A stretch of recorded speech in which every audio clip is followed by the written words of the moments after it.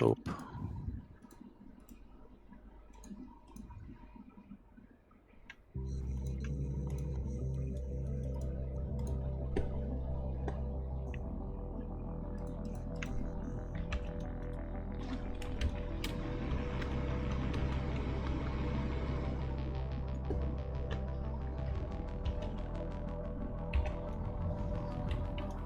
Why is his door not closing? What have I done to my helicopter? I've already broken something. Also, don't pay attention to this urgent hospital messages for different functionality. Right control C, that's right, it's different in the Huey for some reason. There we go. Okay, now I gotta try and remember how to start this thing. It's been a while. That goes to AC phase, I think. Goes to ESS bus. Battery on. Starter gen on.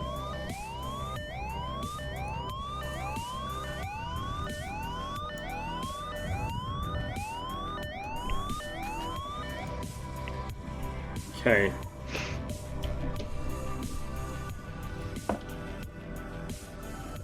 I'm gonna try and remember how to start the Huey. I haven't done it for a while. That's all set, I think. And then we need, what is it? Fuel on. And then it's like...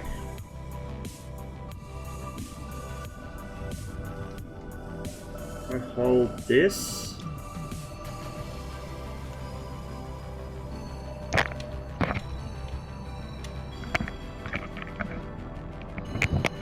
So hot, man.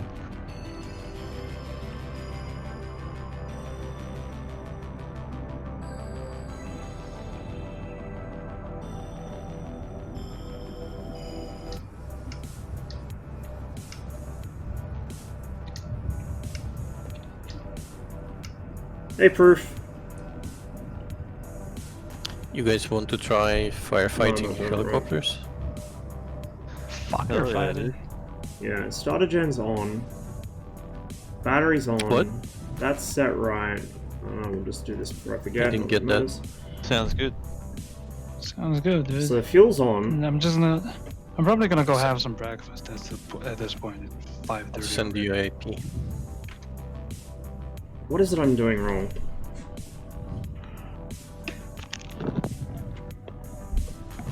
I need to hold home. And then when it gets to a certain Whereabouts point... in Russia are you still?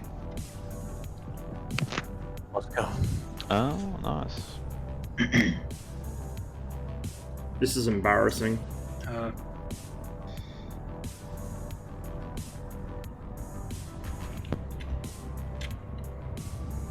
There we Oh, go. you're starting That's a it good up. sound. Look at that.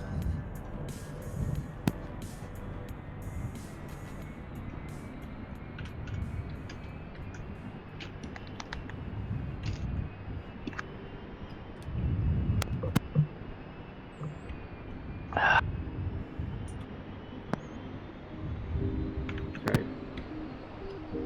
There we go. There we go, we got there in the end.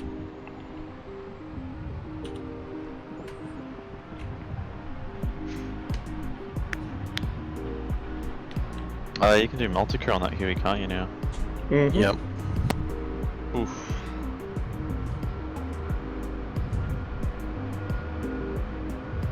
Won't worry about the radio because we're not using it, we're just on Discord. IFF, that needs to go on. Oh look, the push test lights work in this as well.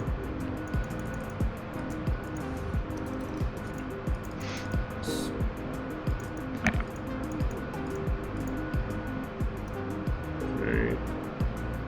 And then we've got stuff up here to do. Sorry guys, I know this is like painful to watch, it's just been so long since I've started the Huey. I kind of forgot how to do it.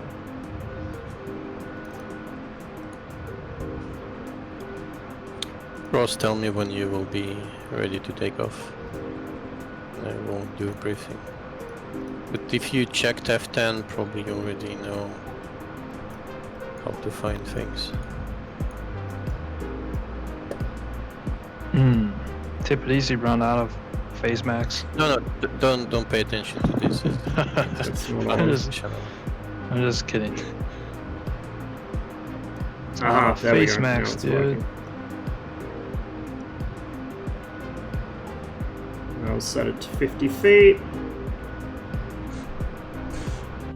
Okay.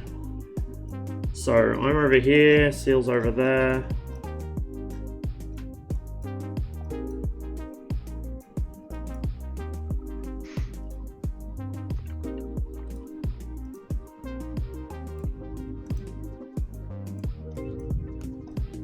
We got some markers around.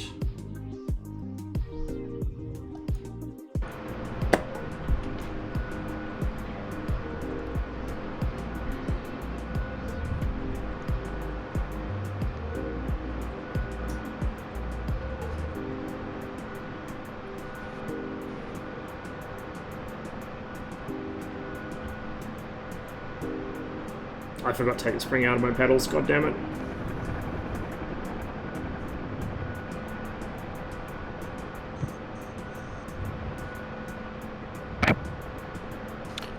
Okay, Ross, you taking off? Yep. So, you found the stuff in F10, right? I can see a bunch of markers and things. There is... No, F10... Oh, the F10 menu, the radio menu.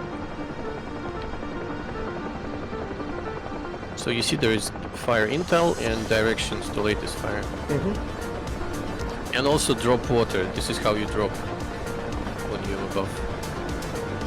So in order to take water in, you just hover with low speed above any water. You can try it now. Bear in mind that when you're taking water in, it's affecting weight of the helicopter. You will feel that you need to adjust collective. You should have feedback message when you're taking water in. Yep, got some.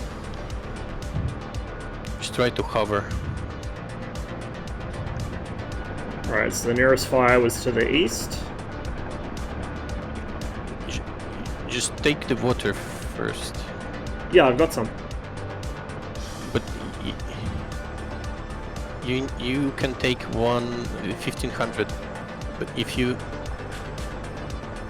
got like 100 liters, it's not much. Oh, I got more than that, I think. Let me just double You check. can display status actually in F10. 360. Yeah, I'll pick up some more. You can take 1500. MI8 can take 4 tons Jesus. for now. To actually check. So basically it's simulating, you know, the choppers, like specifically Hueys, they have this underbelly tank and the hose. So they hover above the water and they put hose in the water and it's pumping water in. I'll show you the pictures later. And there is same for there is a version of MI8, but the firefighting version called MI14, like amphibious, and it's basically same process. Like it's a hose that takes water in, so it's not Bambi back bucket, but Thanks for the follow, Equalizer. just pumping water into underbelly tank. Need to ditch this altitude quicker.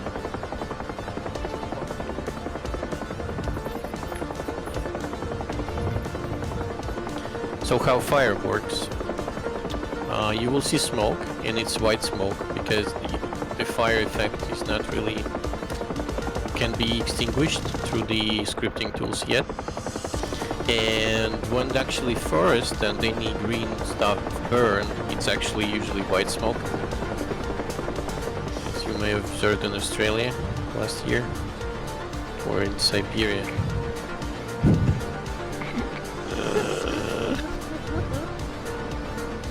Way too tough, dude.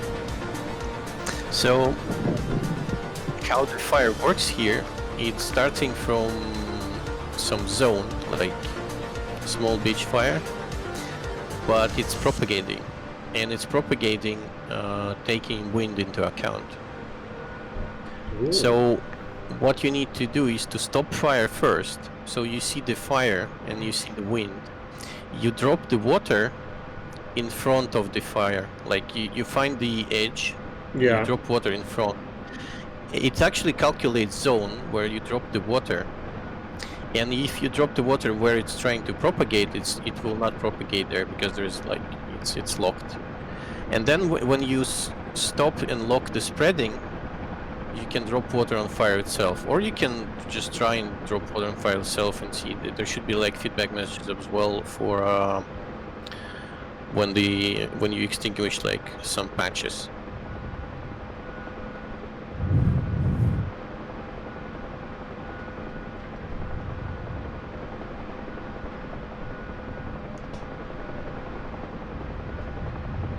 So how are we doing this fine morning? Firefighting. This reminds me of one of my fondest memories of Arma 2, when I was doing I was flying a Cobra with a friend, and we got shot down over like one of the biggest forests on Chernobyl, and I happened to have the JTD fire and smoke mod installed, and we may have caused half the server to burn down.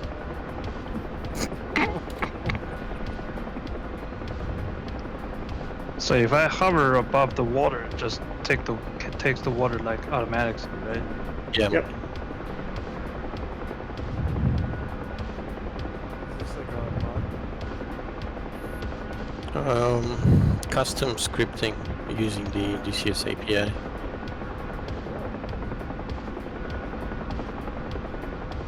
Oh, it's getting heavier. Yeah. Yep. I took 1,000 liters. I don't know if that's too much. 1500's your maximum. I have a feeling this would be much easier to do in the Mi-8. Yeah, Yep. but Mi-8 can take 4 tons maximum, and you can fill it too when it's full. Yeah, it's just a little more stable though, like the Huey's very twitchy. Alright, It's I got water. awkward. It's awkward trying to drop the water with the F10 now, reaching Yeah. the keyboard. Unfortunately, there is no way to tie script to the buttons yet. Yeah, I guess voice attack would be one option though. Voice Yeah. attack, or in Huey, if you do multi-crew, Yeah. it's the second guy can just drop. You'd have to get the bloody, if you had the MI8, you could do the Aussie fire cranes. So I gotta work out which way the wind's blowing now. I found the fire. Holy shit, it's big. Yes, it is. I don't think we. How It many, looks like it's going this way. What? Yeah, I see where it's propagating. So you need to go in front of it and drop in front.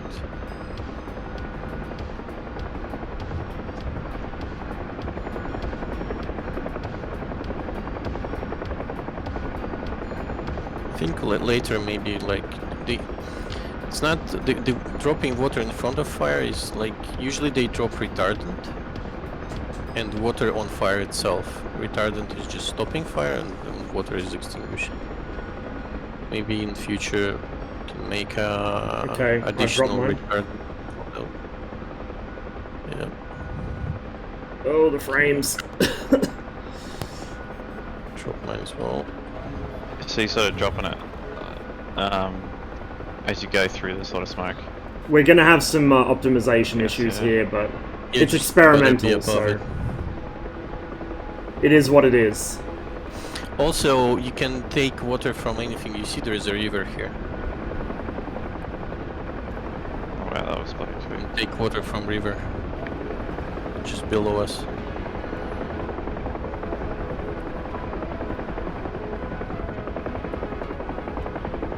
It's a little bit of a frame rate killer at the moment, but I guess that can be fixed in the future.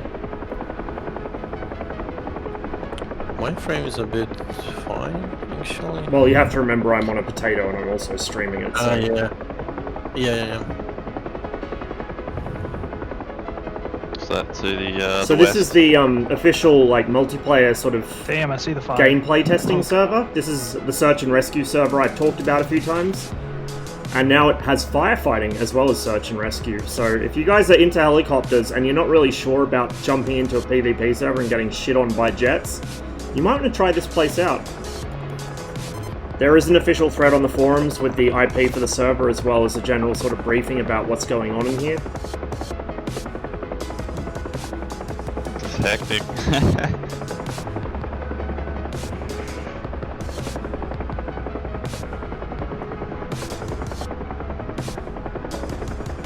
I gotta really work on my Huey flying a bit, and I should pull the spring off these pedals. It'll make it a lot easier. Because we were just doing some Car 50 training, and in the Car 50 you don't really need to worry about the pedal spring that much, because you can just use the autopilot to keep you heading. Speaking of which, I'm now armed with a better understanding of how that helicopter works, and I'm a little less afraid of the autopilot now.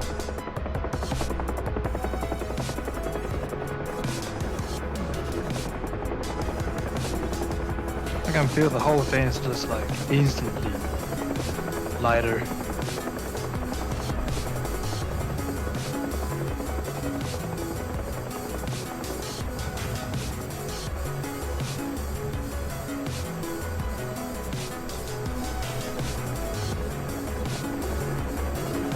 Try taking it from the river. Alright.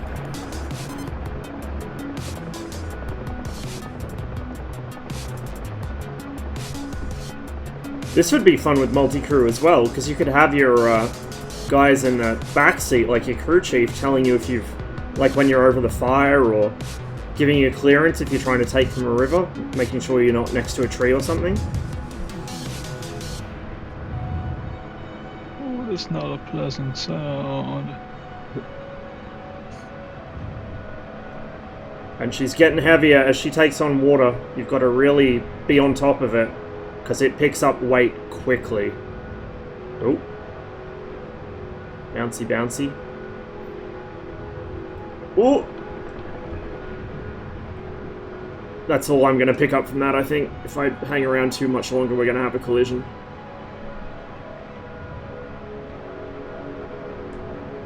Okay.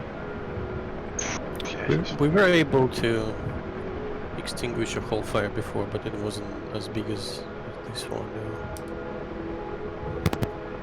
And crash into something. Trees. This is where the Huey's lack Damn of any trees. stabilization Oh, augmentation pellets, okay. really gets you. The Mi-8's much more stable and easy to Pellets, fly climb. around like this. Turns out. Yeah, did you miss that one in the patch notes, Shaz? Yeah, fuck. Should've got my magnifying glass out.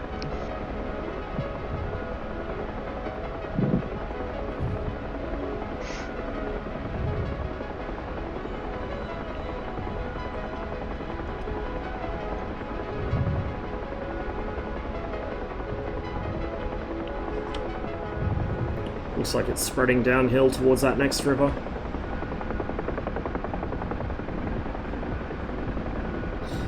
A few months ago I was watching videos of a guy in... I think it was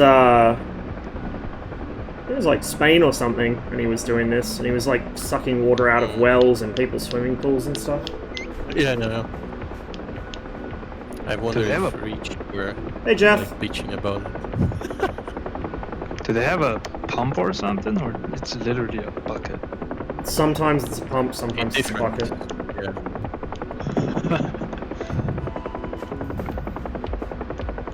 You know what this means, Seal? Now we have to ask for a sky crane. Yeah. Mi-26, fuck this guy. Mi-26. No, six. Go old school. Oh, you know there is Mi-6 with the hose in the nose. You can actually like do Really? direct. Yeah, you can Oh do my gosh. direction, like You can do gun runs. Yeah, I think I can drop water here. That's Spin the helos drop from bucket. Very neat to see. Nice. I have never been in an airborne helicopter. I'm not sure how I'd go with them because of my fear of heights. Oh, so you can control when we drop the water too, I think. Yeah. Nice. you guys are doing multi. That means I can focus on flying. Yeah, just tell me when you want me to drop and I'll dunk it, mate.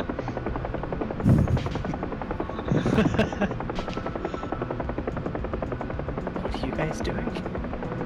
You're fighting Firefighting? Literally? Oh my god. I may have created a small fire, just ignore it.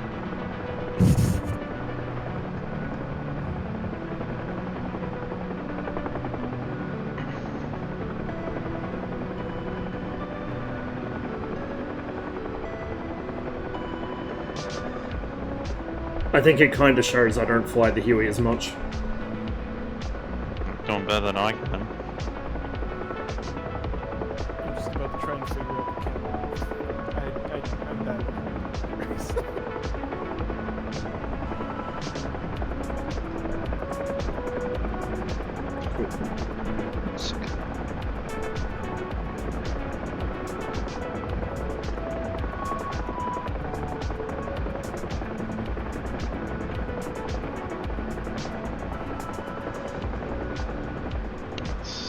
Feet. 50.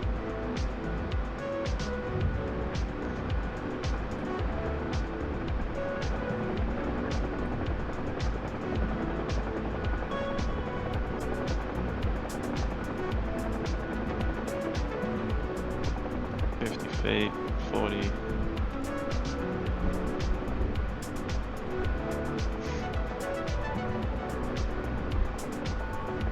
30, 20.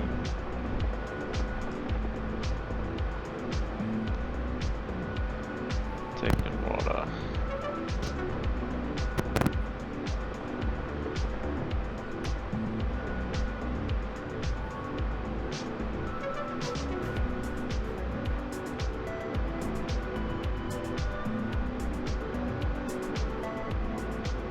Face us up the hill so I can actually see if I'm going to crash into it. I totally see when the thing goes public live. When like more than 5 people trying to do this, there will be mid-air collisions. Yeah. Totally. It'll be Yeah, glorious.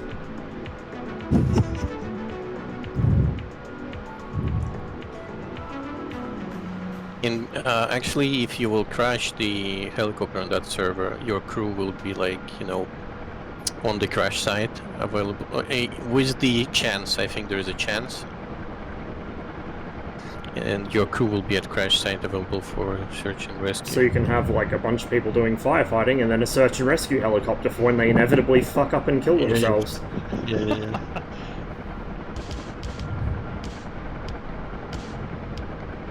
One division would be like 3 firefighters and 1 search and rescue.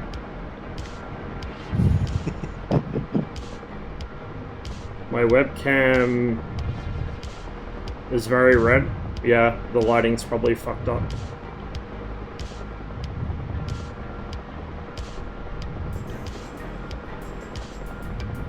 So if I'm correct, only Huey can crash into the power lines, right? Mega afraid of heights. Yeah, Everyone. yeah, I'm really afraid of heights, but if I'm in something fixed wing, I'm okay. So I don't know about helicopters. I guess one day we'll find out, maybe. Those people dodging AMRAAMs at ground level is gonna have a pretty bad day. I think plane. Alright, Jazz, I get think ready. Ready? Maybe planes are not that much affected by all helicopters for sure. That's right. And release. Releasing. And we're empty.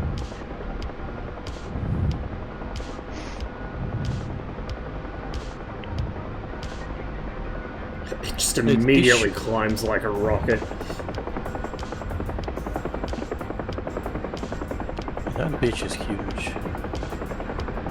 Need more people here. Maybe also MI8s. MI8 can take 4 tons. Yeah.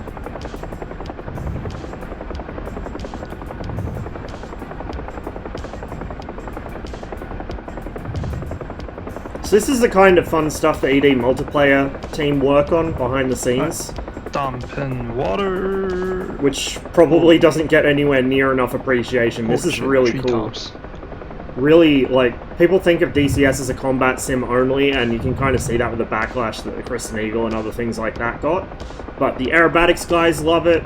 Like, we've got firefighting and Kazovac now, so Suck all the water out of your pool. there's a lot you can do in DCS that isn't just blowing shit up. I mean, blowing shit up is fun, but every now and then you need a break from it. I mean, it's not only the water, right? You're also getting the lift from the fire itself. Yeah. Well, sometimes if there's no water around, I might just yeet your water out. I mean, in playing field is like, if there's a lake in a small plane, you can feel it. Oh yeah, you can absolutely feel it. Like, there's a major road at the end of the main runway here, and in summer you cannot land very easily. The plane just wants to go up.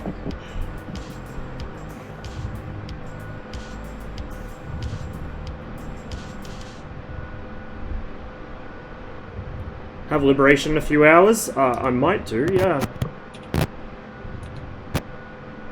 I'll probably get the shit kicked out of me. I'm not very good with the whole Liberation thing, but we'll see how we go. 50 feet. It's so much easier doing this in the Mi 8. 40. 30.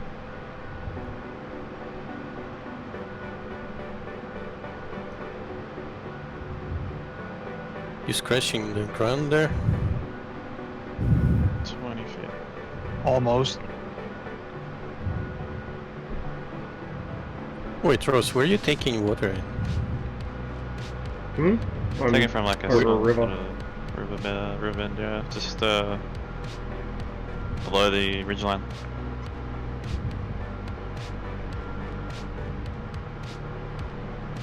Oh, she don't want to climb. Yeah, she's full.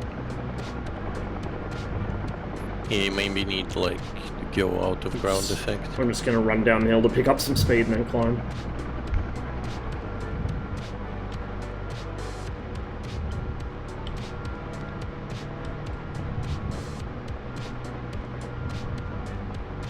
I mean, it's kind of a case of if it's never done, like if nobody ever tries it, it's always going to be a waste. But the more just stuff slope like mode this gets of put into white smoke DCS, to the make it more look like attention it's can be dropping water. focused on improving parts of the game, which will not only improve aerobatics or firefighting or search and rescue, but it also helps the combat side of things, right? Like improving the behavior of the air would change things drastically in combat missions as well. Yep. Fire behavior, that would Slurp. also affect combat missions, so I think there's potential in it. It just needs a bit more love. Have our Discord? I don't think so. I don't know. I have trouble keeping track of whose Discord I'm in these days. I'll just run in the opposite direction to gain some speed and climb. Send Dead Cylinder a message. Tell me you want to join. Will do in a little while. I'll try to go in formation with you. You're back. I'm gonna be very Alright. unstable. Start dropping. Dropping. You see Ross have luxury there, like he has a slave in cockpit just for water. On the water side. Hey, we put a segment out. Oh my god, the frame rate. Alright, turn it right. Wait, did the fire went out already? No, Only one part. just- let me check fire intel what it says. 457 individual fire cells currently burning. Fire is propagating in 69 different places. So Nice. yeah. Georgia on fire. I might actually go land this and I'll swap over to the big boy because I think we need it for that one. Yeah. Yeah. You won't have luxury though with the second guy. That's alright. No, I'll have the luxury of not screwing my wrist up by actually like having the stability control.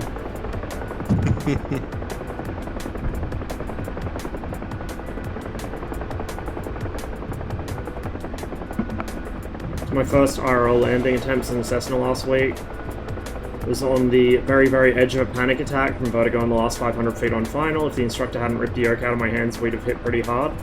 I was okay with landings. My first landing was a little scary, but after that I was fine. Like, it was scary, but it was a good landing. Contractor for, like, you know, for this kind of operation, etc. But yeah, I'm mostly okay with it. I've been flying in fixed wing stuff all my life anyway, like as a passenger. Operating in fire. And it says like it's eternal water from it. It's just not ending. Jesus. Cheers, Winterhoose.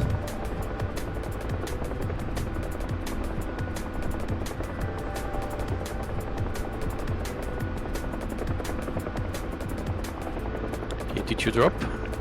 Yes. I'll go drop. Wasn't scary until the fear of heights suddenly hit. The fire. Yeah, I pretty much don't get it Flying to the in planes, or at least I've never noticed it so much. If I think about it, like if I think Yeah, try about to be flying, above it. I get fear of heights, and I start to lose like the feeling in my feet, but if I'm actually doing it, I'm okay. It's really odd. Actually, I will try About to 3 hours? switch to Okay, big boy as that's well. plenty of time to play around on here then. I don't have the big boy.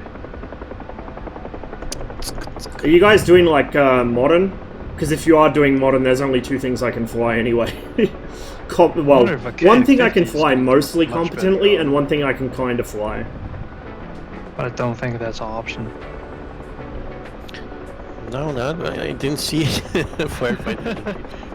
Although it can, it for sure can use the Bambi bucket because it has link loading, it has coke and shit.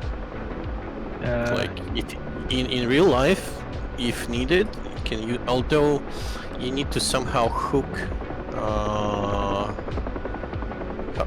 I can fly the Mirage 2000 reasonably well.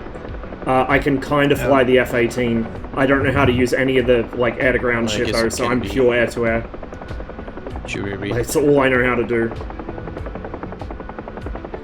I'm a Cold War pilot, dude. All I know is within visual range air-to-air and unguided air-to-ground. That's it.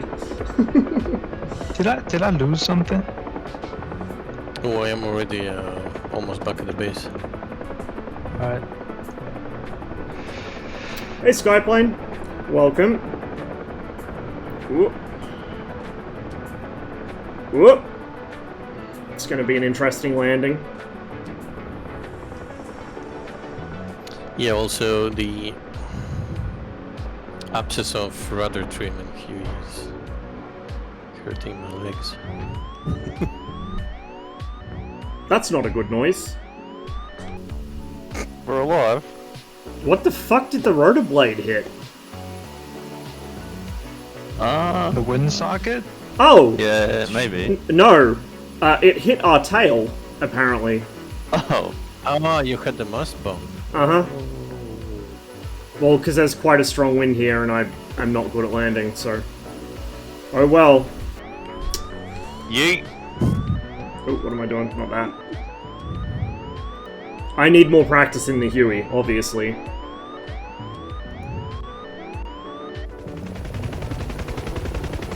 This should be much easier. But before I take off, I'm going to pull the spring off my pedals, so I can not give myself a leg workout doing this. Try and land inside that hangar.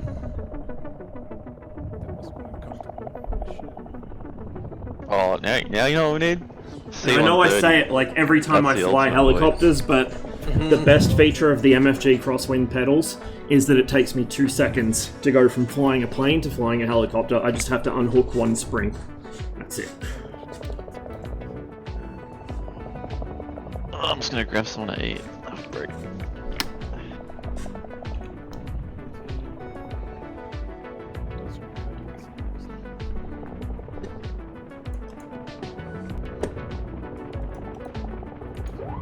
Wrong thing. There we go.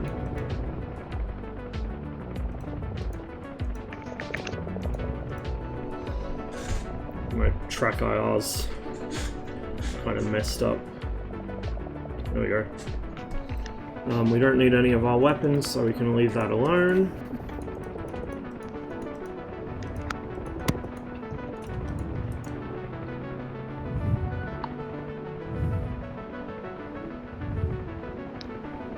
Are you guys all in the big boy? I guess. Oh, oh.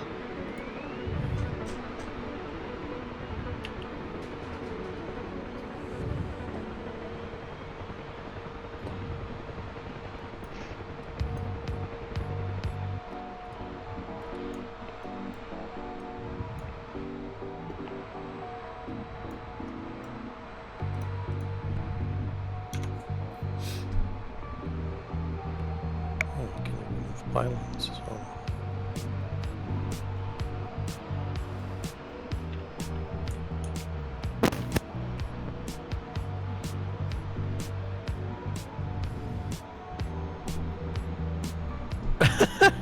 I see your pilot below my MI8. Just lying there, and a piece of the blade. Yay!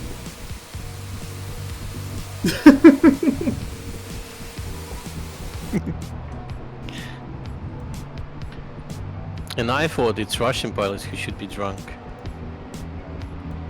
Look at this bastard. Lying there drunk instead of working. Maybe, man. Maybe Georgia pilot. We're in Georgia.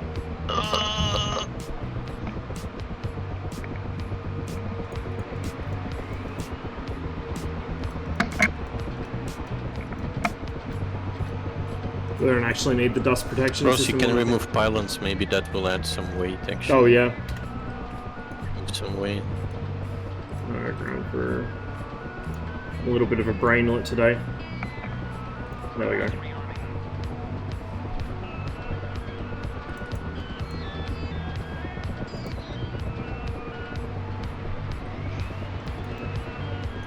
We don't need to worry about any of that shit for once, which is Also, I, nice. for some reason, have IR suppression shit, and you don't. Open place pylons.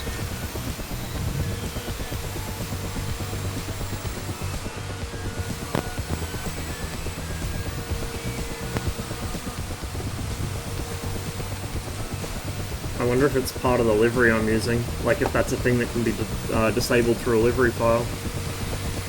No, it's through slot additional options when you're Okay. placing in multiplayer.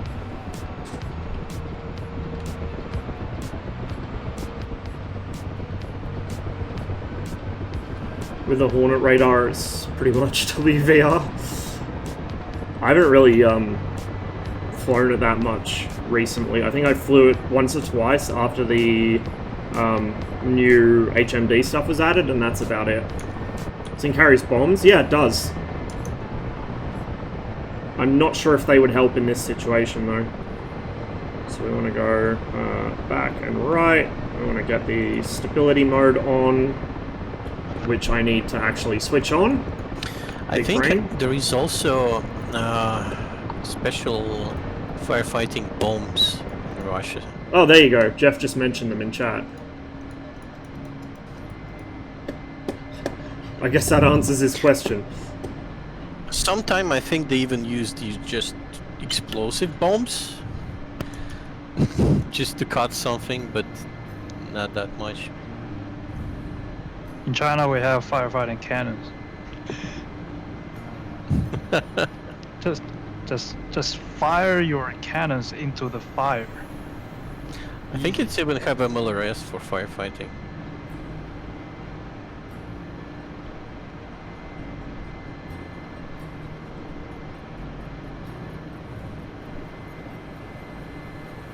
I mean, there can't be a fire if the Earth's already scorched. Usually if you bomb, there will be like, you know, land, the earth mixed, and there's like, it's like you would shovel it in front of a fire. I know they bombed the ice on the rivers sometime as well.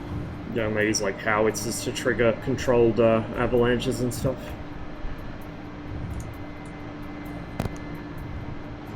Yeah, it does.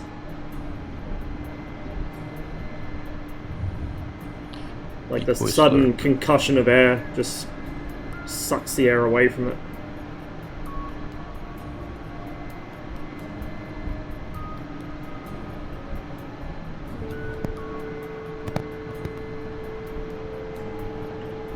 You can do a lot of things with explosives, like, a lot of things people don't expect, that is. So Huey is like, it's not much, but it's honest work. There is a... I think Gazelle slots available as well. I wonder Oh, what I it just can watch take. that crowd. Oh, Jesus. Can take I'm almost so you, tempted. like, 500 liters. Dump, you have like a 5-liter bottle and you just dump like, water on the fire while shove upside it down. down. Yep. I don't actually understand how to use the autopilot myself, Ben, to be honest. I don't use it. I just use the stable system, like the stabilization augmentation, when that green light's on. And I just fly it manually. I know there is a fancy carry 40 autopilot. I know you GGs can though. level bomb with How- this thing using the how much those autopilot. I are just don't know how three-way? yet. They're pretty much I'm the, chunky. like, when I learn a module, generally what I do Alright. is I learn the parts of it that I actually use frequently, and eventually I'll learn the rest of it. So, in this so far, I haven't really learned any of the Yep, level I just bombing see stuff or numbers the go autopilot down. I stuff just because I'm never mostly see sling the loading. sections cleared or something. If you drop in front of fire, sections won't be cleared. It will just stop fire from propagating where you drop. Oh, If you drop on the fire, well, it depends. Like, you know, because it's propagating Yeah, inside those two. itself too. If you just put out something, it gets instantly.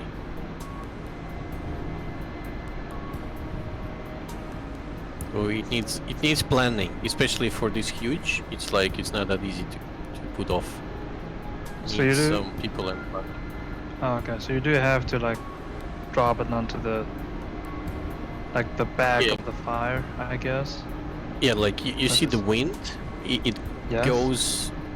goes with the wind. So you need to anticipate where it go next and drop in front. Oh, okay.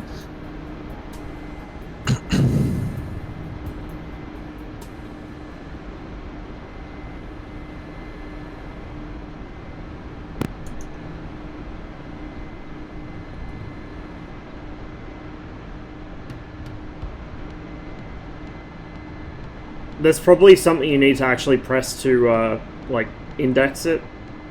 Kind of like, I know there is for the American autopilot systems, you actually have to press a button to get the autopilot to go, oh, you want me on now, and it will start following. I don't know for this, but I would imagine there's something similar.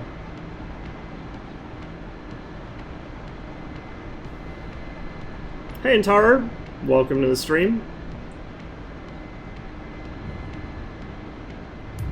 That was interesting. A whole bunch of the In smoke Huey just though, despawned. it's faster to make trips. Like Huey is faster to stop above the water. Yeah. It's more nimble down the ground. So we will see some frame You rate might drops, has guys, inertia, as I you get close to can the pop fire. PRS if you try to be. It is what it is. This is an experimental mission, I'm so... also almost in the water. Yep, there goes my blade again.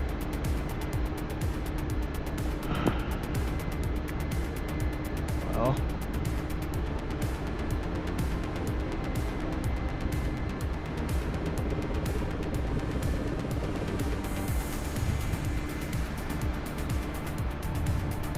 Big boy drop.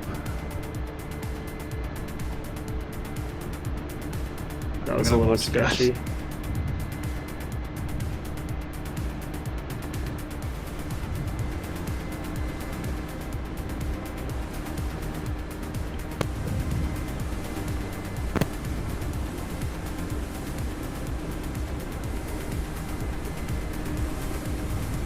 Well, I was it on does feel like it's not last as stream, nem- although I didn't spend that much time in the MiG-21. I did get one R3R kill. We might hop back on later today, it depends how long I stream for. This is kind of an unplanned stream, because Seal said the server was up and I wanted to try this place out on stream. We will see. But I will be back on Cold War, definitely within the next couple days, if not today.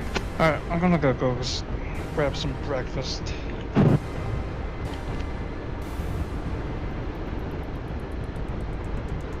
I spent most of the last stream on Cold War sling loading, because we kind of needed it. It's really cool though, the server was full. Like, my internet dropped out and I had to wait like an hour or two to get back in because the server actually filled up. 51 of 51 players. I had never seen that before. F-14 kills it. If you can get multiple MiG-21s per F-14, so they have to choose one or the other, or if you can belly stab them, like if you can stay low and just come up underneath them when you see the contrails, you can kill them. I think all except for 2 of my F-14 kills on Cold War with the MiG-21 have been R3Rs. There is a river closer here.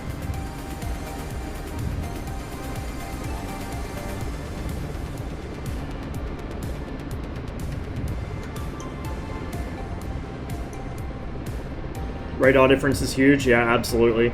And there were a lot of things I missed before, like being able to IFF aircraft from a distance. Like if I could see a fight, now I can tell who's in the fight without having to get too close. Only for some missions, Jeff. And without the Phoenix, but it is still a bit much. Again, in some missions it's fine. There are a couple missions where the F-14s are actually a lot less effective than you'd think. The MiG-21s tend to shit all over them. But there's a few missions where, just because of the way Alpin set the weapons up, the F-14s are a little strong. Search and Destroy at the moment is probably... It's one of my, you know... One of the missions I'm not a huge fan of to begin with, and it's even less so at the moment just because of the way he's got the weapons set. Oh! No, you don't. I'm all over the place with these helicopters today. Don't know why. I was doing so well in the Car 50, as soon as I hit go live, I'm back to potato mode.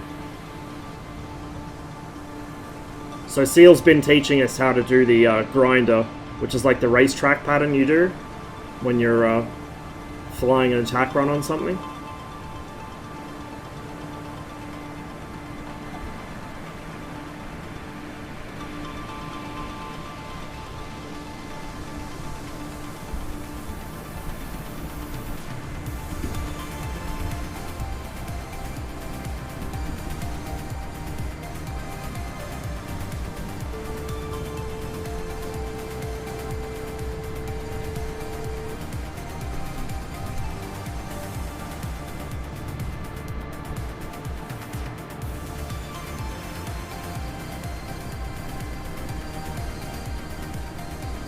It's going to be a while, I think, before the MiG-23 is ready.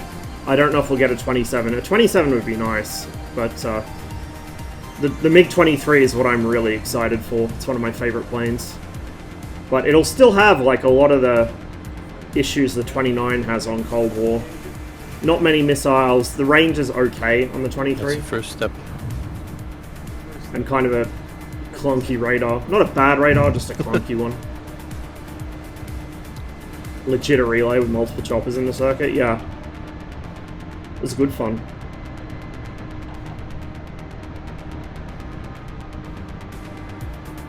And now I understand why I felt like the helicopter was trying to kill me before. It's because I was not in director mode when I should have been.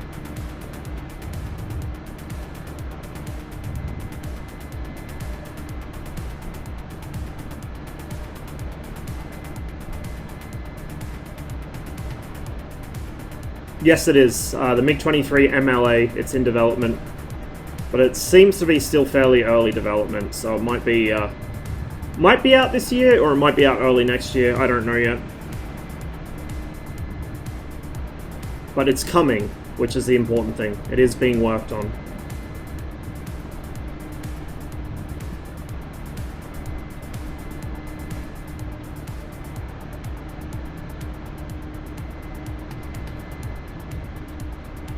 Yep, for 2022. Well, that is good news.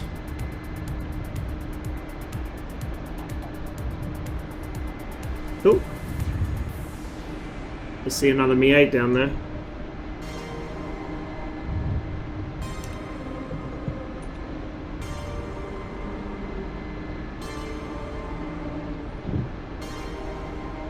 Oh boy. Fire is propagating more and more.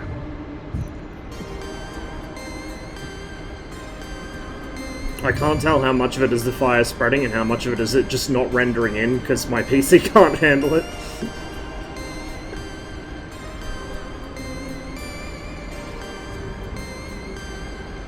We'll go around this way and then double back, so we can get a long sort of run straight down the axis of the fire.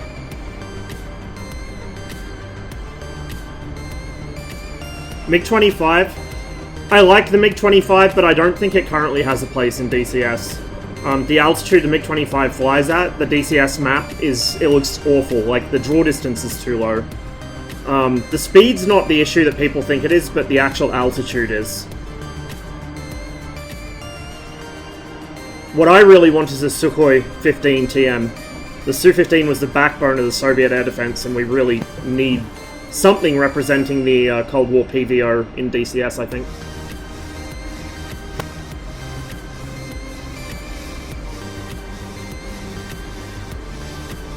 Oh, the frame rate. Ow. I think I got 1 or 2 segments of it near the little river.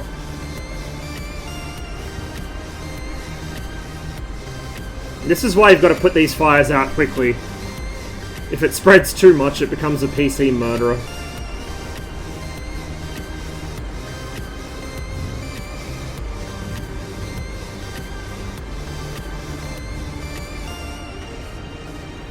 Yeah, I guess it needs more people or more time. Stop this beast. Yeah, pretty much, Chaz. Pretty much. It is getting a bit that way.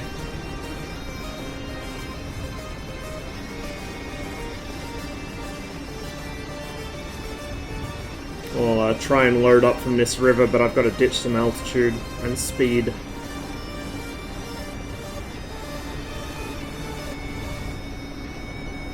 Need to ask to adjust it, like, so it have limits of growing.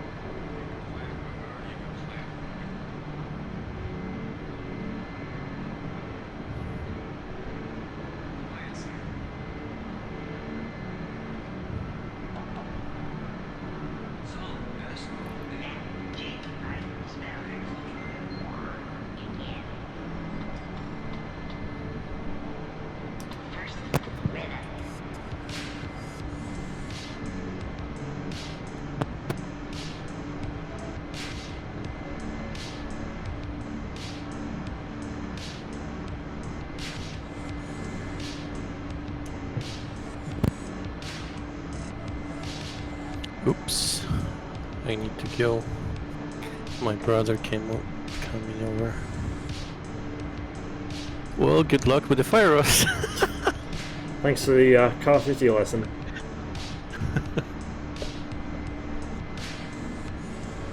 Need to do more for ATGMs, yes. But it's just adding racetrack. And I actually need to check, I think, with the... when you're doing approach on speed, you can squeeze a couple more kilometers from over here.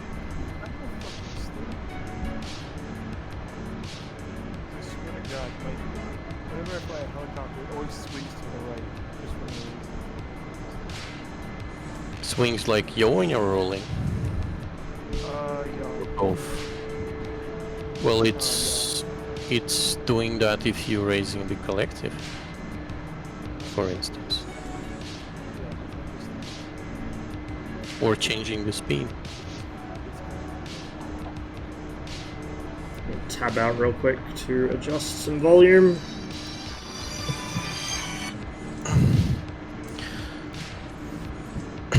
Chocolate, you're super quiet. I can barely hear you. No, it's my mic. It's always been like that. Oh, rest in peace. Okay, guys, see ya. Save the forest. Catch you later, man.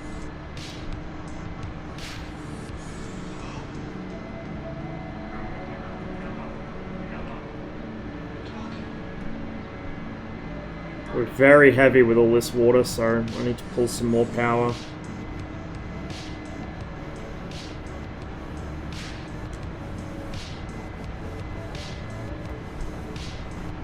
So you can actually feel the weight of the helicopter increasing as it fills with water, which is a nice touch.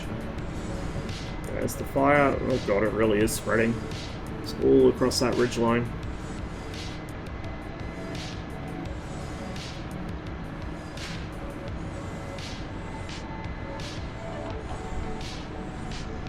So for those who missed it earlier, the other thing about this server, because this is the test server, it has firefighting and search and rescue. So if you crash a helicopter, there's like a chance that some of the crew will survive, and then you have to rescue them. Train condition. And like, he's like telling you to put the auto hover on.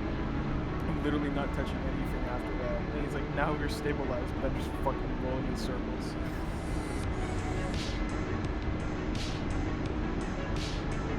Yeah, we'll just need to give it a little bit of pedal.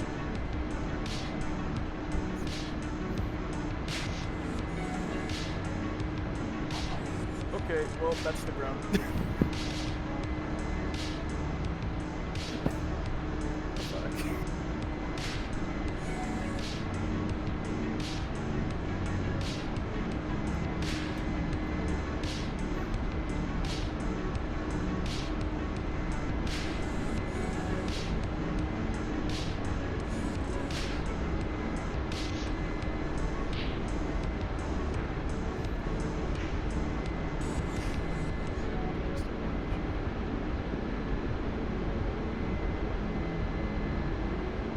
The fire's spreading away from me. So you can drop water in front of the fire to stop it from spreading, and then you can drop water on the fire to actually put parts of it out. So we'll try and get the fire front in this direction. I think I've kind of stopped it from spreading this way. Maybe.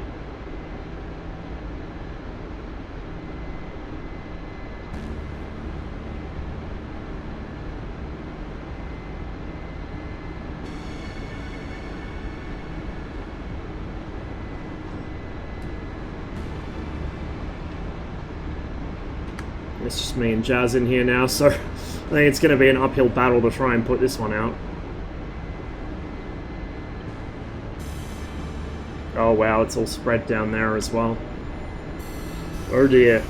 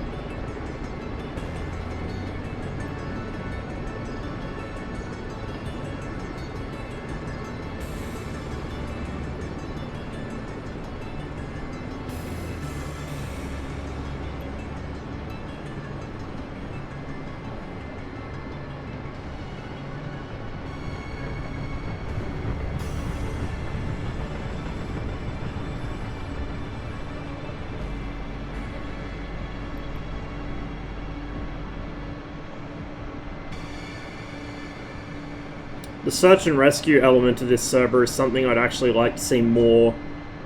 More servers in general, but especially dynamic servers, like where it's got a dynamic campaign. It's something I'd like to see them implement. I think the ATWG server has a variant of it, like it has its own combat search and rescue system. I think some other servers might have it too. I don't believe DDCS does. I don't know if there's any plans to implement it there.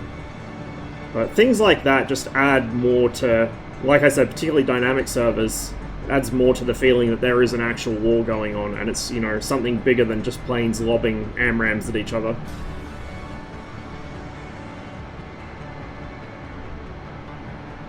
"3D Inferno" has it?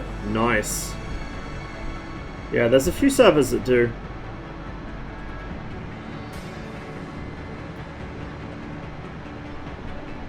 And I'd even like to see, maybe if we get more heavy lift helicopters, like a Mi-6 or a 26 or a CH-53 or a Chinook or something, I'd like to see the ability to actually, like, if somebody crash lands their plane without actually destroying it, I'd like to see the ability to take it back to the base and either salvage it for parts to speed up repairs on other aircraft, or repair it, so you can have like a limited airframe system and then bring that in, so it's you've got like a whole supply and logistics system, right?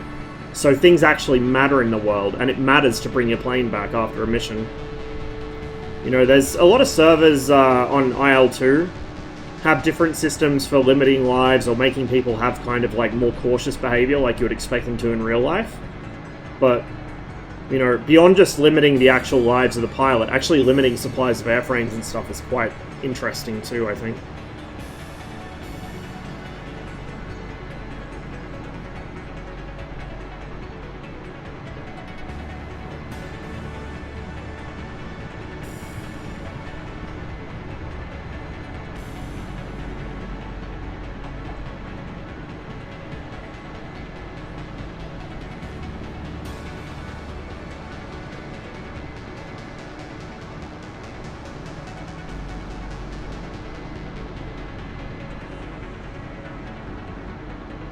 Might come in from the other side and attack the eastern end of the fire this time.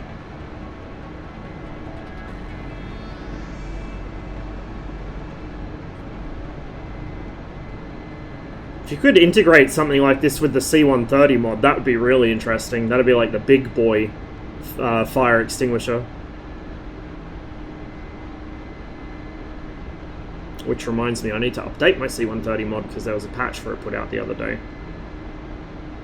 I'm not sure what they changed, I haven't looked at the patch notes, but there was an update.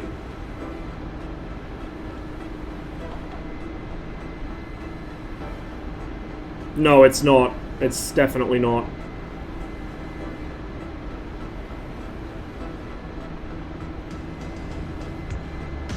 I mean, if there's a river with like a nice patch of open field next to it that you could land on, maybe you could like just stick the hose out and do the big suck from the river and then take off again, but yeah, and you won't be able to top it up like you can with this. Oh, holy shit. Holy shit, this fire is spreading. Oh no. Look at the fucking size of it. Or is this a separate fire front? I can't even tell. I think this is the same fire.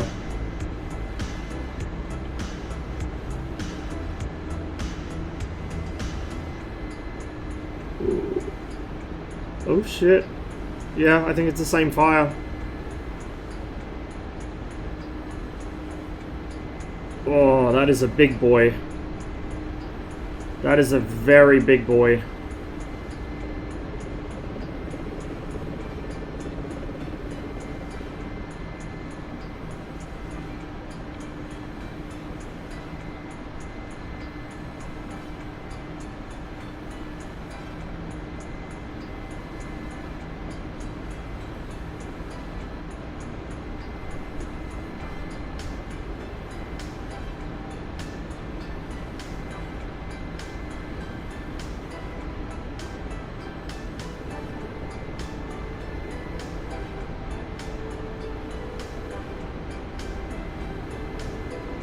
Oh, maybe it is. Is it separate? I can't tell, honestly.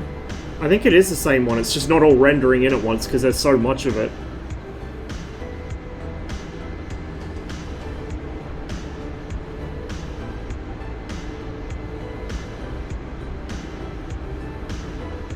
I'm glad I made the decision to switch to this. I think attacking that fire in the Huey would be a complete lost cause. You'd never get anything done. So the Huey can carry 1,500 litres of water in this, and the Mi-8 can carry 4,000, so more than double. And it handles a little, like a little bit better with that weight as well. The Huey just doesn't have the power, especially once you start getting up mountainsides.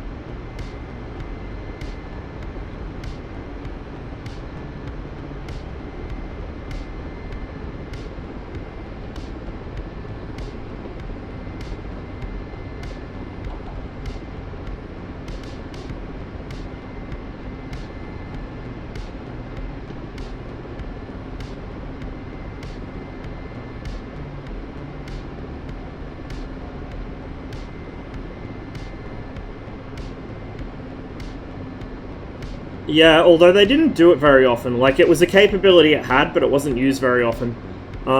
It also, and I didn't know this until recently, it was also able of sling loading, but it only carried a fairly small amount of cargo. It was more of an emergency thing, like if it absolutely had to be used to reposition something, it could be. Whoop, no you don't.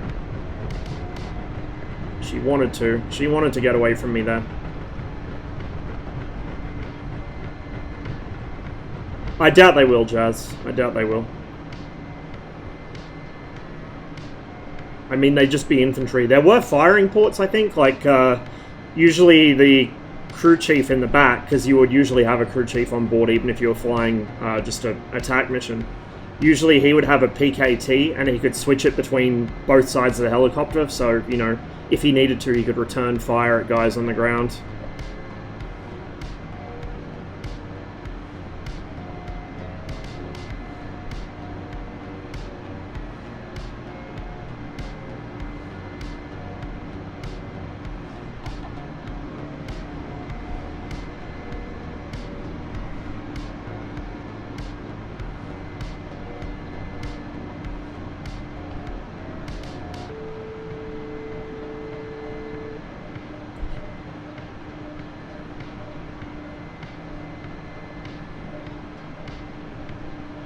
Wonder if one day, like, if this kind of keeps getting developed, if one day they'll add, like, a Bambi bucket model and just make it so you can treat it as, like, a normal sling cargo, so it's on the rope.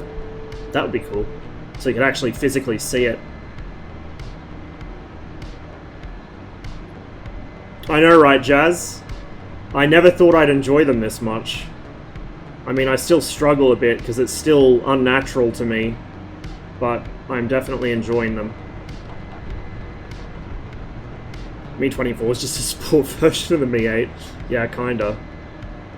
Have you seen the high speed, like the record-breaking one? It's just got a single cockpit. It's built purely to try and beat speed records. Very interesting looking helicopter.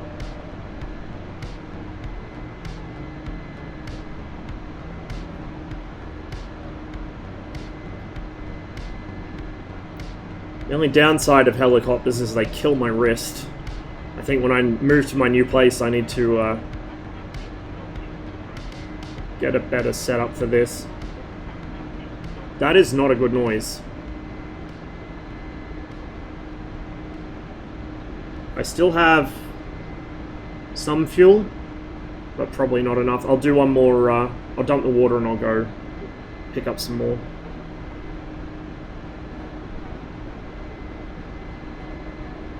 Is there a volume control for Rita? Because she's really quiet. Or is that controlled by the hear like in helmet thing? Or like the, or rather the helmet volume, because that's, I've got that turned down so I can hear people over the AWACS.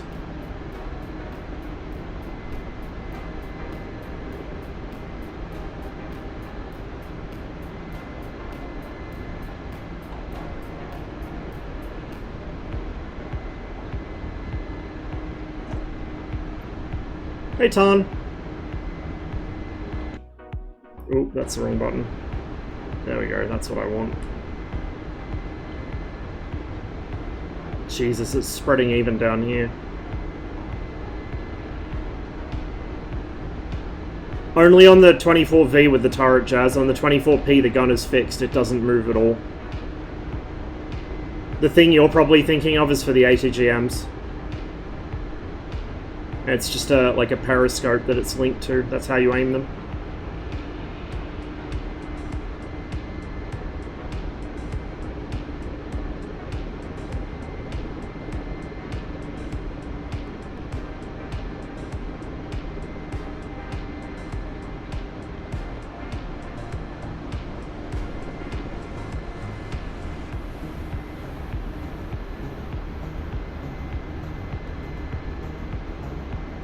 I'm not sure I'm going to be able to put this one out by myself. It's spreading too quickly. Oh jeez, it even goes all the way back up this hillside.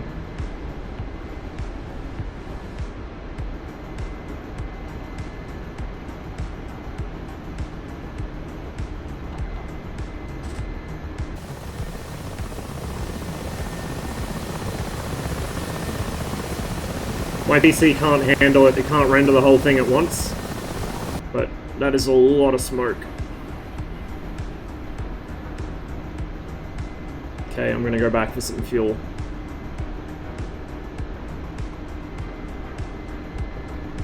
Ever get on a roll with armor and then play another shooter resulting in you doing extremely well? Not really. Armor's like a completely separate skill set from everything else for me.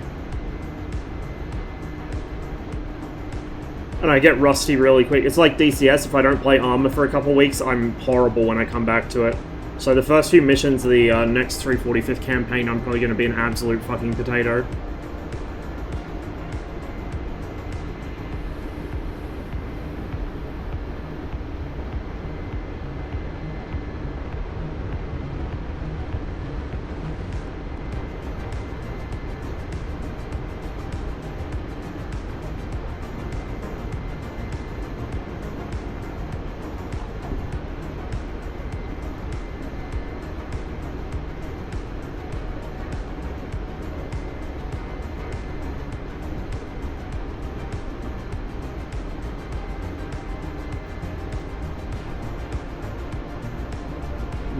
Malyutkas? Yeah.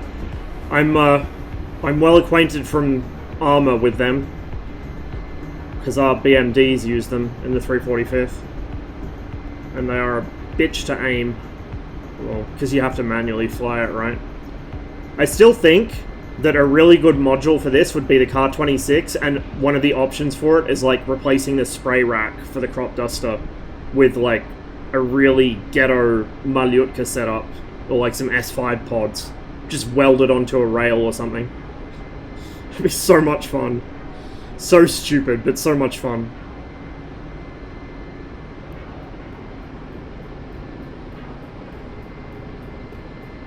Oh wow, the fire trucks are driving around. That's a neat little detail.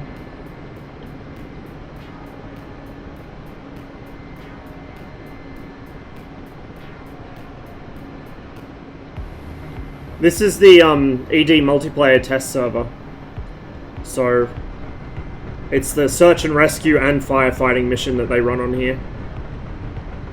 It was originally just search and rescue, but now we got firefighting as well. So, that's why those hospital messages are popping up. It's for if people want to do airlifting stuff between the hospitals or finding crashed helicopter crews or whatever. Great to see proper technicals added to DCS. It'd be great to see a lot of things added to DCS. Oh, no, no, no. I don't want to pick up water. I want to land and get fuel. We can pick up water later.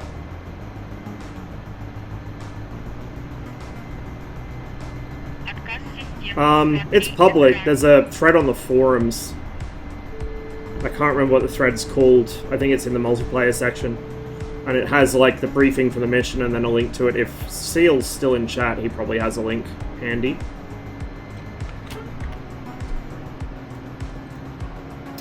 Thanks for the follow, Vanilla Inky.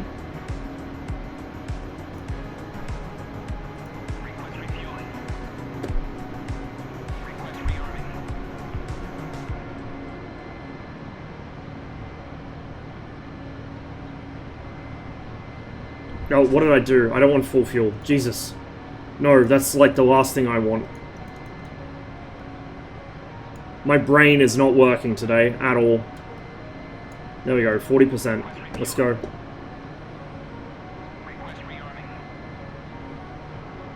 I might be out of range of the rearm point.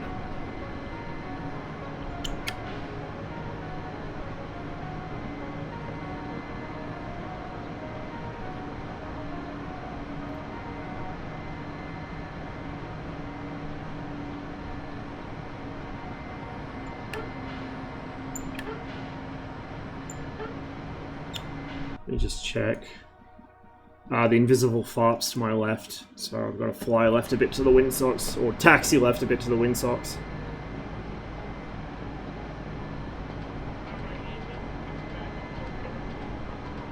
Yes, Rita, we're doing something about it.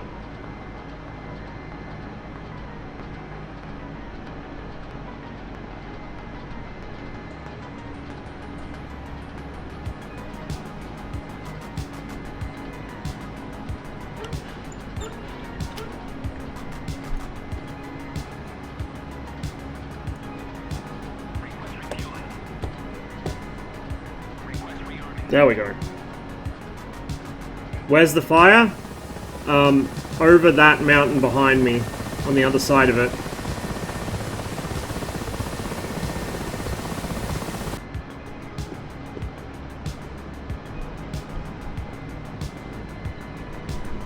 I forgot something. I always forget that step of the startup. And this one. No wonder we ran out of fuel so quickly. We had the APU going.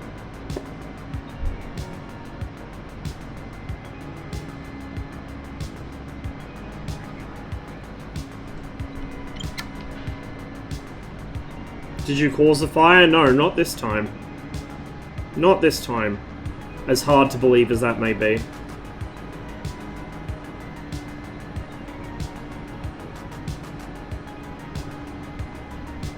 So we'll grab our water here, since we're already next to this lake. Whoop, whoop, a little stuttery. And then we'll head over.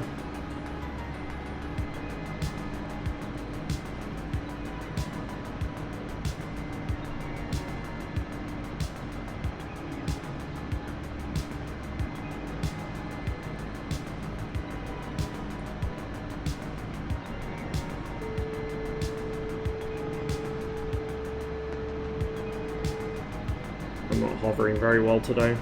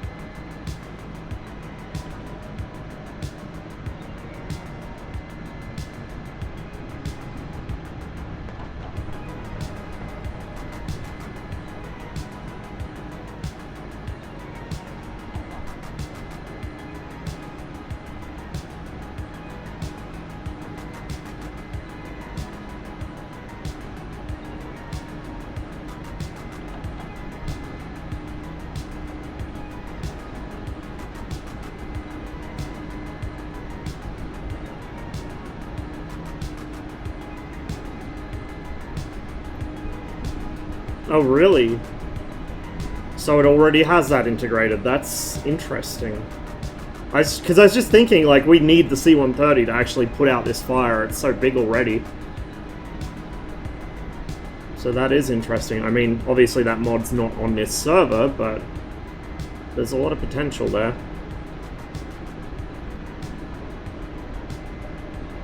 The side in front of the gunner. In the 24V, yeah, that controls the turret. That's all that does. The 24P doesn't have one of those, because the 24P has a fixed gun.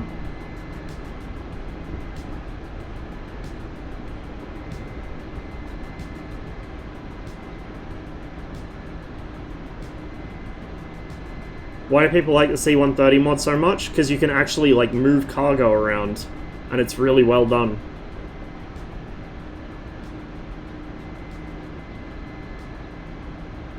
Like, it's not just a reskin of an F-15 like a lot of mods are. It's an actual C-130 that does actual C-130 things.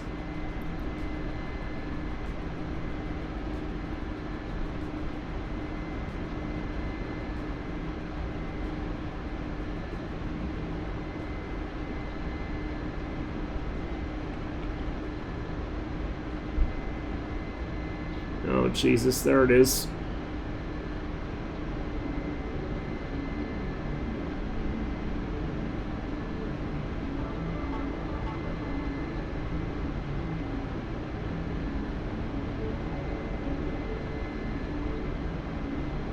I mean, I'm pretty sure, I don't know if it's a thing yet, but I'm pretty sure it wouldn't be too difficult to integrate the ability to parachute troops out, or drop vehicles. Like, that seems like it would be entirely doable.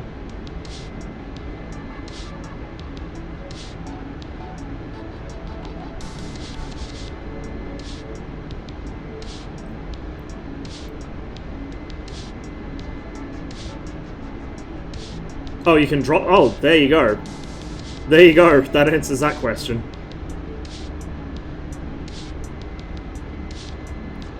Okay, I think it's spreading more or less north-northeast.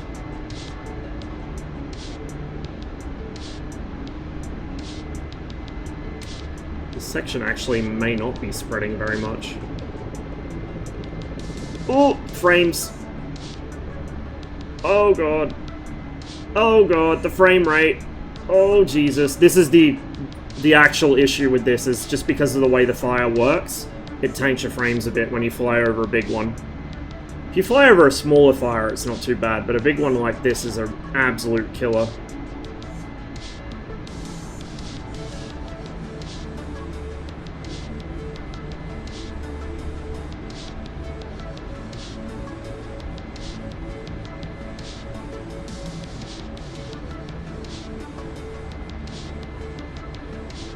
Because the fire spreads with the wind, so there's a fairly strong wind at the moment, which is causing it to really grow quickly. You've got to drop water in front of the fire to stop it from spreading in that particular direction, and then drop water on sections of the fire to actually put it out.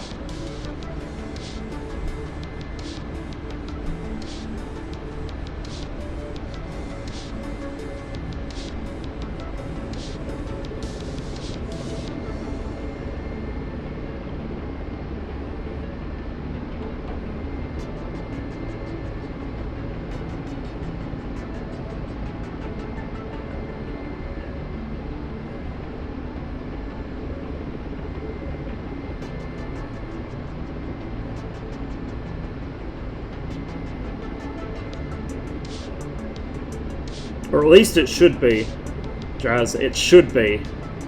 Maybe one day it finally will be. And then we'll have a true digital combat simulator. With the world part included, because at the moment it's not really there yet.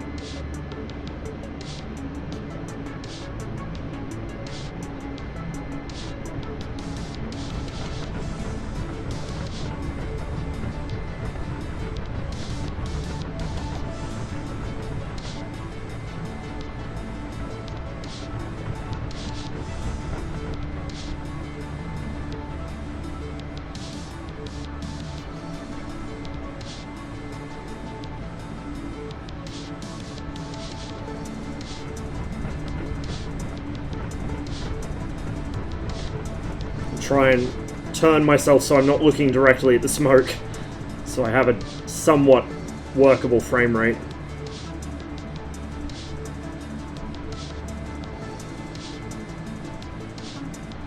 Gotta stop myself from drifting so much. A little bit wobbly today. Well, a lot bit wobbly, actually.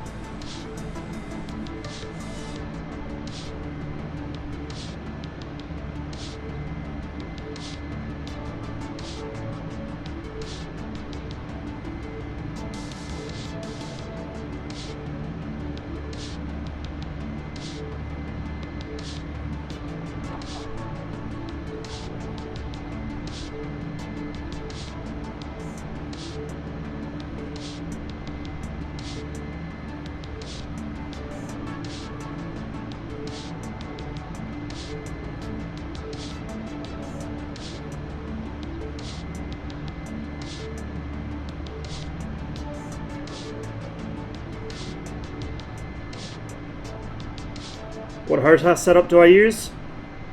Thrustmaster Warthog and MFG Crosswind pedals.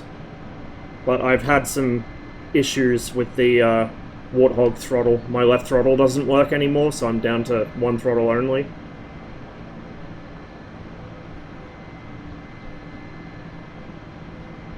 I've had a series of bad experiences with Thrustmaster stuff breaking very easily, and then customer support being useless, so... My old pedals with Thrustmasters, they broke, so I got the Crosswinds, which I'm extremely happy with. I can't afford to replace the throttle at the moment, and I don't really want to anyway. Like, it's not a bad throttle, except for the fact it broke. So I'm gonna have to see if I can repair it myself.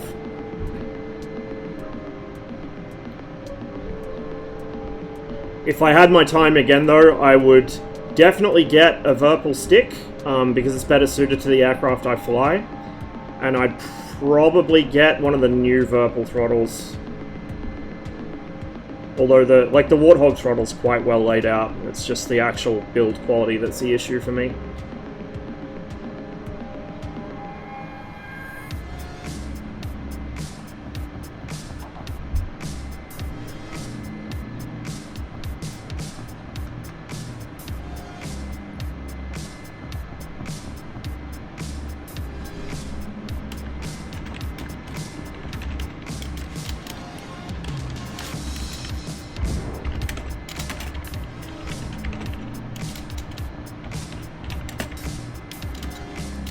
I know I'm drifting here. Just trying to type.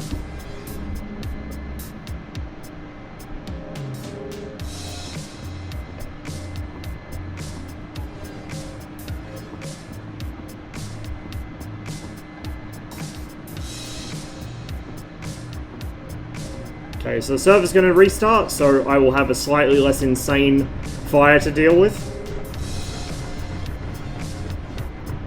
There we go. There's the restart. Squad has some good potential for helicopter ops if they improve their flight model. I haven't played with the helicopters much. I think I've ridden in a Mi-17 when they were first added, but I haven't flown them or anything.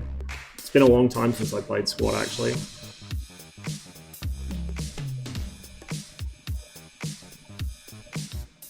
It might take a minute or two for the server to come back up.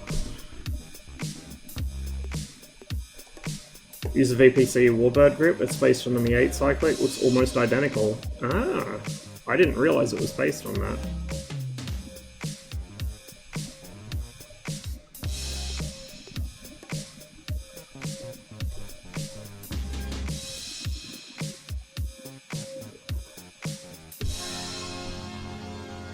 While I'm waiting for the server to come back up, bear with me guys, I'm gonna tab out, take care of something.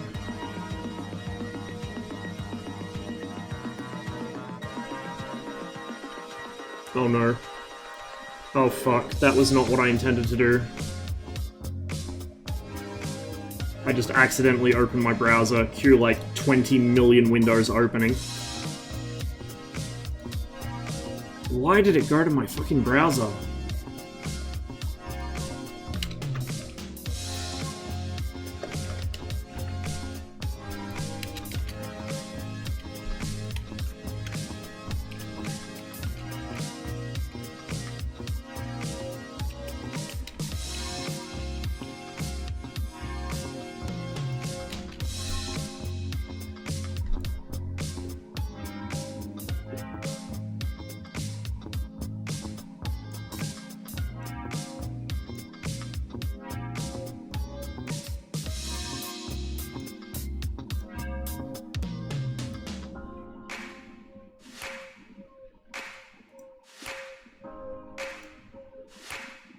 Okay, there we go.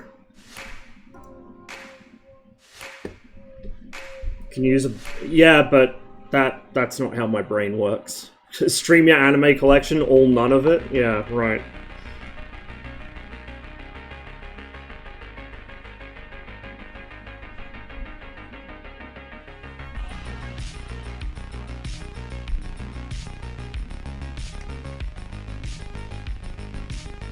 The B8's like the sort of standard Cold War American fighter stick, right? Like they used in the Phantom, because one of my friends bought one of them.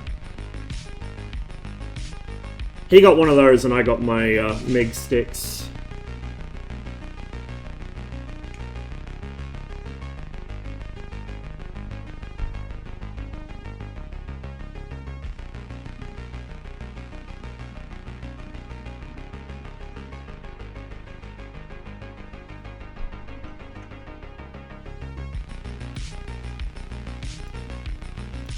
There we go.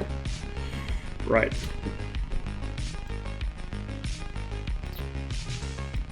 Oh, ground crew is grayed out for some reason. We'll take like 45% fuel.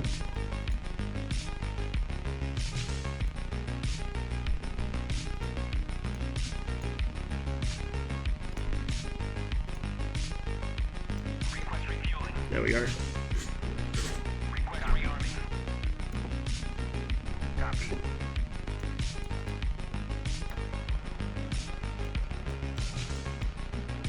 I just recenter my tracker because I, of course, fidgeted around in my seat and messed it up.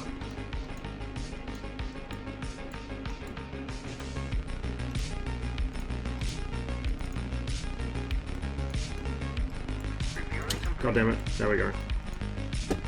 And these three.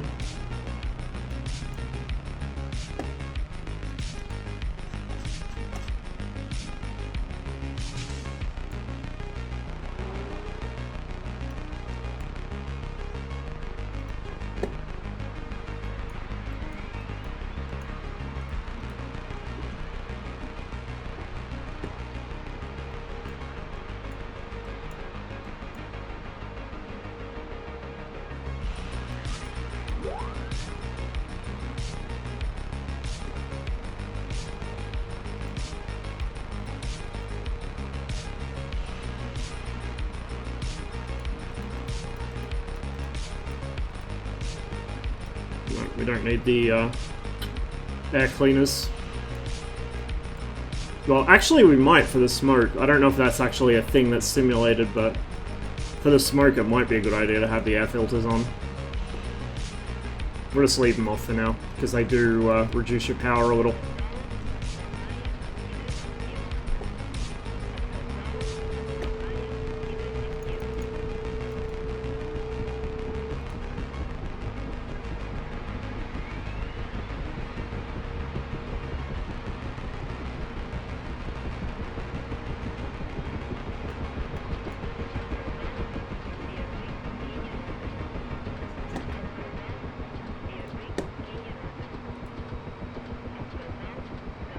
(111) for 7.5 kilometers.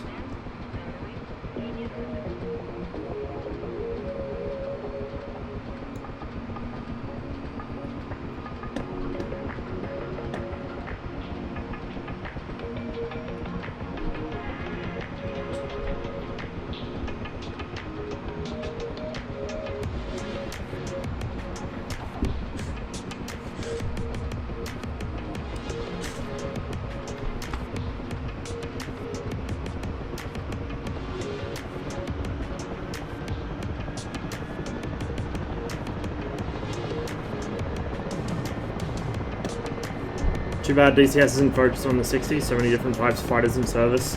Look, even the 70s or 80s, to be honest, or the 90s. I do feel like going for the most modern, more capability stuff was kind of a mistake, but I know why they did it. And it does actually work out well for them in that people want to buy that stuff. Why am I swinging around like a drunk? Probably because I'm not used to flying the helicopter this high. Usually I'm carrying a lot of fuel when I'm in the Mi-8. So to be in a very lightly loaded one is kind of odd.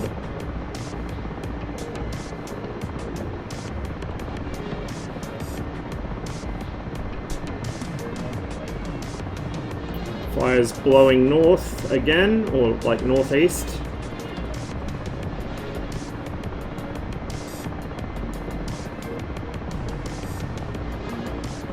So we'll drop a bunch of water along the northern fire front, and then we'll try and put it out.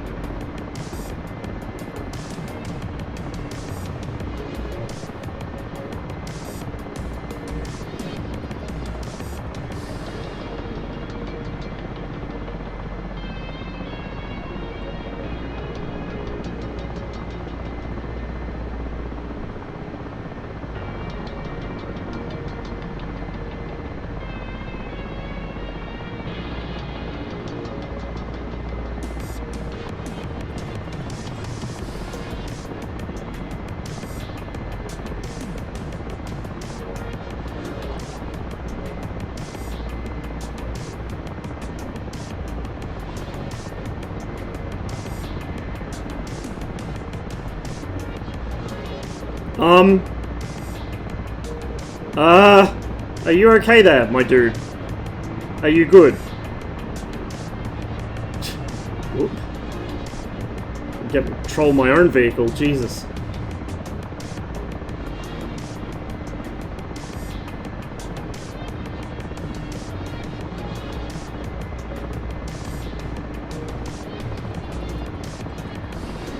The captain told him to wash the truck, so he washed the truck.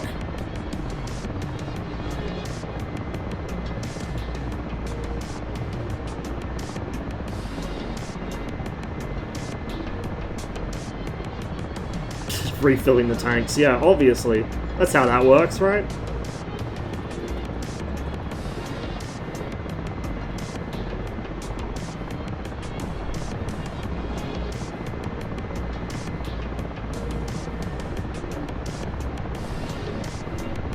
Couple first gens? Oh yeah.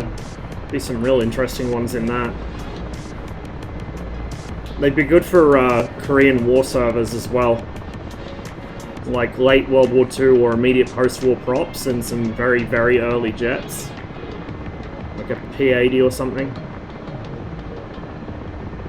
F-94. I know there is a small but a very committed F-94 fan club in DCS. Guess as ED makes so much more money off the modern stuff, yeah.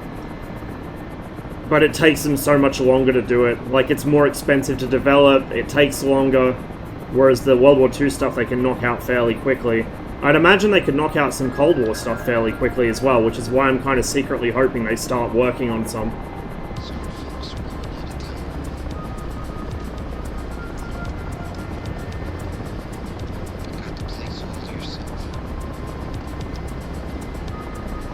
Okay, once we get over this hillside, we'll have to start looking for the smoke.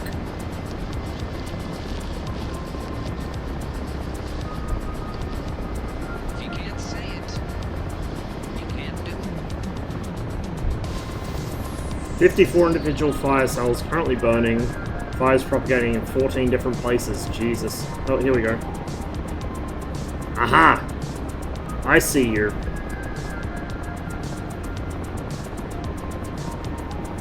Demon with early sparrows, that'd be nice. I kind of want a Sky Ray. I have a really big soft spot for the Sky Ray. See that fire propagate right there? It just spread a little up the hill. I wonder if they've actually modeled like the difference in speed between fires spreading up or downhill, because it's quite a serious thing. You never want to be uphill with a fire, ever.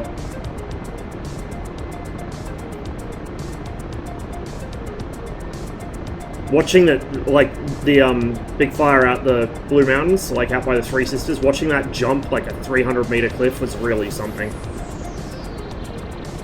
It just did not give a shit, went straight up the cliff face.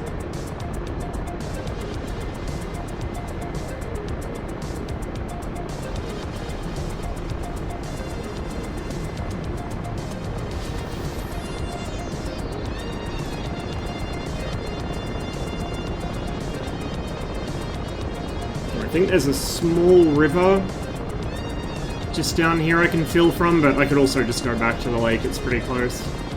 Oh yeah, there's the river, okay. Fly over the fire in a Tomcat and dump fuel.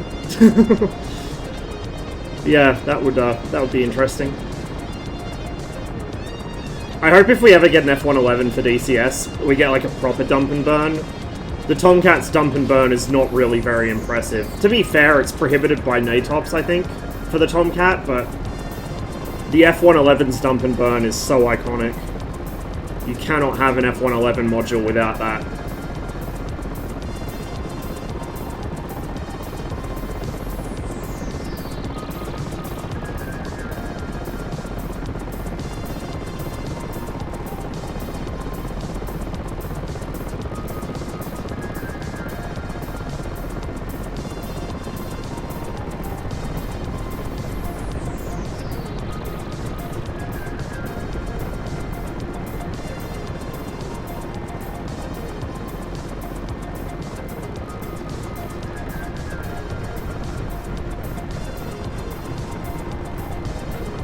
Oh, no.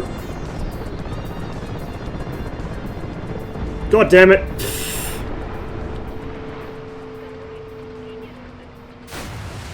And into the water.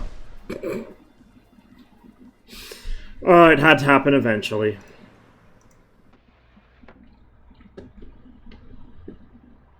We were just discussing that earlier, Brown Floyd, about using explosives to put out fires.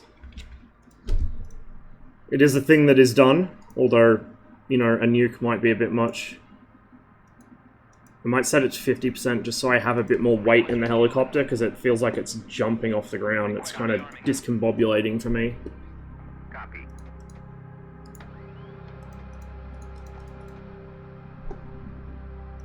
To manage to fill it with water, that is very true. That is very, very true. I filled it with water, and I didn't cause another fire. That's the important thing.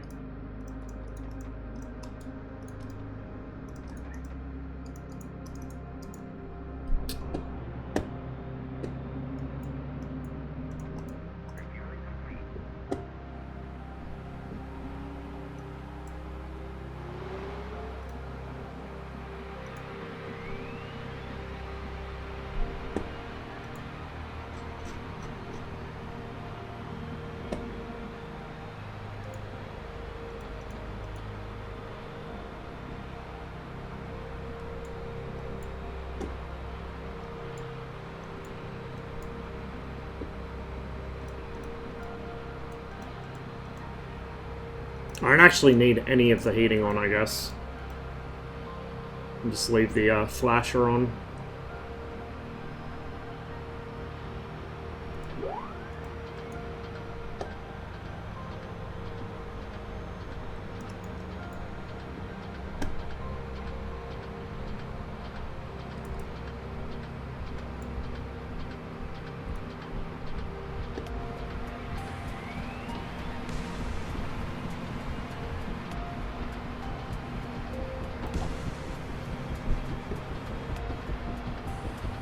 It was very good, Floyd. Very good. And yeah, he has a way of phrasing things that make you listen. I especially liked his comparison of Soviet frontal aviation and American Army aviation tactics. And his explanation of why so many new players die to ATGMs. That was a good one.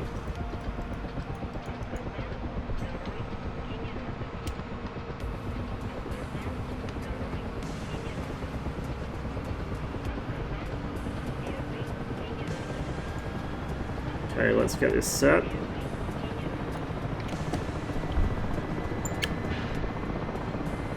I think that's everything. Except the autopilot, well, stabilizer, which we've got now. We get rid of the APU, switch that over, and that should be it. I'm sure I've forgotten something. I guess we'll find out shortly.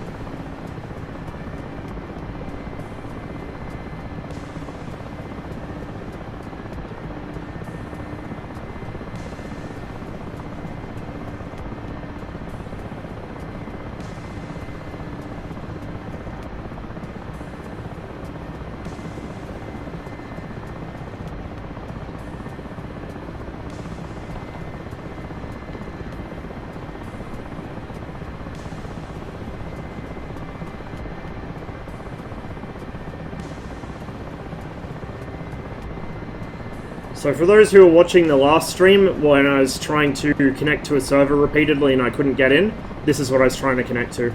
The server was down for whatever reason yesterday. So when I heard it was up today, I thought, well shit, better jump on then. And give you guys a bit of a peek at it.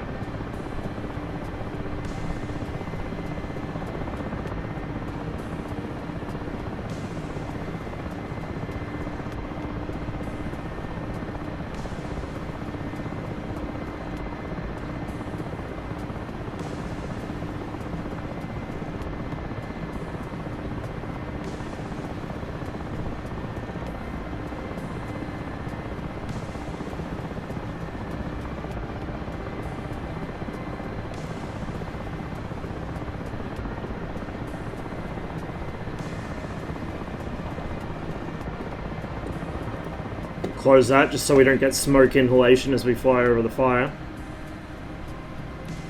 Friday night fights earlier, we had some infantry and BTRs go full Soviet tactics on us. Unfortunately for them, my squad wasn't full engineer, so we had a bunker that you can crawl into with access to a super narrow firing port. Hard to shoot into. Oh, if we had something like that once, an Avalash posted a fucking thermobaric through it. It was like a 6-inch firing port, and he posted a fucking thermobaric through it. I don't know how he hit that shot, but that bunker was a fucking mess when we actually took the position. There was just bodies everywhere.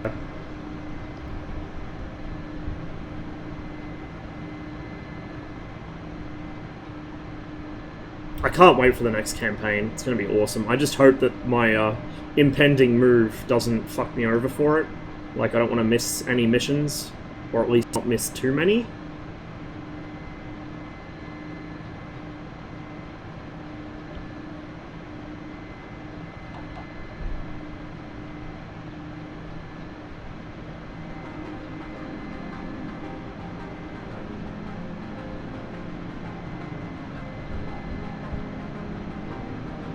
Alright, this time we'll try not to stack it into the ground and then roll into a river.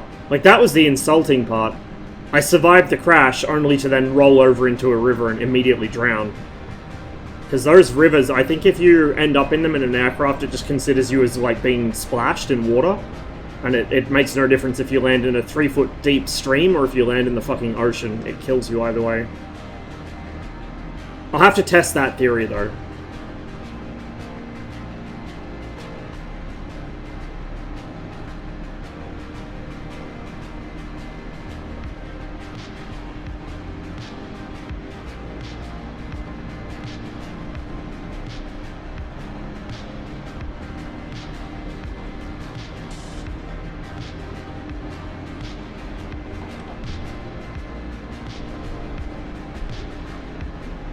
The real nasty one is actually properly mutually supporting firing positions. Gilson tends to put those in his missions, and it tends to murder the shit out of everyone. Excuse me, everyone, very easily. Because most of the 345th don't know how to deal with that. The classic 2 up, 1 back wreaks havoc on a great many people. I actually used to do that in Men of War too. So like I'd get, if I needed a whole area locked down from infantry, but I didn't want to use a bunch of units to do it, I'd get snipers basically set up 2 up, 1 back, covering each other, and you could lock off a whole section of the map like that. That was actually a tactic which they used, I think they called it the Sixes, because you'd have 2 snipers per team. And they'd be set up in a triangle like that, so the rear pair covers the other 2 pairs, and then the front 2 pairs have like a really wide coverage. And that could just lock down like an entire kilometer or 2 of frontage just between 6 people. So doing that in Men of War with snipers or with machine gun pits was just brutal against people that weren't wise to it. Oh, that's the wrong button. That's the button I want.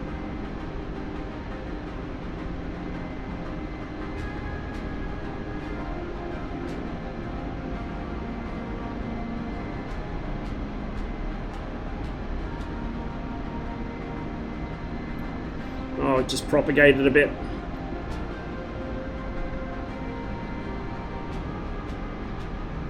It spreads a little bit quickly. I guess because it's really windy and it's uphill.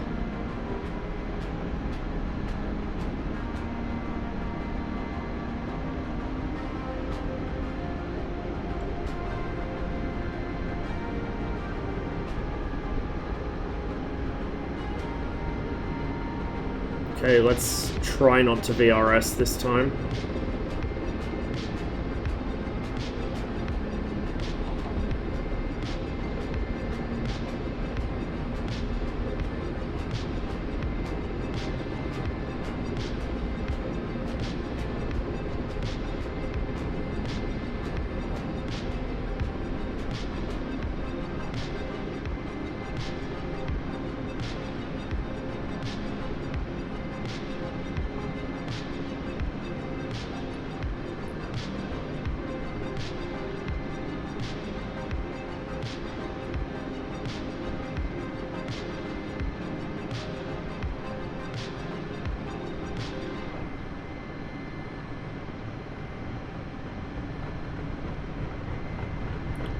So I want to do the search and rescue part of this server at some point as well, but I've got to still teach myself how to use the different navigation aids in the Mi-8, because I typically don't need them on Cold War, so I never really learnt to use them. You know, in Cold War I'm just navigating visually, or I use the DIS. Oh, come on, not again. There we go. Caught in time, just.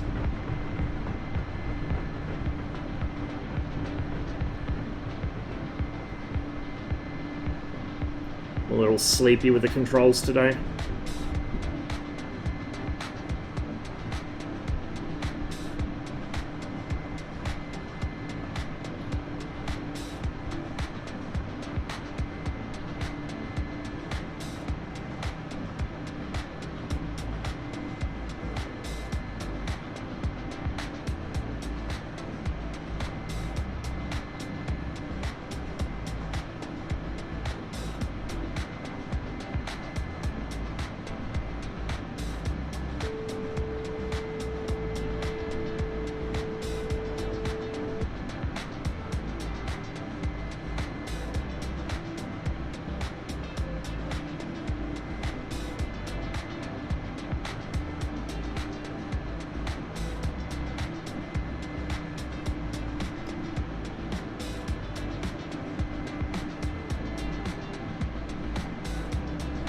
Wonder how hard it'd be to make like a amphibious helicopter in DCS, like a Mi-14 or something, or a Sea King, where you can actually set down in the water. I don't think I've ever seen anyone try it, but it would be interesting.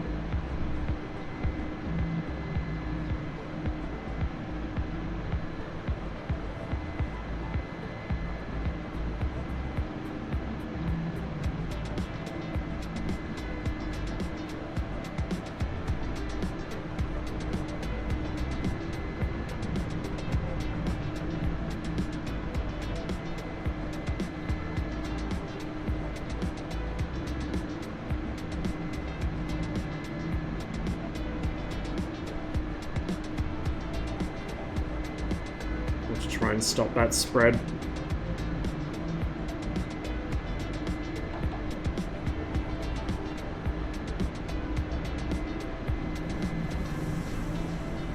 When it's moving at this kind of speed, you really need a couple of people working the same fire.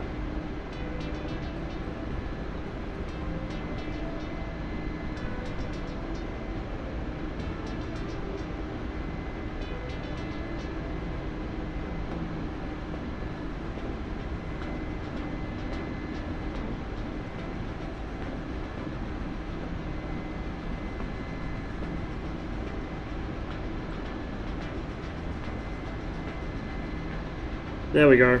We got a few sections of it, I think. Oh.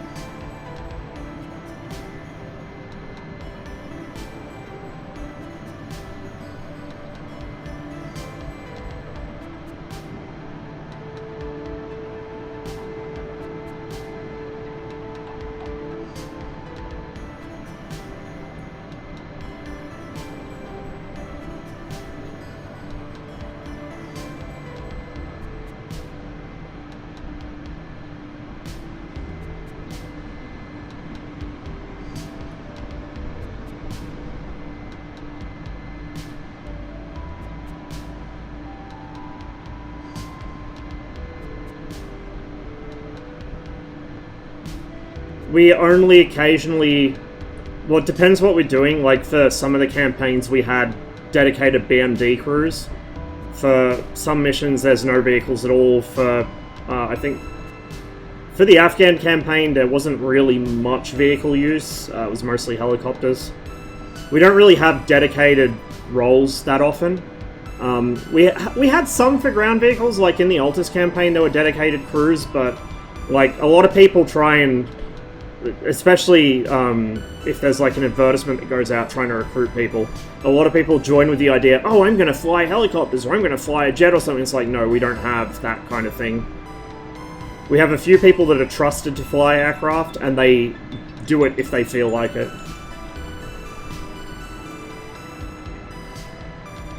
We used to actually have a fixed squad roster system, which I miss, because it meant that you always knew which slots to join and you always knew who you'd be working with, and it meant that our Chom, being the squad with the most competent people in it, generally didn't get fucked in missions, but because it's now just grab whichever slot you like, our Chom tends to get fucked a lot. It's very sad.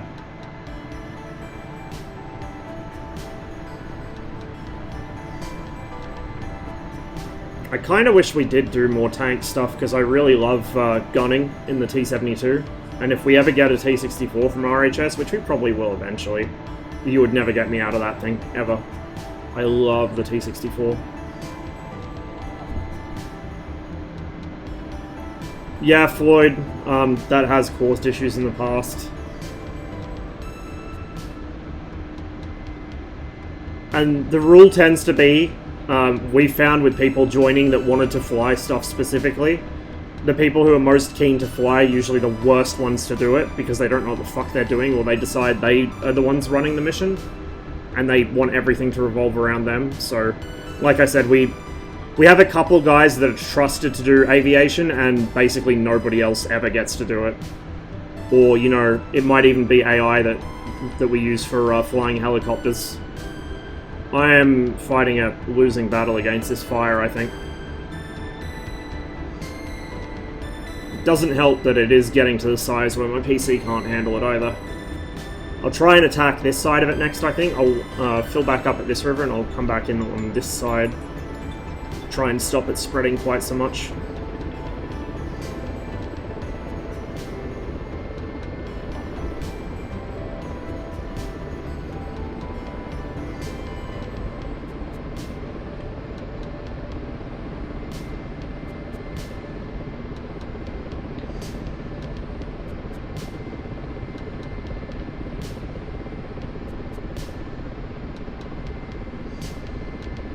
We definitely need M60s, because the thing is, Cup has an M60, but Cup and RHS have completely different weapon and damage system workings as such. Like, Cup units can often one-shot RHS tanks from any aspect, whereas the RHS tanks can't kill the Cup tanks.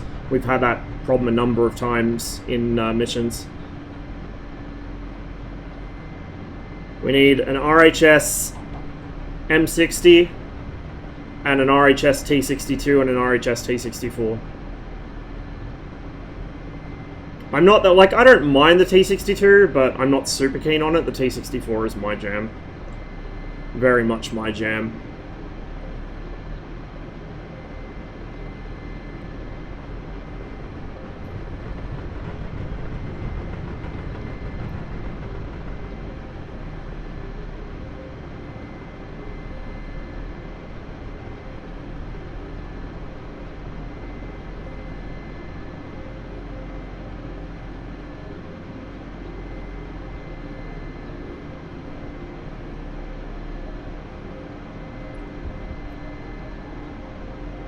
It built the Sentinel, which is kind of like what...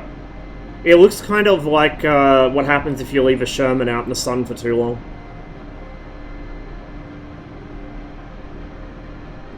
But that was all it built. Sentinel was it, I think.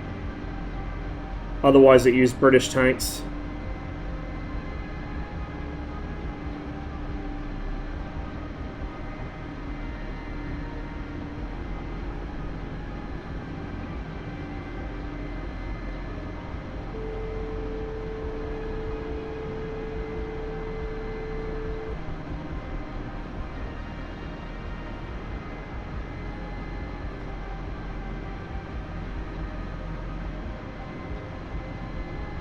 No, not the Bob Semple. That was a New Zealand thing. IFVs? What IFVs? We had M113s. There was the ASV, which was like a upgraded version with an actual turret on it. And I think it had a Bushmaster in it. And then the ASLAB, which is just a lab with a Bushmaster in the turret. We don't have any like tracked IFVs. We had those, and then we had the actual, like, the Australian-made Bushmaster. Not the gun, the four-wheeled MRAP type vehicle. And the Bushmasters were pretty fucking highly regarded. Everyone I ever spoke to who was in them said they were fucking fantastic vehicles. Ever ride in them? Nope.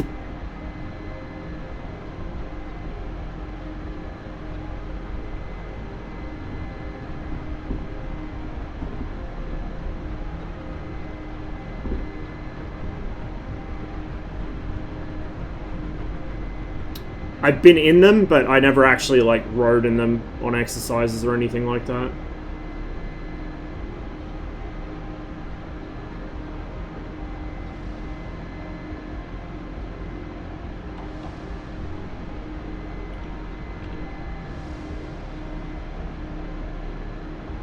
I've ridden in a Centurion Mark V, and a Matilda. So I've ridden in some of the older tanks that Australia used to use, but nothing was actually in the Army Reserve. Oh god, that frame rate.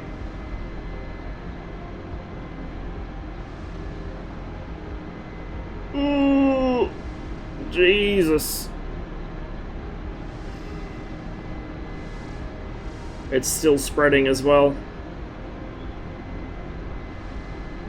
Making Australian faction squad? Yeah, I saw that. Should be interesting. And they're probably going to have a whole bunch of equipment I never used, because it was all introduced after I left. Leopard? No. No, we haven't used Leopards for fucking donkey's years. The Leopards were all retired in, like, the... let's say the 90s. Early 2000s. The thing is, Floyd, the way the scripting in the mission is done at the moment, if they use the actual, like, oil fire smoke, it would not go out. Like, there's no script to turn that smoke off. So they have to use the actual, like, smoke marker smoke at the moment. That might change in the future, but Seal explained it earlier. It's just a limitation of the scripting currently. Because this is all very experimental. Yeah, no, if they give the Australians a tanking squad, it'll be an Abrams. They probably won't... I mean, they might do a Bushmaster, which will be a unique vehicle, but otherwise it'll all be American vehicles.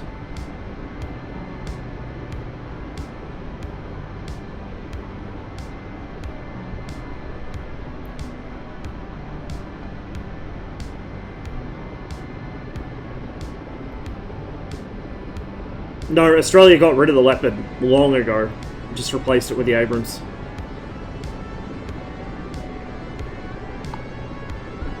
That was like at least probably 20 years ago, probably longer now. Because I remember when I was enlisting, they were selling, like they were auctioning them all off and putting them up as gate guards and stuff.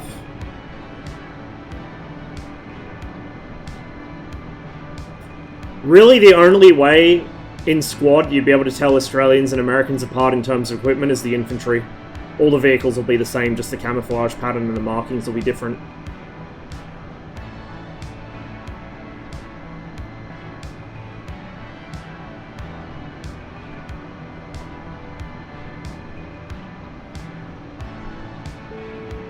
Again, the only exception to that really being the Bushmaster. They might add the ARH and the NH90, but they shouldn't because the fucking things don't fly. They'd probably give us the Black Hawk for a helicopter, if they're sensible. If they're not sensible, they might give us the NH90, but... or sorry, MRH90 in local designation. But like I said, the fucking things don't fly, so it wouldn't be accurate. The Black Hawks were meant to have been retired, like, years and years ago, and they just can't do it because the fucking replacement isn't ready. Originally, the idea was that they just let the Special Forces guys play with the Black Hawks because they still had specific things they needed them for. That the 90s weren't capable of doing yet or weren't cleared to do yet, but at this point, it's turned into everyone has to stick with the Black Hawks because the fucking 90s get grounded so often. Likewise, the ARH, the Tiger, was meant to have been cleared for service decades ago, and it hasn't been, as far as I know. It's either not cleared for service, or it is, but it effectively just isn't. Like, they're always fucking grounded.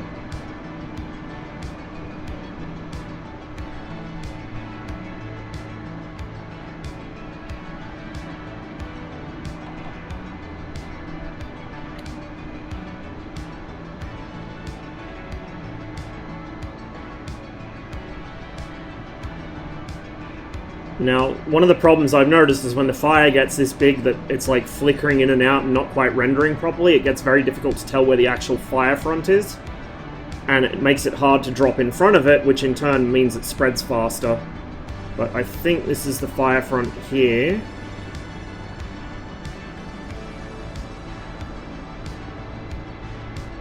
Okay.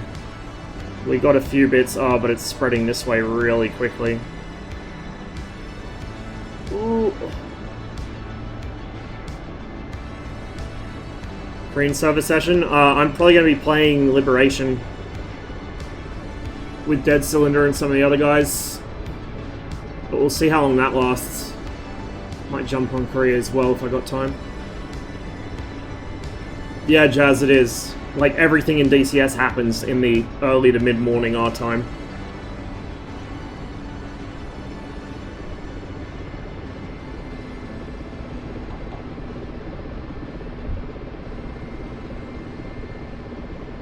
Australian IFV squad. It's, yeah, the ASLAB is just a Lab 25. That's all it is. It's an Australian modification of the Lab 25.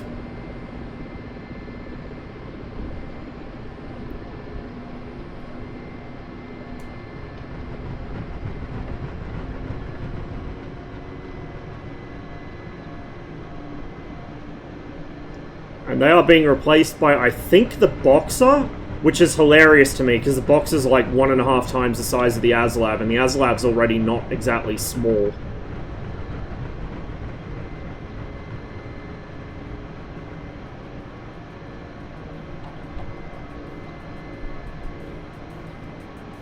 I guess they won't add the buckets in, which is probably a mercy for everyone. I don't think any human being in history has willingly stepped into the back of a bucket.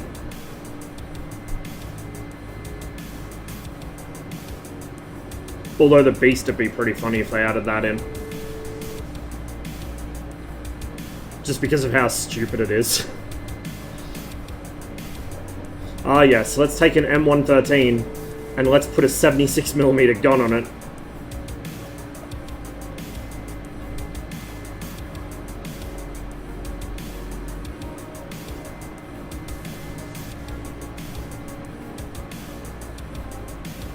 I don't know, it was ASV or FSV, FSV, something like that.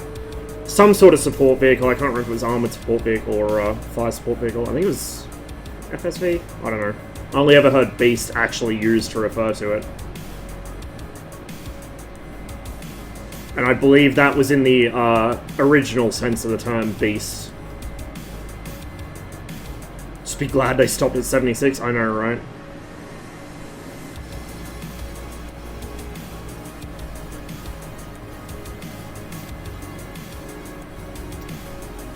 We, like, my unit shared a depot with a bunch of other units. We were like a multi-user depot. We had catering corps, we had artillery, we had engineers, transport, and us, infantry, all on the same base. And it was really interesting, because the transport guys had, like, their little vehicle park. And in their vehicle park, I shit you not, they had, like, some of the really old school, it wasn't a Duck W, but it was like the follow-on from the Duck W that they used in Vietnam. They still had some of those on base, and they had like shark mouths and shit painted on them. I never see, like, I never saw them actually use them for anything. I don't think they used them for anything. I think they were just kind of kept there because they had nowhere else to put them, but it was cool to see. And then, you know, all, like, their Unimogs and stuff, Land Rovers, the stuff that they actually did use.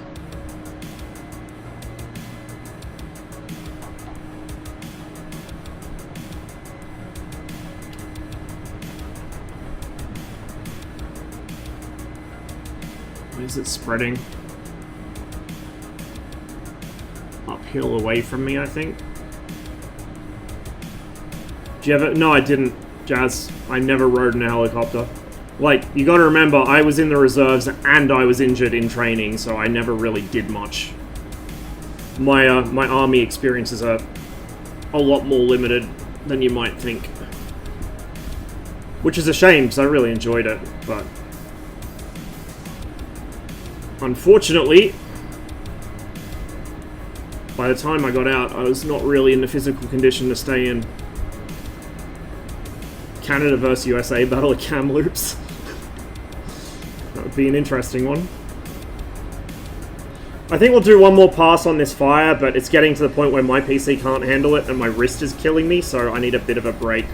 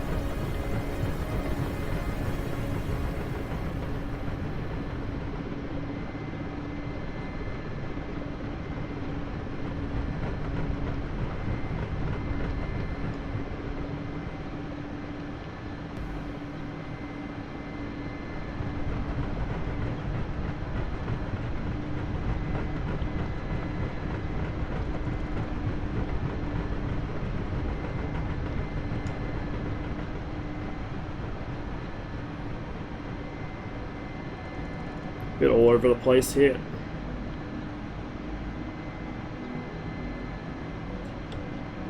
The biggest thing I need to work on in the Mi-8, I think, is my, like, approaches for a landing, because I always come in too fast and too high, and then I either have to do this spiraling shit to get rid of the altitude, and it takes me forever to land, or I end up stacking it in because I VRS myself.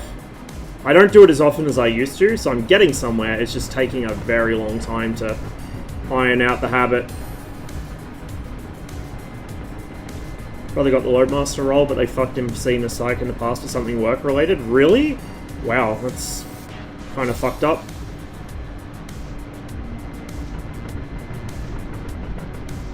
I mean, they kind of ease and tighten the restrictions on who gets in and who doesn't, depending on how badly they need personnel in certain roles. So when I enlisted, it was like right as the Afghan surge was going on, so they needed people to fill roles that the regs had, you know, previously taken care of. So I probably got in a lot easier than I should have. And as we now know, I have all kinds of fucking medical problems which weren't diagnosed at the time. And if they'd actually picked up on any of them, I would have probably been disqualified. I'm glad they didn't, because I'm glad I got in. It was pretty much the only job I've ever had which I liked, even with all the bullshit that comes with being in the military. But it did not do my body a world of good. Uh-oh, bit of a freeze.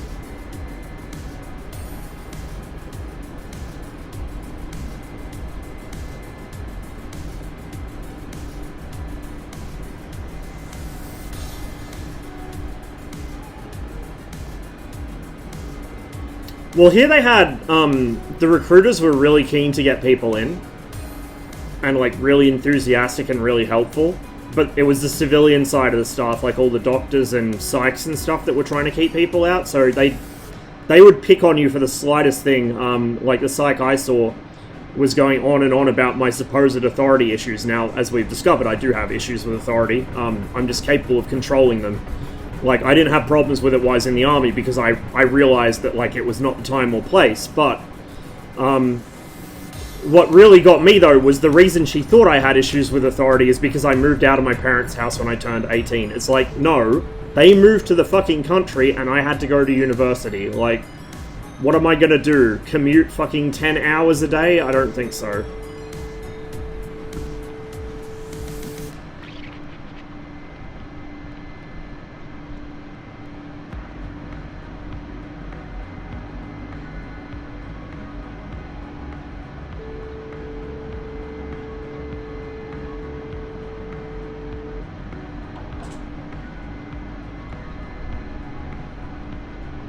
Commutement issues. I would have, yeah, I really would have. Because it would have been about 300, 400 kilometers minimum, I think, between where they moved to and where I was going to university. And to be honest, I didn't want to move out into the fucking country anyway. Like, I'm more of a city person. What is authority issues? Like, you know, not liking when people tell you what to do. Or arguing when people give you instructions. I don't, like, if somebody gives me an instruction and I can see the reasoning behind it, like I could when I was in the army, I won't argue, I have no problems. But if someone's just, like, power tripping, or it's bullshit, and I know it's bullshit, then I have issues.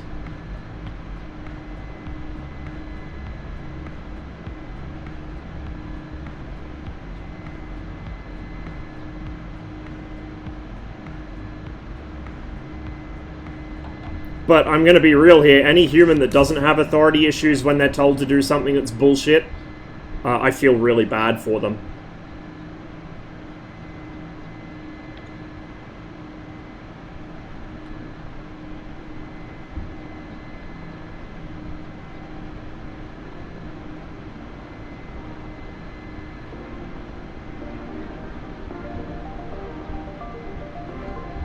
Oh no, chocolate, no, don't mention that cursed place.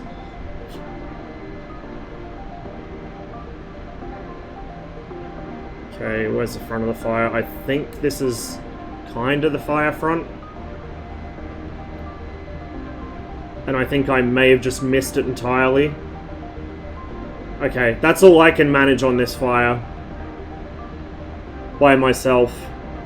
Because look how far it's spreading. My PC can't really keep up.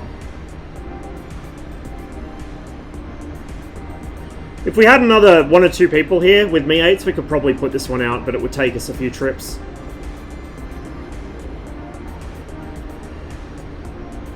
Give the PC a rest, yeah, it needs one.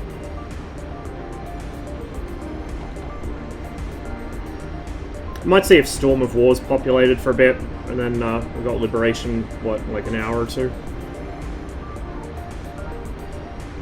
Beriev 200? That would actually be really interesting to have in DCS for a multitude of reasons. You'd use it for anti-submarine warfare as well. I think that's the 200? Pretty sure they use the 200 for that. I could be thinking of another Beriev design. Hey Josh.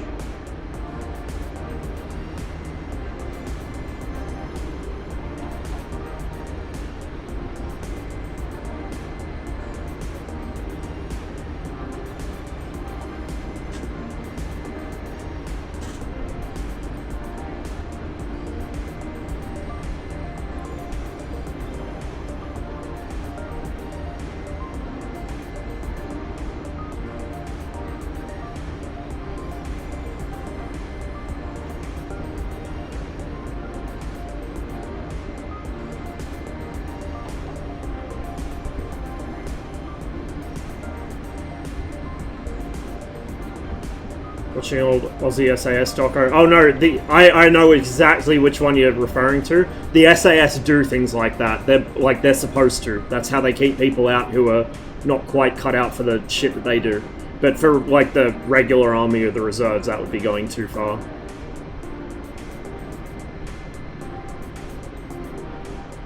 But no, I remember that. I remember watching that.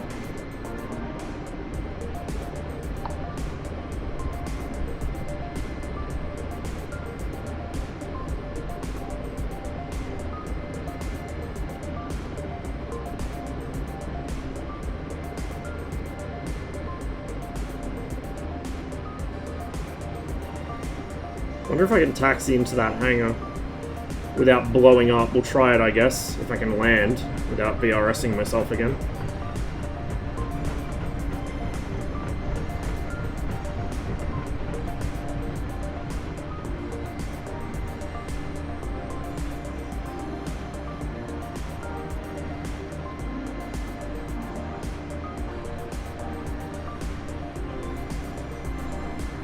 Combat version the A40. Ah, there we go.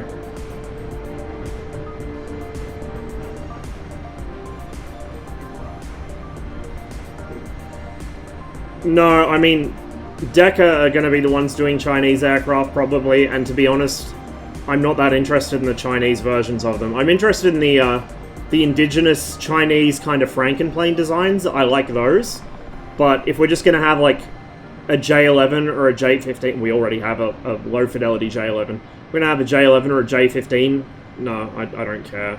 I really don't care.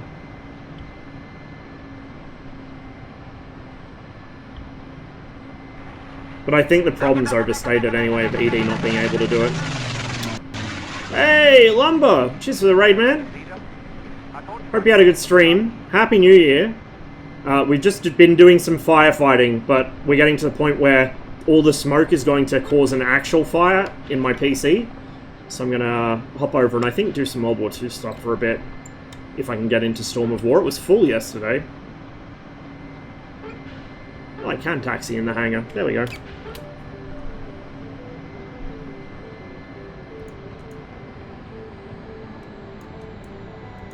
Make sure everything's off.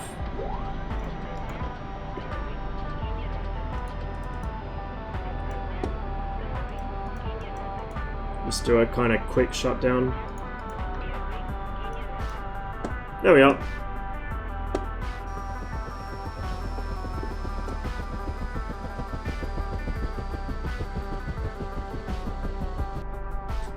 So we were able to extinguish part of the fire over here.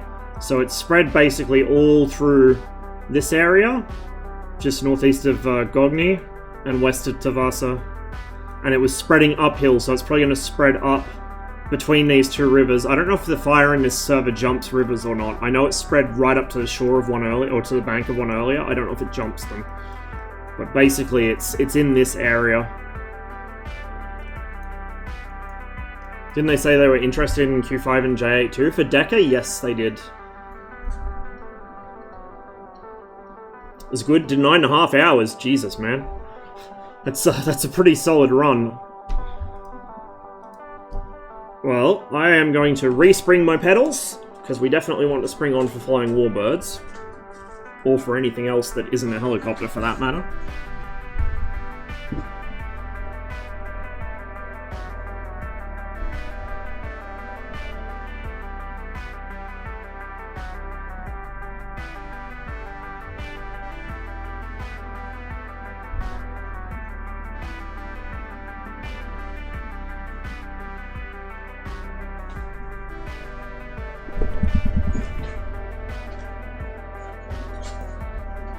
Fun to see some of the upgraded MiG-21s. The J7 would be okay, and I'm sure it would actually be quite pleasant to fly in some ways, but I don't like the look of the J7. The J7's like the only aircraft where I think a double delta wing looks bad. It just doesn't fit the MiG-21's shape at all. Also, yeah, well as that, like, right at the back here, right around the crown of my head, it grows straight up after it's been cut. So, like, this will not sit flat. It just stands up all the time. And, because of that, like, even if I wasn't wearing a headset, my hair it lies flat here and it just stands up there. So I've got to remember next time I go to the same place for a haircut to tell them to, like, trim the shit out of this. Just go at that and fucking get rid of the lot so it's, like, half the length of the rest. Otherwise it looks really dumb. Like, it didn't look bad when I first got it cut, because, like, my hair was wet, so all of it was standing up, but as soon as it just dries out, this stays up, and then this goes down. Which is also one of the reasons I tend to leave it just a little bit longer than this, because then it starts to flatten out a bit. JH7, that would be interesting, actually. The JH7s are really interesting plane. It's kind of like a cross between a Jaguar and I don't know, Jaguar and something else. It was interesting looking. At least you have hair. Well, the men in my family don't go bald, but the tide will come in. So, like, Dad's hairline has receded, like, halfway to the back of his head at this point. So I expect that to happen, but I'll probably never go bald, which is something at least. But, you know, it suits some people. Like, I had a guy in my unit when I was in the reserves. He was, like, 28, I think. Cylinder was 28, and he had, like, very little hair. He had, like, a massive bald patch on the top of his head and just a little bit around the sides of his head, but it suited him somehow. Like, he looked fine. I think a lot of people, like, kind of get too worried about baldness. In my case, my head's a square, and I look really bad with, like, a shaved head, so it worries me a little bit. But a lot of people, it's, you know, it's like well, there's two male equivalents of, like, women being worried that their tits are too small or whatever, and one of them's guys worrying their dick's too small, and the other one's guys worrying they're gonna go bald. Like, who gives a shit? It's not that big of a deal.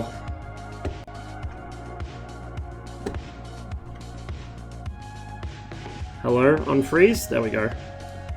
9 players, 10 players.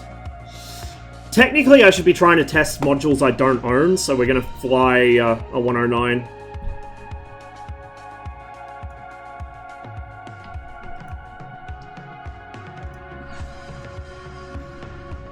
Look weird as fuck. That Tyler one head, yeah, mine's kind of like that. It's like boxy at the sides, pointy at the top. It looks dumb as fuck. Just get a 3-cut and shave back inside and trim fringe, yeah. This was a number 3. I usually get like a 4, but I went with 3 this time.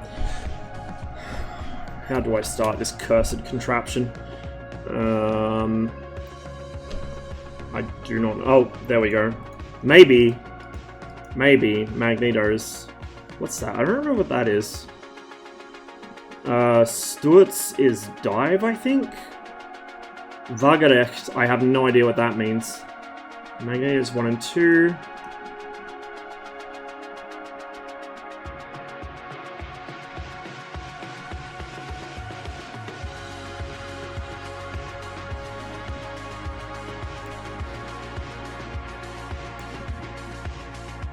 Nope, I have no idea.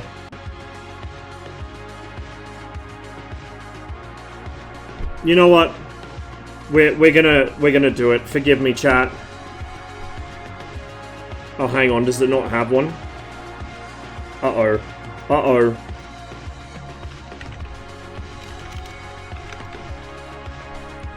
Start procedure. Right win home. Ah, that would be why. Except I don't have a right Windows button.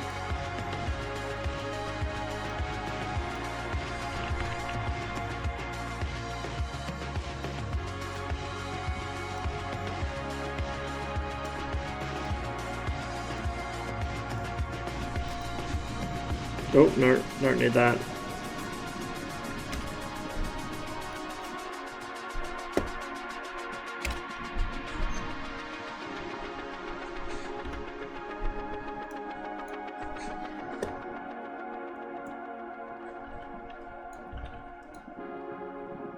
Oh, you can't change your livery on here? Big sad.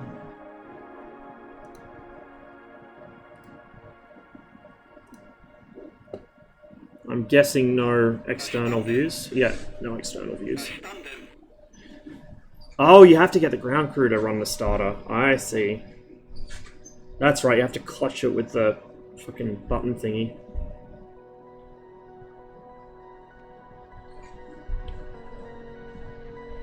There's a nice 100 sound, but the default sounds in the 100 are pretty fucking good. Like the Warbird sounds in DCS are actually really, really solid.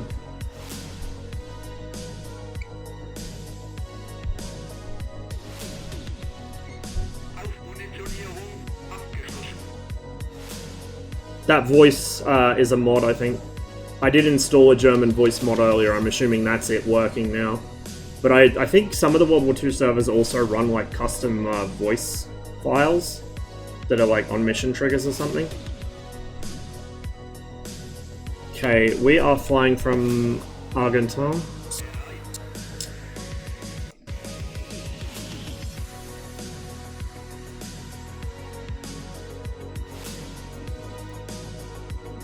Where is that? Down here.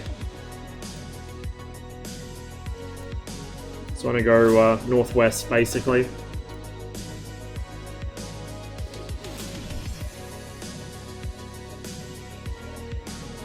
And I'm getting some stutters. I've heard that this had some optimization problems, and it seems that might be the case. Is this thing actually gonna start? Did I miss something important?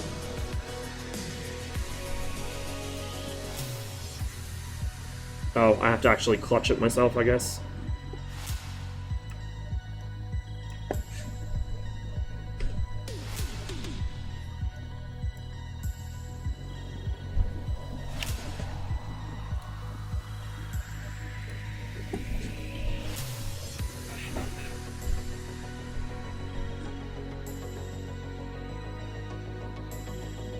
Want to start ground power?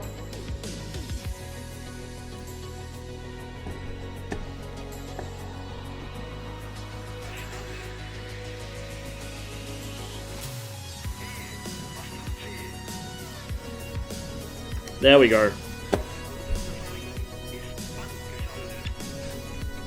Yeah, you can get rid of the ground power now.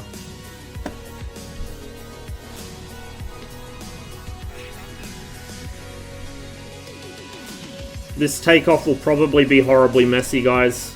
Please don't judge me too hard.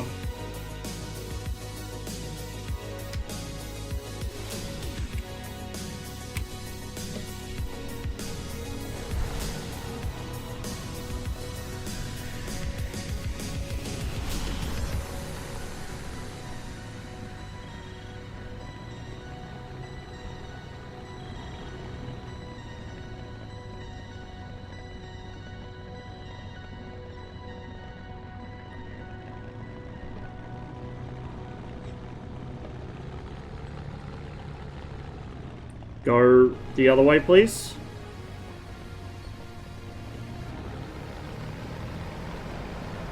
What the fuck? Why are you ground looping like this?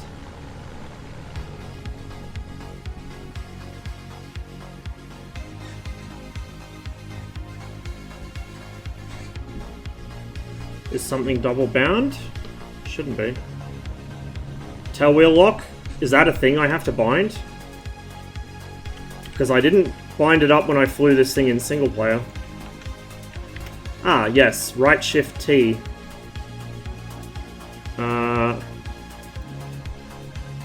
Oh shit, that's on my boost system.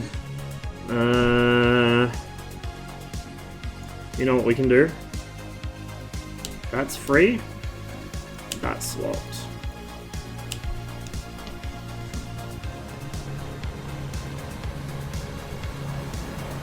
No. I cannot turn right. It's like stuck turning left. I don't know what's going on. It feels like I'm glitched out somehow. Like it physically, full right toe brake and power will not go any direction but left. And it's actually drifting backwards slightly.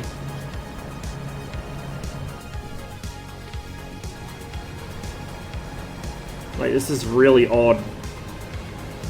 Because like I said, when I did this in single player, it was fine. Axis inverted? Nope. Axis is fine. Like, I literally flew this the other day and there were no problems with the controls.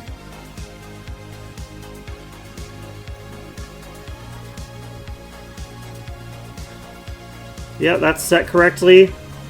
Brakes are set correctly. Because it's like I should be pushing forwards on the brakes to activate the, or on the pedals to activate the toe brakes, right? And that's exactly what's happening.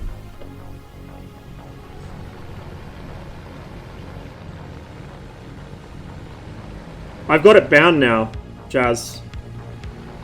Like, I don't know why it insists on turning fucking left. Even if I lock the tail wheel, it's still turning. It's like, it's glitched out or something. I'm gonna have to get a new plane. Like, if that's actually a fucking common glitch, then holy shit, what the fuck. Maybe I won't buy the 109. We'll see.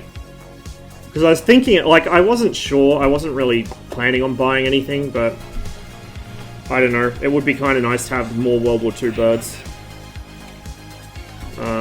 Get them sorting that out, then ground power, and then start this. And I'll have to remember to actually hit the inertial starter once I get that running. 1 inch.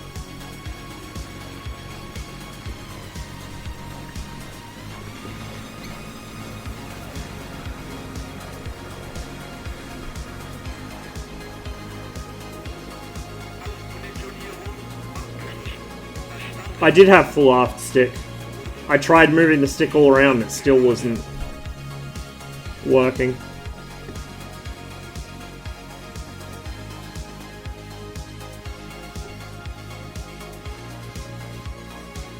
Yeah, I know. That's how the Spitfire tail wheel locks as well. The Spitfire doesn't really lock so much, but that's what you do in the Spit.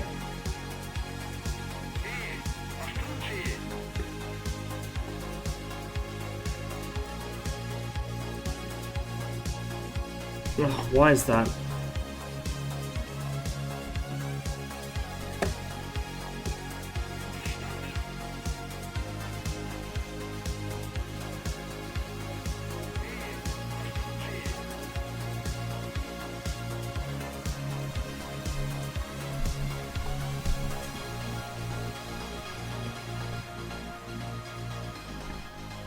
Change cabin equipment. Oh, you can mount or remove the flare pistol. Okay. 1 inch. Ah. It's not starting now. Jesus Christ, can't catch a break.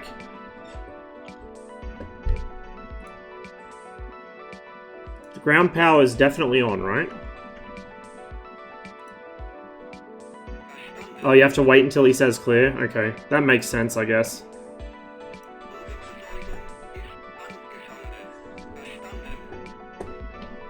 Push that forwards a touch.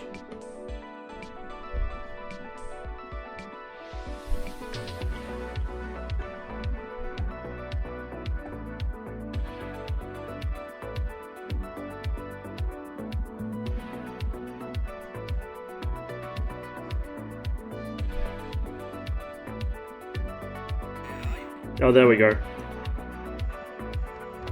There we go.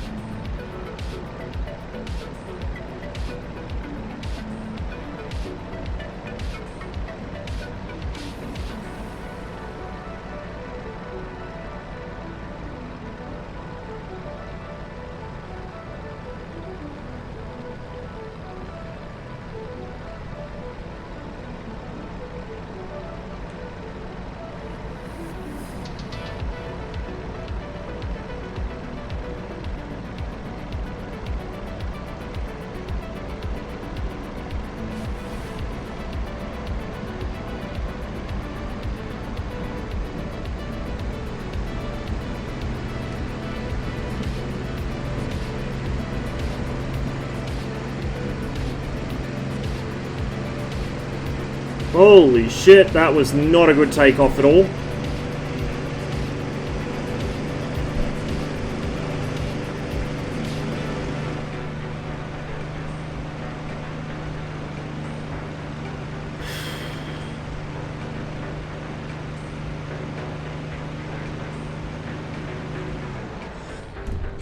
Oh.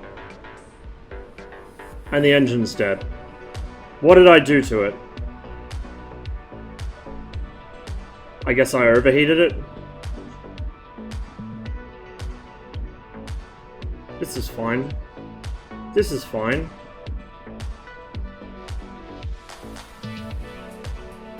I mean, yeah. Hello. I had to get it off the ground. Hello. Oh, I didn't leave myself enough room for this.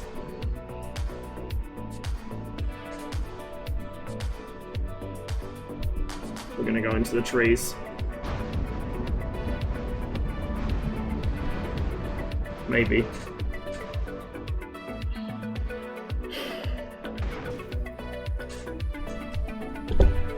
God damn it. Oh, and you still get stuck on the wing. That happens with all the warbirds. I don't know why it happens with them, but you get stuck standing on the wing if you belly land it.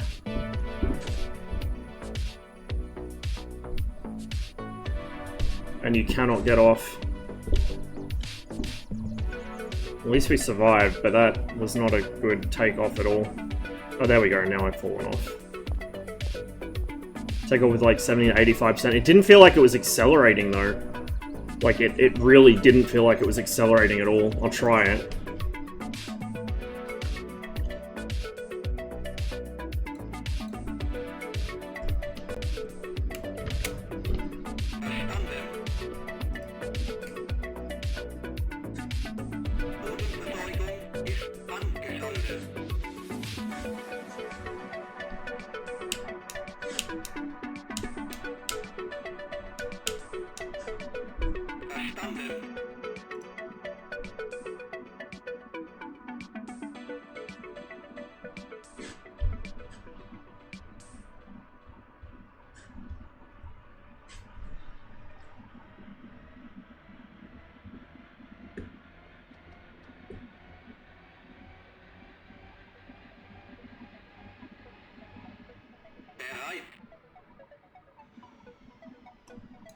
What?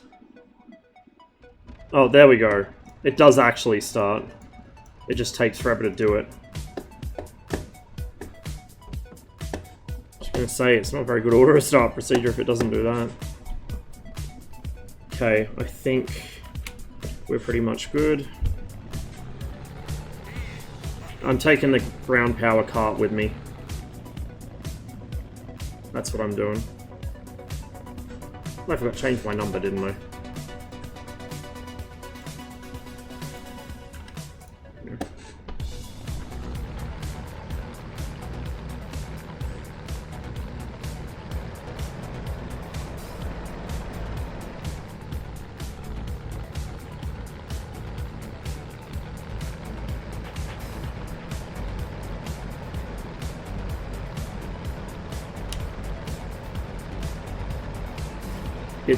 It really, holy shit, it refuses to go right.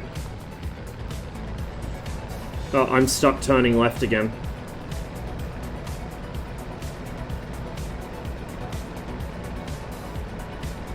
Please unfreeze DCS.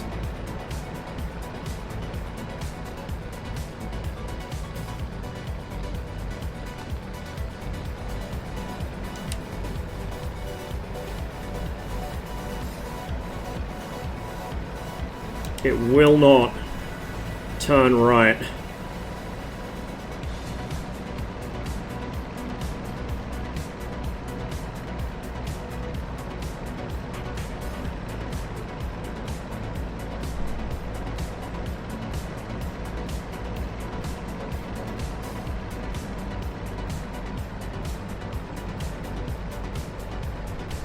There we go.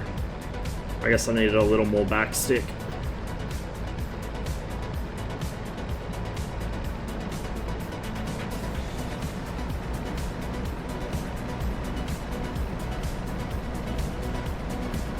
Whoa! No, no, no, no, no, no, no, no, no, no, no, no, no. No. Not good. Definitely not good. Jesus Christ. I don't know, I have never flown a tailwheel aircraft in real life, so I can't comment at all whether DCS ground handling is realistic or IL-2 is realistic. But all I know is, DCS ground handling in the tail draggers is fucking horrific. If this is how they actually handle, then maybe I don't want to ever fly one. Like, holy fuck, it's bad.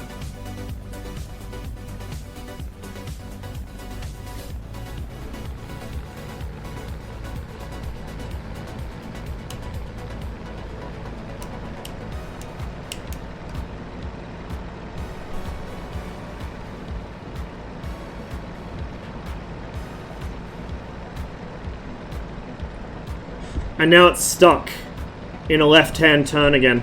It's like once you get it to a certain point,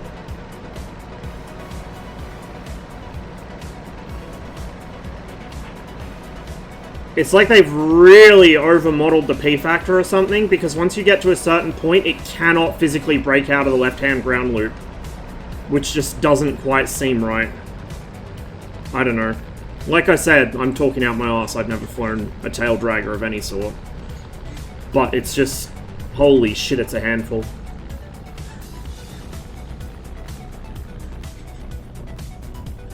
And DCS is the only sim I've ever played, like modern or otherwise, where they are this difficult to not just taxi, but to take off as well and land. In IL-2, there are a few specific airframes that are kind of difficult. I do ground loop a lot in IL-2 in the 109 and the 190, but not to this extent. And once I actually get them rolling on takeoff, they're quite well behaved, but god, in DCS they're just absolutely nightmarish. There's some flap going as well.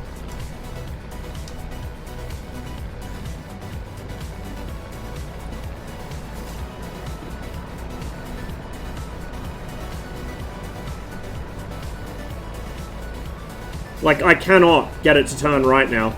The only thing I can do is try and get it to keep turning left enough times to build some momentum and then kick it right.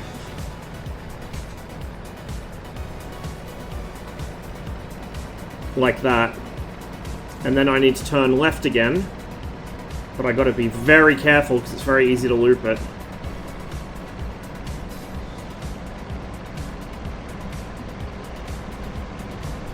And I'm having to hold like half my right brake just to keep it reasonably straight on its takeoff roll. If I come off that right toe brake, it just immediately lurches to the left. Oh, fucking hell.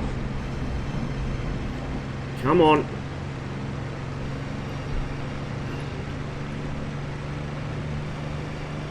It's weird too because I had no issues with it the other day. It's like, I know I'm flying badly today, maybe that's factoring into it, but I was flying this the other day with no problems. Why is the engine running to within an inch of its life like that? Also, did I bring the wheels up? Yes, I did. Flaps now.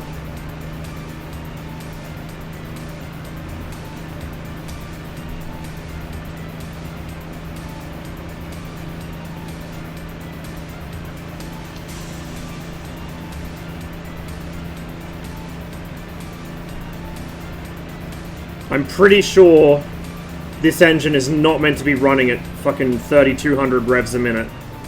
No, it's not. Is there some system disabled that shouldn't be? Because when I was playing this in single player, it was fine. No, I have takeoff assistance off on every module in DCS. It was the first thing I did.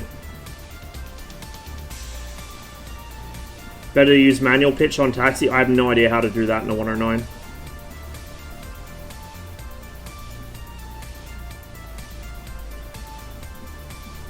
Why is the engine killing itself, though? Like, what the fuck?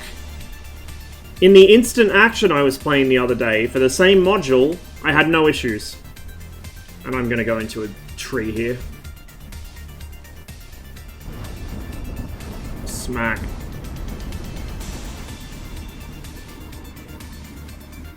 I don't know. I don't know. Let me just actually leave the server and try the single-player mission and see how I go, because the aircraft's already started in that one. Maybe I'm missing something in the startup procedure.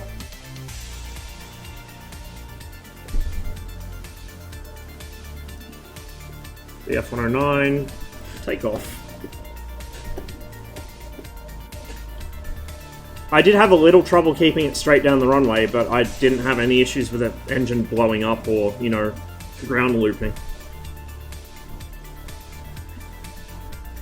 But yeah, if it's this difficult to fly, I might just not pick it up. I'll stick with the Spitfire, even that's a handful.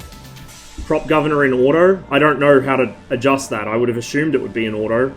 I would have thought there'd be no reason to ever take it out of auto on the 109. Maybe that's what it was.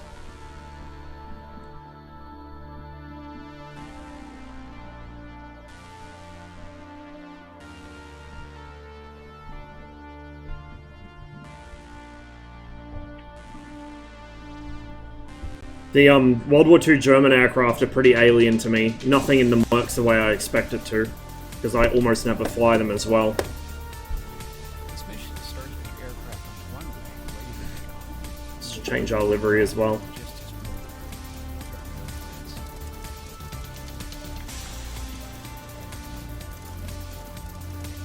There we go.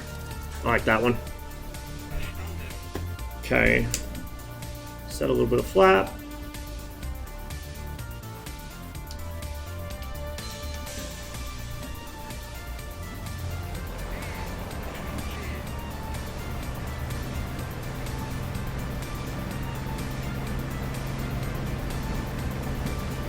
Look at this. See? No issues. None. It's even easier than fucking taking off the Spitfire. That was a little abrupt, though. Should have trimmed down a little more. But look, see? I wasn't just bullshitting. No issues. Wind? I doubt it. Shouldn't have had that much of an effect. And it still wouldn't explain why the engine was exploding either. So I'm sitting at the same throttle setting I was there, and it's only at 2600 revs, which is about what it should be. Whereas on the server it was going up to 3200 and blowing the engine on me.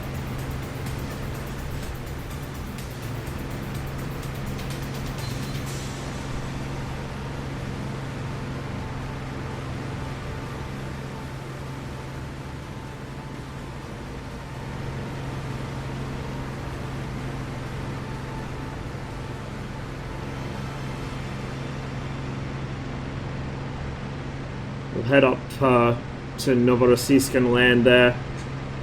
Because I had no issues, like I said, and like I just showed. I had no issues taking it off, no issues flying it around, no issues... Well, I did have an issue landing it. I ended up in the grass, but... Like, it just felt totally different just there on that map. Or on that server, rather. Don't know why. Maybe something was configured different or configured wrong, I don't know. Those two switches there, actually. Those two switches were in a different position. I don't know what either of them does.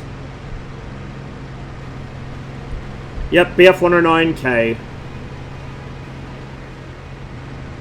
I should probably change the stream title. I'll do that after I land.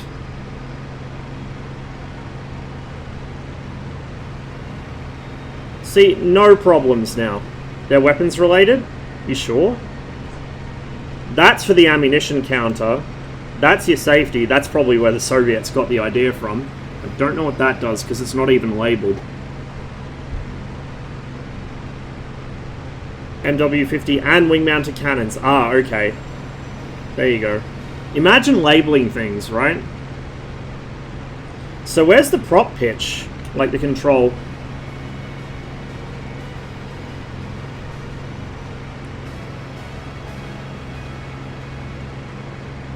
I guess it's the little handle there. Like where the RPM lever would be on a British fighter or something. Oh no, I see it. Right there. That's it.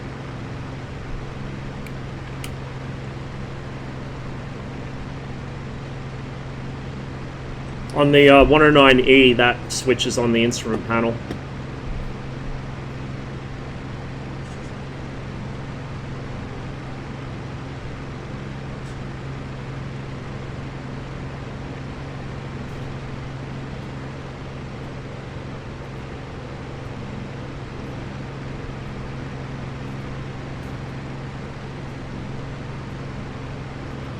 Changed on the E4? I think so, yeah.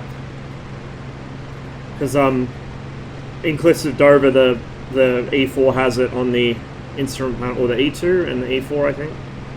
And when you go to the F, it doesn't anymore.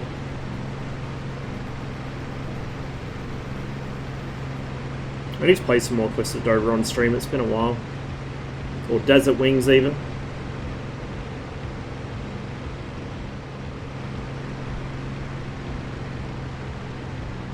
So this thing's trimmed to fly feet off the pedals at about 550 or 600 kilometers an hour. So if I... Whoop, not that far. If I pick up my speed a little, my feet are neutral on the pedals right now. If I pick up my speed a little, let's put it in a little gentle dive. You can see the bubble moving a little bit closer to center. It may actually be 600 it's trimmed for. I need to adjust that. You can adjust that in the special options. I just don't know what value to put in for the kinds of speeds I'd usually fly at.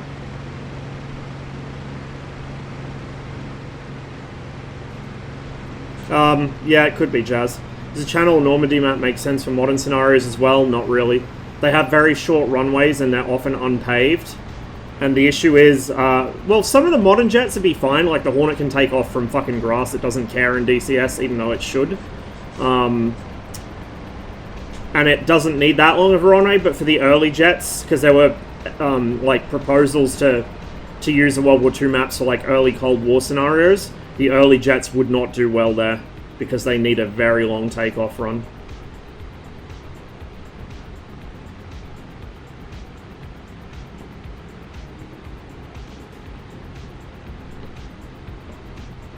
Go around.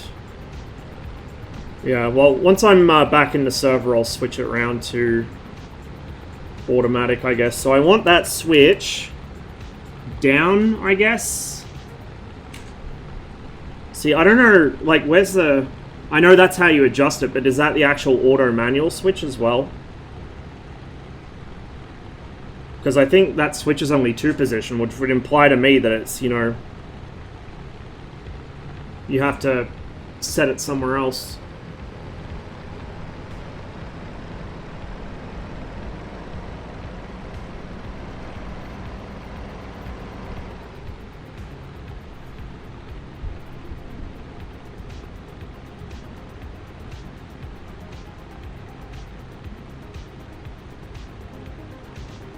Not sure what the extension speed for the flaps and undercarriage are. I assume about 300 kilometers an hour is safe. Or a bit under.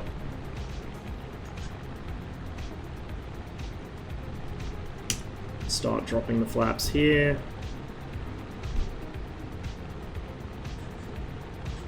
And the gear, I know I'm a little fast. Well, a lot fast.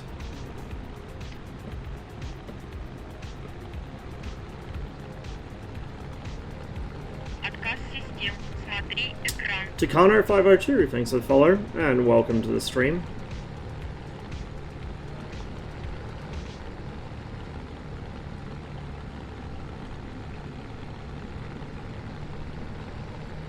Hello. Yo. Hey. God, I feel old. I woke up and my spine feels like someone's been playing, like, you know, drums on it.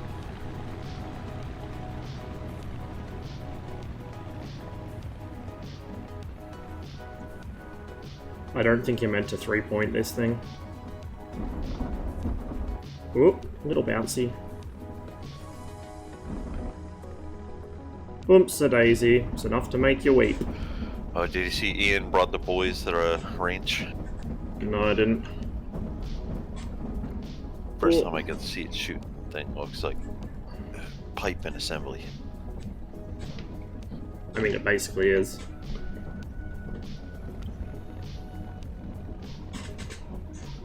Oh, you were meant to 3-point? Okay, never mind then. I can never remember if it was the Germans or the Brits that insisted on 3-pointing. Maybe it was both. I guess it depended on who was in charge of the squadron. I actually find this easier to take off and land than the Spitfire by like a considerable margin, which is interesting because the 109 has a reputation for crashing on takeoff and landing, and the Spitfire doesn't. Well, not to the same extent. It does have one, just not to the same extent.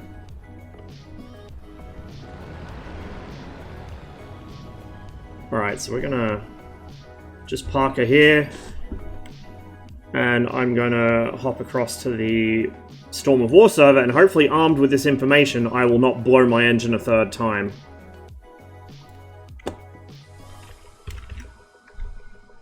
So just need to check the timings on something, because I don't know when that Liberation campaign's supposed to be.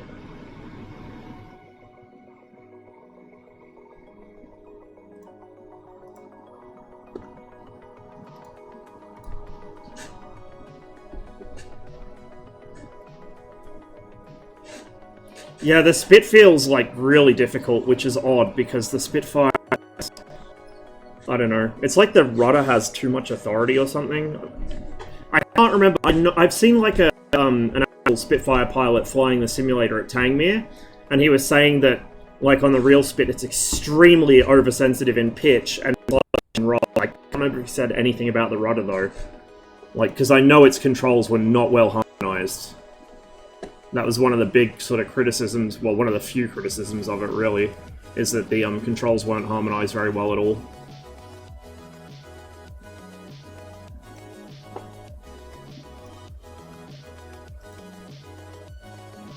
Oh, there was a slot there that was number 13. I could have taken that.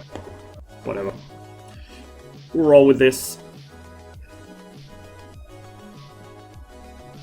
My PC's struggling a bit when it loads this map. Okay. Ground power on. And then we'll just auto start it. So it's... We've got that down there. Really, ED? Grober? Really, ED? It's meant to be grosser and kleiner, because that's more or less RPM on the prop, right? Or I can't remember if it's RPM or if it's the actual pitch, but...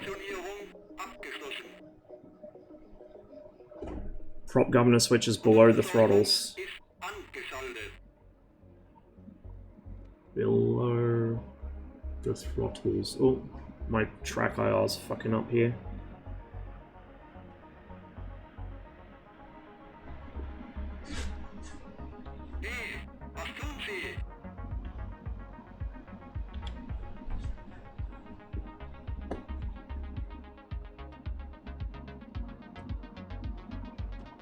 Is it that? Behind the radiator cutoff? That might be it, maybe?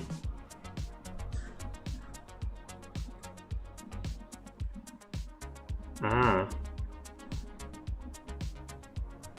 Did they actually... No, they didn't connect the inertial starter.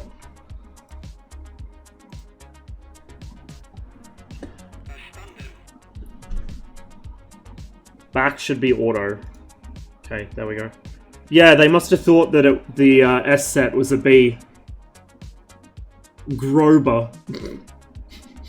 God damn it. I'm never going to unsee that now. If I buy this module, I'm going to have to retexture the throttle so it's got the correct label on it, because that kind of shit really bugs me.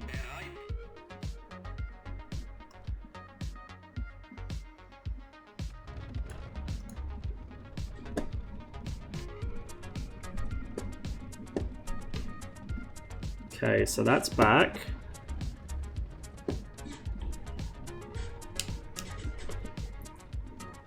Oh, I forgot my flaps set all the way down automatically because I had the switch still in the down position.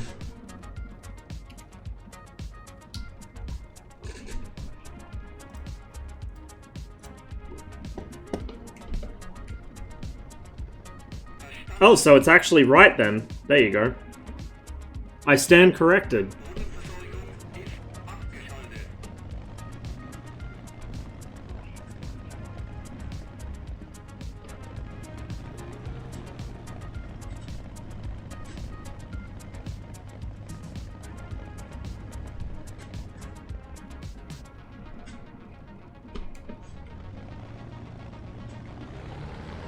That feels much better. Much, much better. Holy shit. Although it still doesn't really like turning.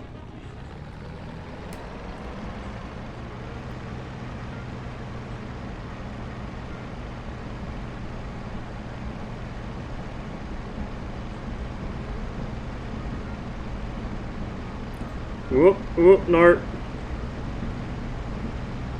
Ooh. Little sketchy, but we got there in the end.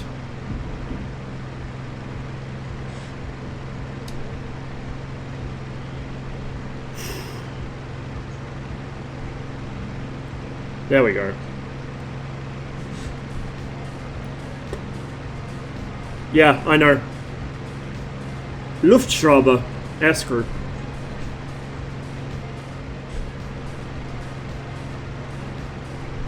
I'm more familiar with the earlier 109 cockpits, but the layout's kind of the same. There's a few things moved around, or a few features they don't have that this does.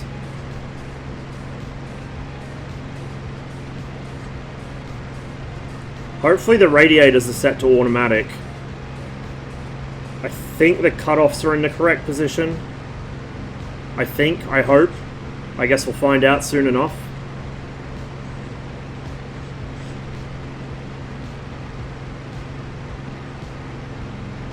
Yeah, it was Jazz. The automatic regulator was turned off by default. It didn't turn on as part of the start procedure.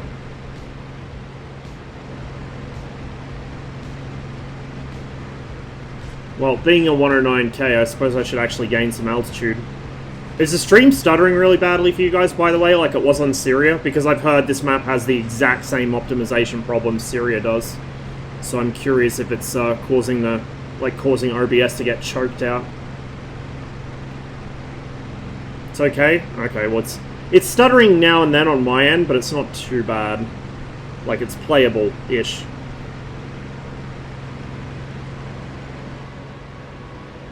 It's mostly my track IR that's stuttering, actually, which, again, is usually high CPU loading that causes that.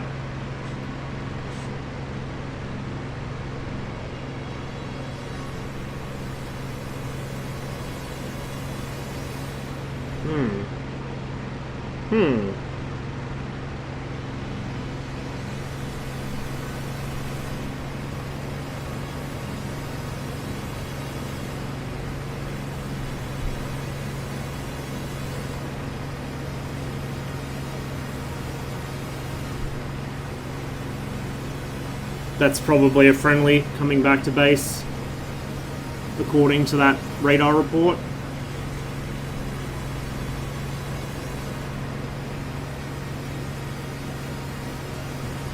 Maybe I should have brought a belly tank with me. I don't know. We should be okay for fuel. North, medium, range, high. Heading southeast, unknown. Actually, that's probably what that is. I can see aircraft over the coast though already. 3 there. We'll head over that way. I think that's probably one of their airfields, so I might get bounced, but we'll try it. That was a big freeze.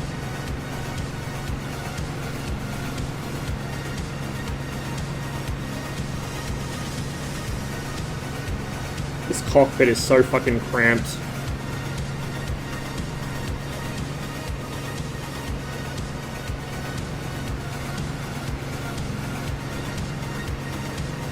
You see quite a bit of influence from the German aircraft on post-war Soviet aircraft. So like the flip-down safety, as far as I'm aware, the Germans were the original users of it and the Soviets liked it and yoinked it. And also the way that the fuses are set up, that's common in some of the early Soviet jets.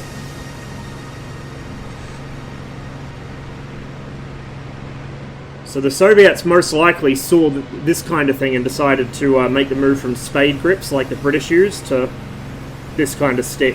I guess they figured it was better. And to be honest, they're probably right in a lot of ways. Oh, there's a high altitude fight going on up there. I'm going to stay out of that, because I have a bit of a height disadvantage on them. Just check 6.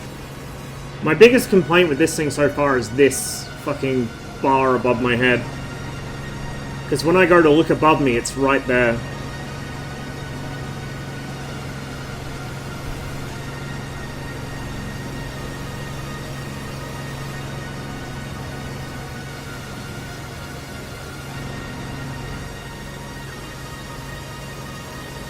The canopy design on the K is better than the earlier 109s, but not by much. Rearwards visibility is a little better, still not great. Forwards visibility is still awful. Like, I don't know why or how they never designed a better canopy for this thing. I have a suspicion that Germans struggled a bit making, like, decent quality plexiglass, because it's very uncommon for them to have, like, complex curves in their canopies. But I don't know, it might just be like they decided it wasn't necessary or something. Yeah, this is the better canopy already, that's the sad thing. This is the best canopy the Germans fucking had on the 109. The 190's a little better, but the forwards visibility on the 190 even is crap. Rearwards is good, forwards is crap. On this, the rearwards is okay, and forwards is crap.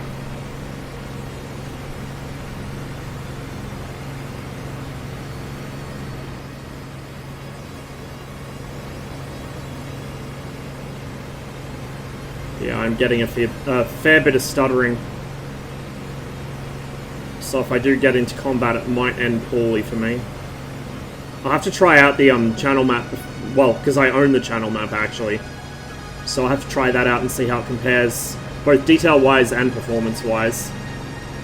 I believe Normandy's made by Ugra, the same guys that did Syria. They certainly make very pretty maps, but they seem to have performance issues, just as a general rule of thumb.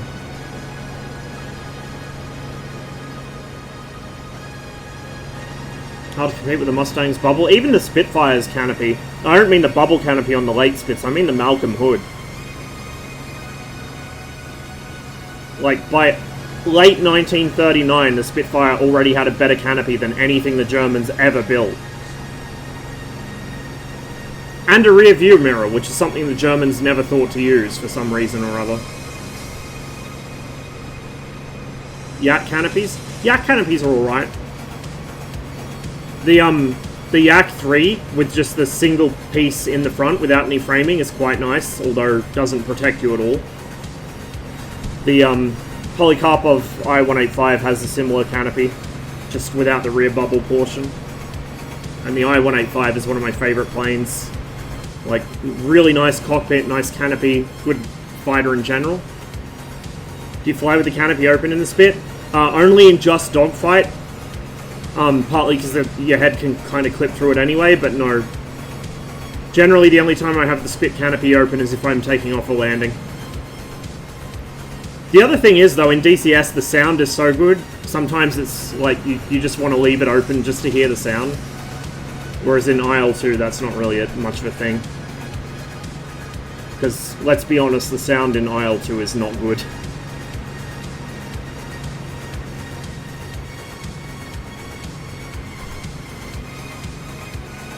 I did see some people down here, but I can't see them now.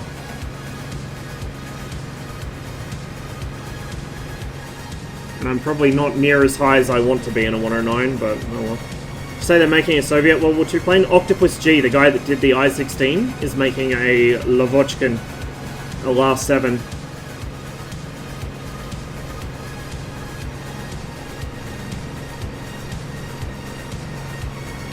So you can go full Kozhedub mode and slam dunk the entire fucking enemy team.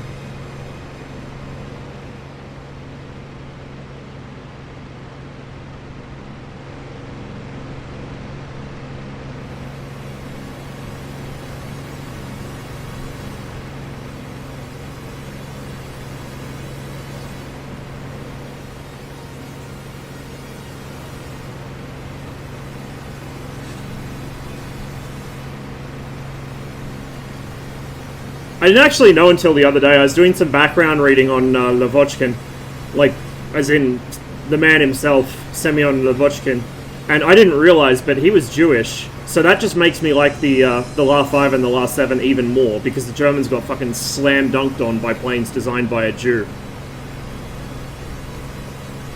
So much for the master race, right guys?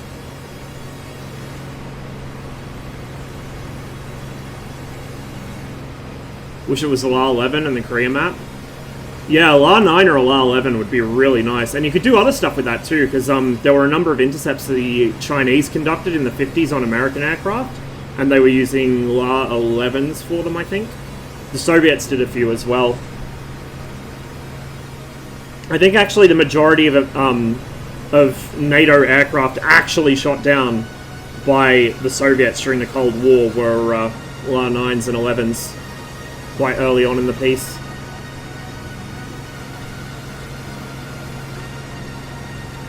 That detects friendly aircraft.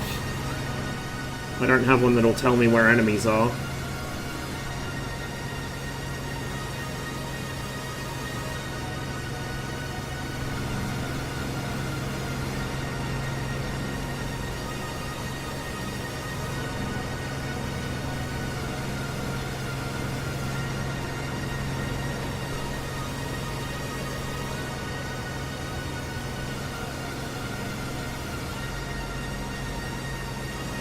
Yeah, I'm seeing a definite stutter on this map. I think it has Ugra syndrome, where the map looks really beautiful, but it runs like absolute heated dog shit on anything that's not a supercomputer. It's not as bad as Syria, but it's definitely causing the same kind of issues I get on Syria. Also, I can't see anyone. I saw them from a distance, but as soon as you get close and the imposter dots like de-render, it becomes impossible to see.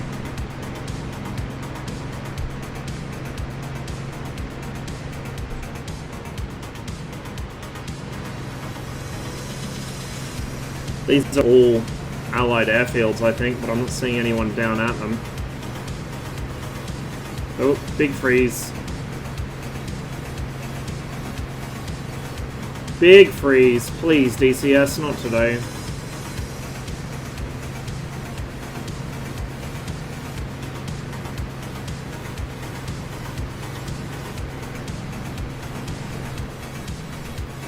See, my tracker keeps locking up. Usually that means my CPU is getting melted.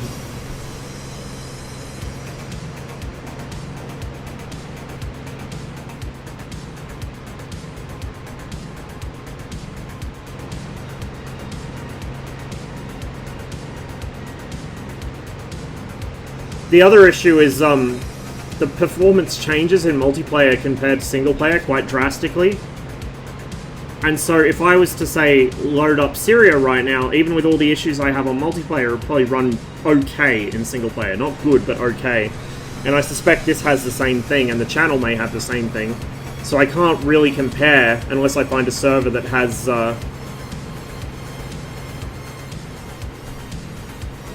that runs the channel and has a bunch of players on it. Also, the radar's telling me there's 2 people right on top of me at my altitude.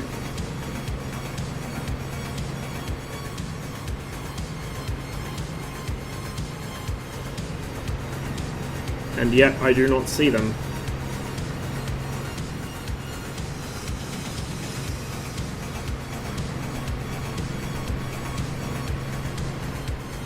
Welcome back, Josh.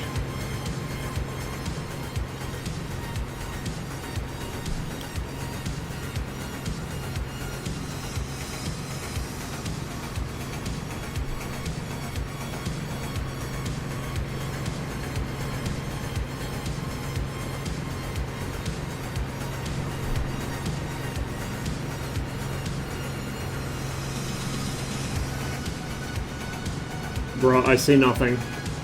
Absolutely nothing.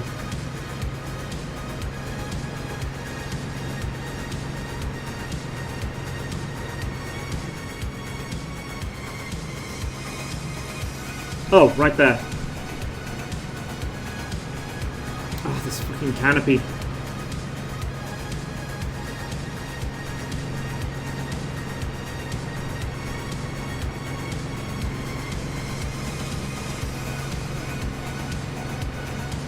Oh shit! Where? Is that ground fire? I think it's ground fire.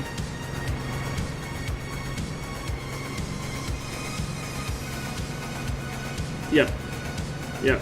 It's ground fire.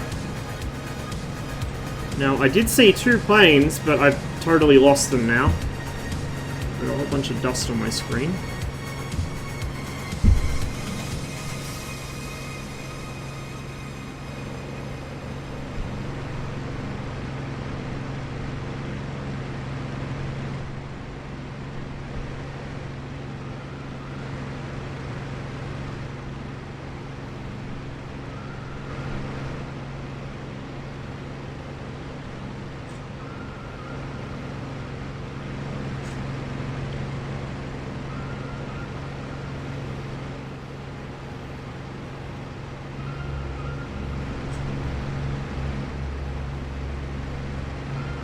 Right there.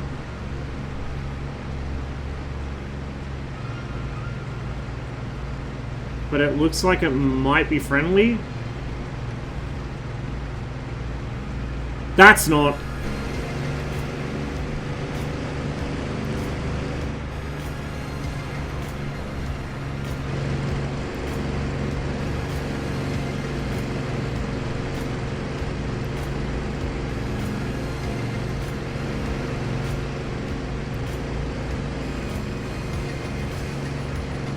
I guess that's not either. It might be a clipped wing spit.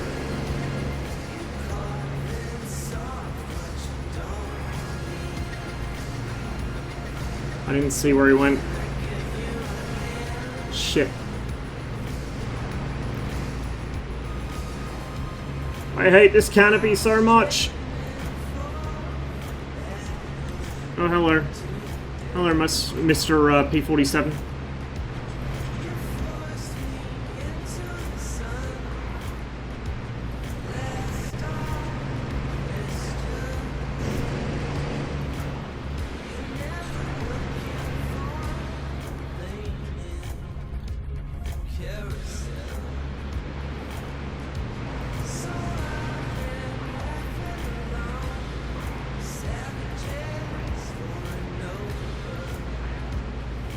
Looks like he's pulling for a shot. We'll get slightly out of plane. Yeah, that's a Spitfire.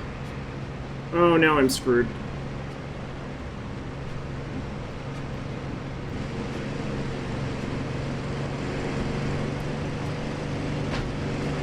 Shit.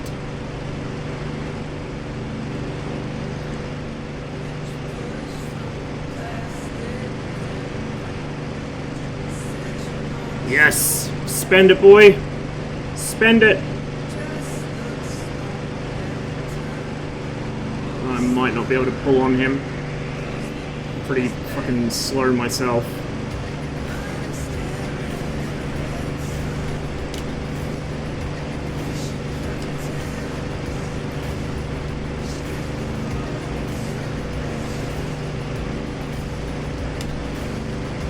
The Spit's gonna clean me up from behind anyway. We might at least get some hits on the P-47.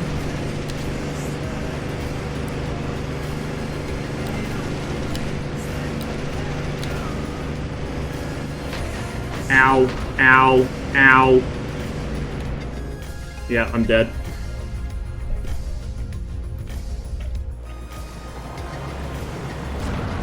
Splat. Ow. I don't know. I'm not cut out for this 109 business, I think. The wrist is killing me. I might hop off here and just go check out some of the dogfight servers, see if anyone's in the Warbirds there. And then if they're not, I don't know. Kind of waiting for liberation at this point, but my wrist is really sore. So once that's done, I'm done with DCS for the day, I think. Make sure to pressurize the cannon with the thumb button. Oh, fuck. Okay, yeah, no wonder it didn't fire.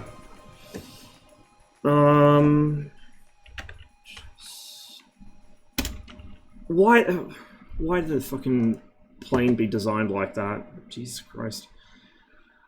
Like, German World War II planes to me are like Soviet planes are to all the MFD guys. They make no fucking sense whatsoever. I have no idea why they would design a plane like that. Well, no one in there. Just Dogfight is actually down, it seems. Totally. And Mo Better Matters server doesn't have anyone in World War II slots. Hey, Escape Taxi.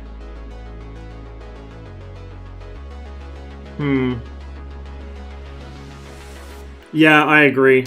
I don't know why he's put them on any of the aircraft in the smokes or in the dogfight zone.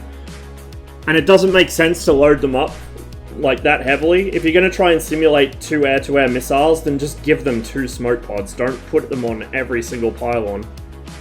But on the other hand, since the Hornet and the Viper only have 2, and anything red has like 10, yeah. You know what it is? It's all the fucking Blue 4 guys have had a massive whinge because they don't automatically win. And they've gone, oh, but they handle too well. They need to be fully loaded to simulate how much better Western aircraft are in real life. Like,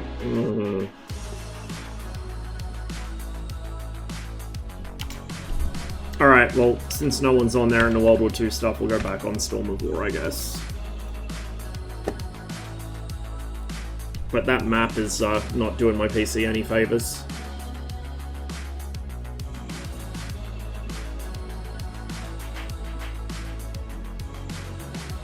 Well, yeah, hence my comment. I think probably some of the guys that think American planes are automatically better than everything else on Earth have had a whinge that they can't easily beat. Like MiG-29s and Su-27s and stuff, so they've said to put extra smoke pods on everything not American.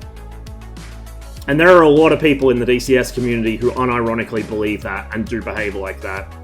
Like, a lot. It's fucking embarrassing.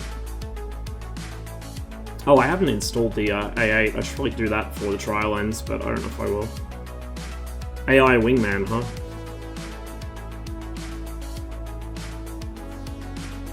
MW50. But how far back does that spawn?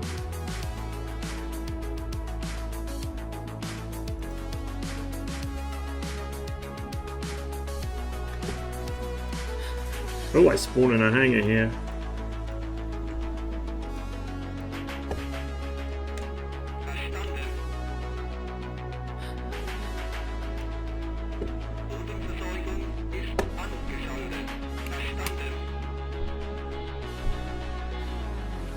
So is it you pressurize the... Hang on.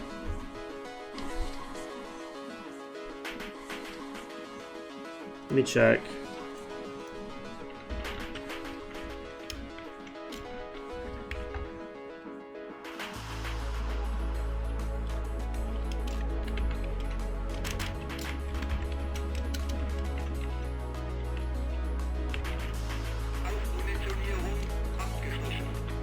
Charge, yeah, that makes sense. Oh yeah, there we go. Joystick button 12. The fuck is button 12? Oh! Hello? My screens just both went black. What the fuck just happened? Oh. The map is killing my PC so hard that Windows just automatically switched itself to the basic theme. That's what happened. Well, I'm not buying Normandy until I have a better PC, because clearly it has the exact same problem Syria does.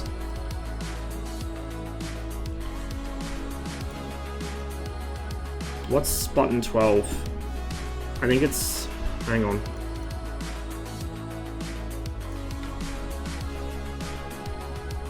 It's that, right. I don't know why it would be bound to that, but whatever. I'm gonna clear that. There we go. That makes more sense. Oh, you know what I forgot to do? That.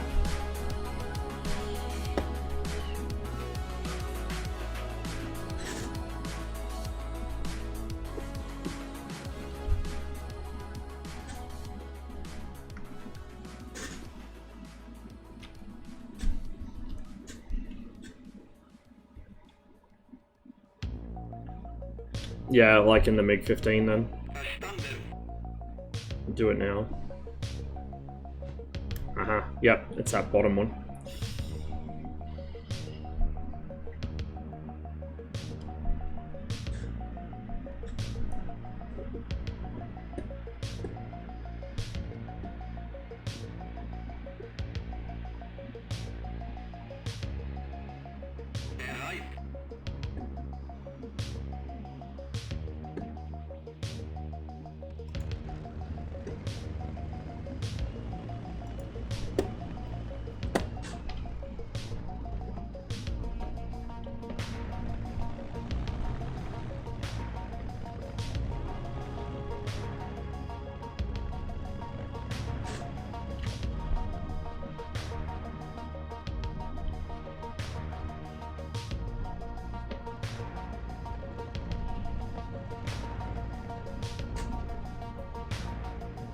Please stop freezing, DCS. Okay, yeah, the ground handling's much better now. Okay, that makes sense. Oh, it's still a little sprightly, but... Oh! Oh, and there we go again. Fucking screen keeps blacking out. Hit the brakes and tab out. What the fuck is going on? Oh, it's switched theme again. This fucking map.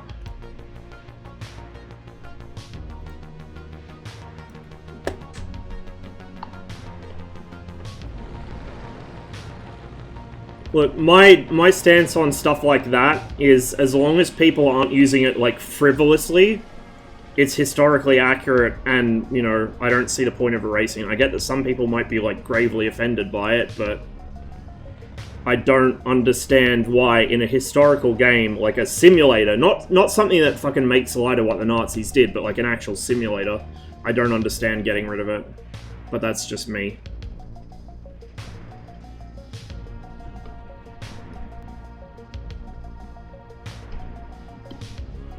And people from fucking, you know, dodgy positions will try and politicize it. But I think as long as it's, like, historically accurate or a simulator, it shouldn't be an issue. When it starts being thrown around just for the sake of it, or, like, to try and look cool, like Call of Duty puts fucking swastikas on everything, like they put hammer and sickles on everything, that I have a bit of an issue with. Because at that point, you're just doing it for the sake of doing it. And it is kind of dumb. But in a simulator, it shouldn't be an issue.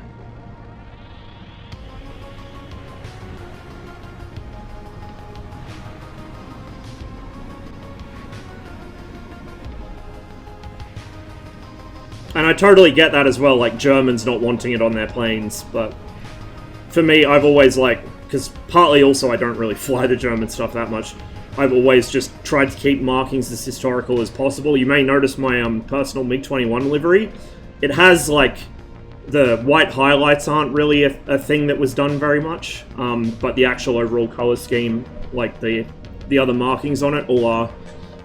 When I make my own personal liveries, I try and keep them historically based, like, to the point where they look believable, because I don't know, I just enjoy that more for some reason.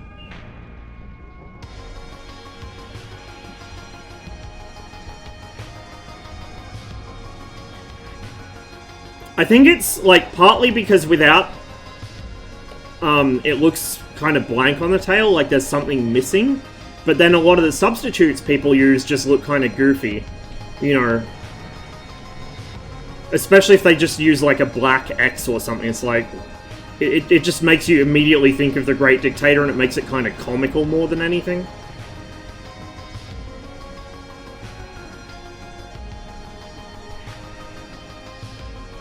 Okay, I think that's enough runway. Maybe, hopefully.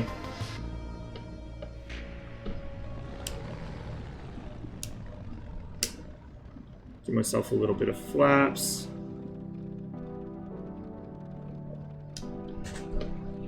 See, like, to me though, that kind of looks out of place too, because I know it's not supposed to be on the tail fin. Like, I'm the kind of person that will re-texture an entire cockpit because I found a typo. So, for me, that kind of stuff is really immediately noticeable and I can't unsee it. Oh, oh, oh, not such a good takeoff this time. I wasn't quick enough on the rudder.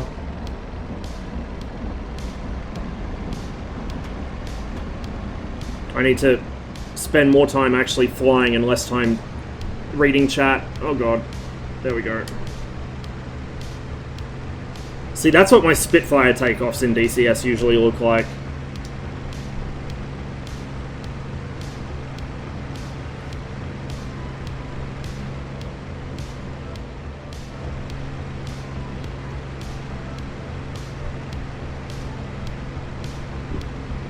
Well, the other thing is, Jazz, though, like, a lot of people who were interviewed after the war said that they were totally against the Nazis. And then when they were actually, like, asked to talk about what they thought of the country, pretty much all of their views aligned with the Nazis. Like, there was such a wave of the, I wasn't a Nazi, no, I was against it the whole time. There was, like, a full-on bunch of parodies of it in the 60s. Like, the Chad Mitchell Trio put out a song, the I Was Not a Nazi Polka, and it was exactly about that kind of thing, especially in the 60s when the German student movement took off, and the younger generation started, like, asking their parents, so what did you do during the war? And it got really nasty, because nobody from the parents' generation wanted to be found out. There was kind of this unspoken agreement not to bring it up, because if one of them got kind of, you know, done for it, if one of them got figured out, it would, a lot of them would go, basically. Everyone suddenly would be guilty. And so that was why a large part of the reason, amongst other things, that the German student movement in the 60s turned out the way it did, and why it was so bitter. Because basically the people responsible for putting the Nazis in power immediately turned around and said, no, I was against it from the start, it was nothing to do with me, no, I'm totally innocent. Which is what people do all the time when they put some horrible fucking regime in power. The second it gets its ass kicked by somebody else and ceases to exist, suddenly, oh no, I was totally against it the whole time. I never supported it. No, what are you talking about? Without fail. Like, without fucking fail. I guess people just generally don't like, you know, having to deal with the consequences of their actions. So I have to go west. Go west, young man. I'm going, like, the complete wrong direction here.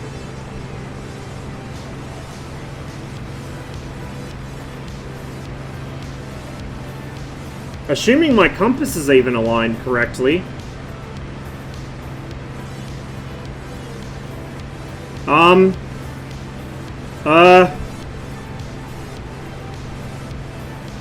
don't want to say I broke my gyro, but I'm pretty sure I broke my gyro. That or it just never uncaged. Oh, now the compass is awake. Okay, we're good. Or at least it's supposedly awake. Okay.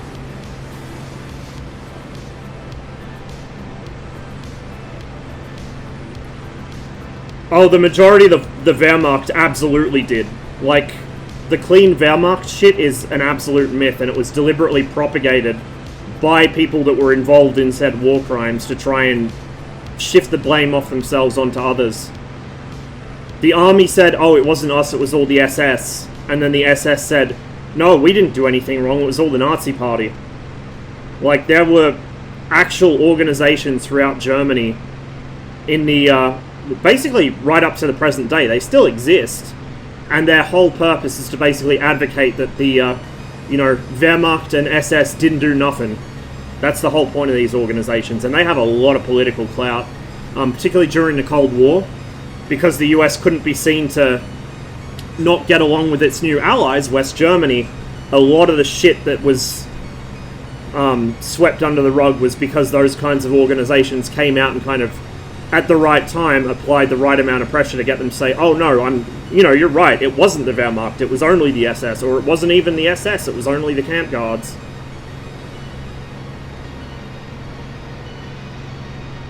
And those kinds of people absolutely thrive off trying to make the argument that everyone else was just as bad, because then it becomes a game of moral equivalency and they can pretend they, you know, were no worse than anyone else. When there was only one side that was deliberately trying to wipe out specific, you know, specific ethnic and religious groups, as well as the disabled and gypsies and everyone else they didn't like. Yeah, like, you know, it's just dumb. Moral equivalency is fucking dumb. You seen Generation War? Yes, I have. And it was a good series, but it was also kind of problematic in itself that it went to great pains to portray the Polish Home Army as being, like, really, really anti-Semitic, which parts of it were, not all of it. While also kind of, you know, absolving its own main characters of any blame. Atrocity poker, exactly. And it still went on through the Cold War, even when it wasn't, you know, the Nazis versus Soviets and the Americans and British or whatever. It was the effects of Western foreign policy versus the Soviets. You know, the whole let's append 10 zeros to the number of people Stalin had killed to say that we do nothing wrong, as we unseat yet another democratically elected government. It's fucking stupid, dude. I hate it. I absolutely hate it wherever it happens. People need to either fucking fess up to the shit they do wrong, or shut the fuck up. Trying to play games of who's the worst or who's more to blame for something doesn't do anything for humanity. It's a fucking break. There's also the whole Operation Paperclip, oh, these are the good Germans thing. Yeah, and, you know, a lot of people forget the Americans gave amnesty to the guys that were using anthrax and the plague, as in, you know, the Black Death, in experiments on Allied prisoners of war and Chinese civilians. The Americans gave them amnesty because they wanted their research on anthrax. Lighter topic, what are you looking forwards to getting for the new non-potato PC? To be honest, I've got like a whole group of techno wizards in my Discord. I'm just going to at them and ask them what I should get because I have no clue about PC parts. At least 32 gigabytes of RAM. I already have 32 gigabytes of RAM. It's DDR3, so it's slow RAM, but I already have, you know, quite a bit of RAM and a massive page file. My main bottleneck, I think, is my CPU, but everything in this PC is well past its best before date.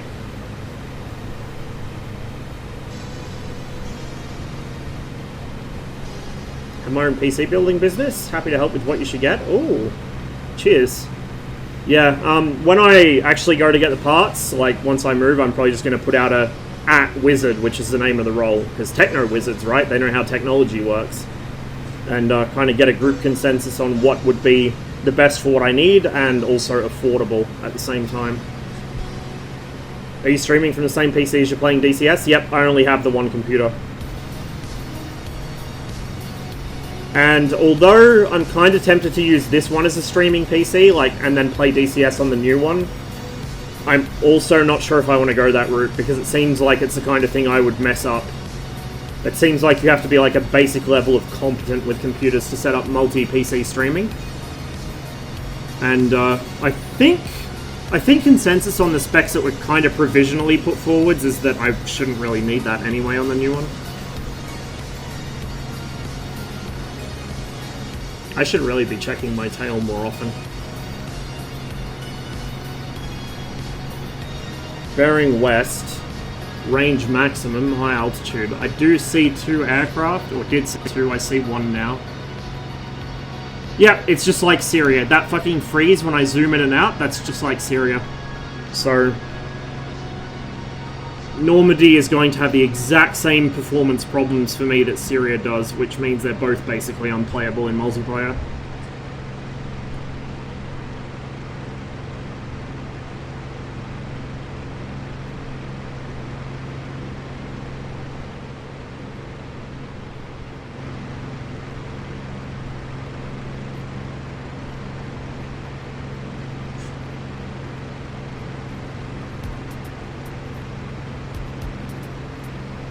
Oh, there's 3 of them over there. 4 of them. And then 2 corners up there.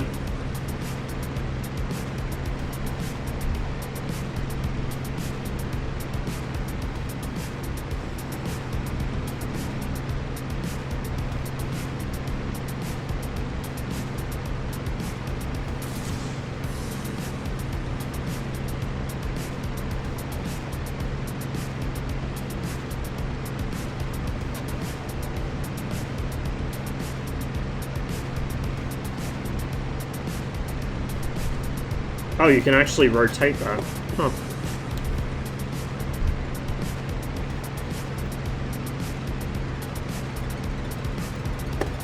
Ah! That's the cage. Okay. That would explain a few things. But now my gyro is all fucked up.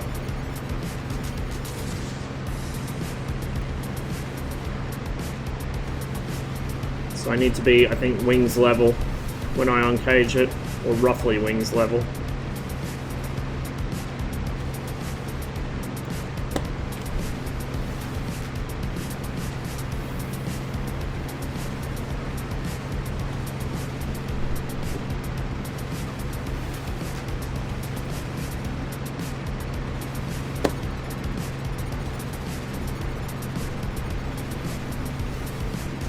Yeah, I know.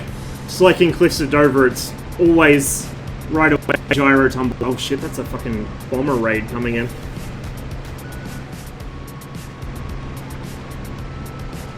Maybe I should go for them and immediately get domed by a gunner.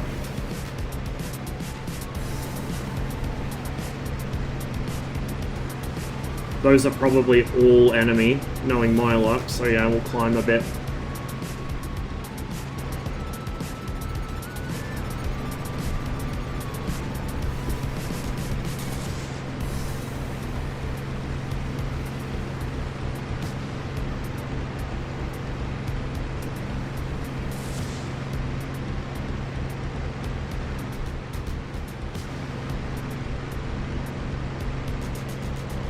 Reckon the 109 flight model needs work? How so? It seems okay. It seems similar enough to IL-2 as well that they kind of agree.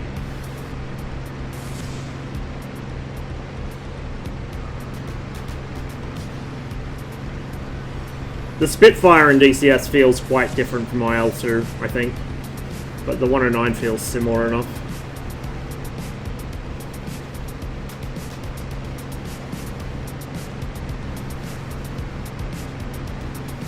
No, your English is fine. Afternoon from Glasgow, enjoyed the Mi-8 stuff yesterday. I'm glad to hear it. I was doing some Mi-8 firefighting earlier. In fact, I forgot to change the stream title. But we're trying out some of the warbirds now.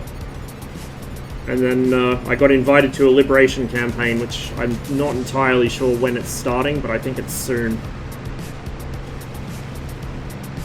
I mean, to me, all the warbirds in DCS that I've tried feel kind of sketchy on takeoff, but that's probably because my curves aren't very well set for them, and also because, like, I'm not used to actually having to deal with that level of tail dragger fun, weird and wonderful behavior.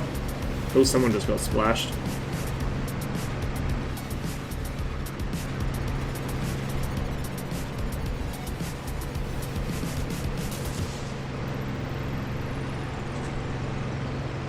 That will probably be an escort, unless that's one of ours going to intercept them. I guess it could be.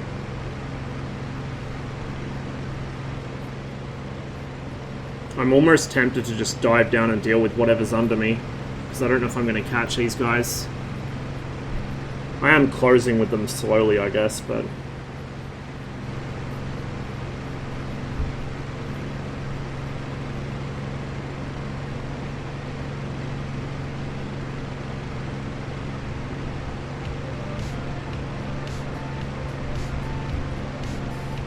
Mozzie's going to be so much fun, yep. Although you're going to have to fight some really strong yaw effect on takeoff, because the Mozzie's props don't counter-rotate like the P-38s do. You got two Merlins pulling you to the side instead of one.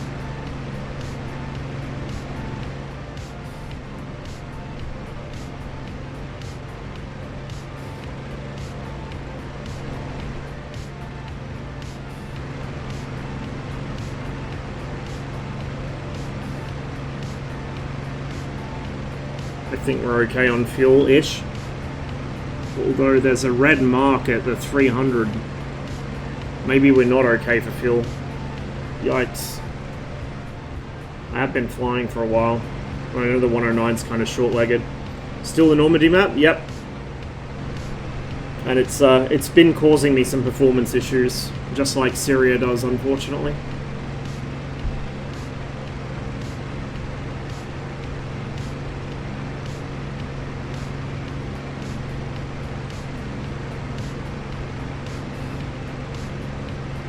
Fuel gauge isn't linear either? Yeah, it's not. Because that makes perfect sense, right?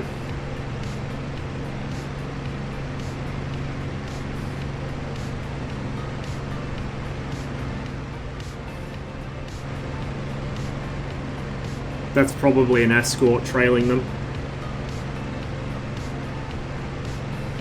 And because it's a single aircraft, I'm going to go ahead and guess it's a player.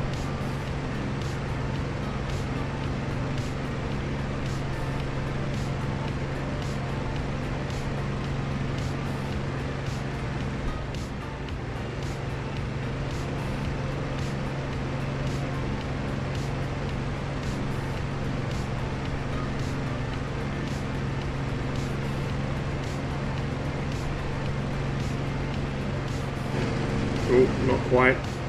Don't want that much power, that'll burn the engine real quick. Lower the Y saturation on pitch axis for the P51 and some curve. It's way more precise for ground attack. Don't see how you can have problems on takeoff with a Warbird, to be fair. Must be doing it wrong. Lift the tail and keep rolling. I know how to take off in a Warbird. The problem I have is that they're just all over the place in DCS. Like, and they get into, especially in yaw, they get into pilot-induced oscillation really easily. Maybe my curves are not strong enough, I don't know. But it is so easy in IL-2 compared to this. And yet, IL-2 does flight modeling quite well. Rear vis issues in German planes really shows when you see all the gun cam footage of 190s and 109s being smacked from behind without a clue. Yeah. My boy there's climbed up above cons, I think. Now we're really in trouble. He's probably noticed me. Am I conning yet? I can't tell. I don't think so.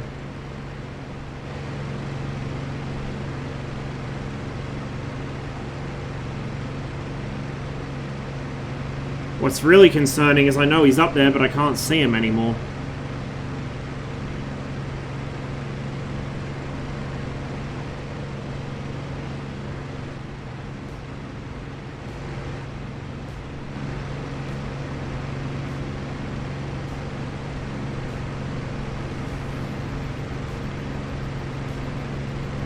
I've noticed from watching Shafi's videos, that's how she usually kills people. She just rolls up from behind and below and they don't even know she's there. I'd never get in a situation like that. Oh, hello.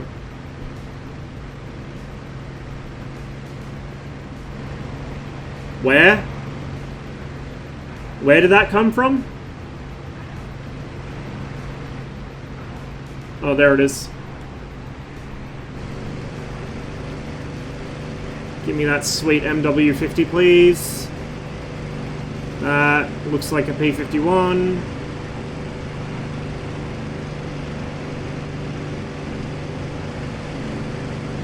That is, in fact, a P51.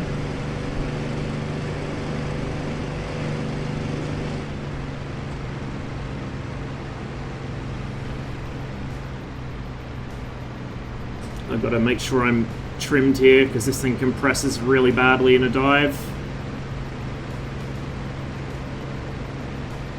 Mind you, he's not exactly making an effort to run away. He's kind of diving, but he's doing it at low power, it looks like. Oh, do not freeze now, DCS, you fucking thing. Oh, he killed his engine to do that, okay.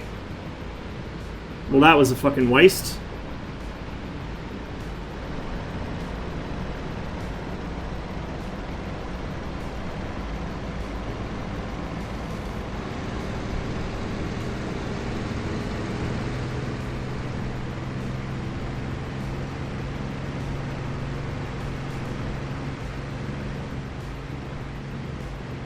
But now the bombers are going to get through. I was wondering why he wasn't pulling away from me in that dive. I would have thought, shit, he's going to try and get away. But no. Well, there's no point trying to climb back up after them. I'm never going to catch them. So I might as well just hang around here and see if I can spot somebody.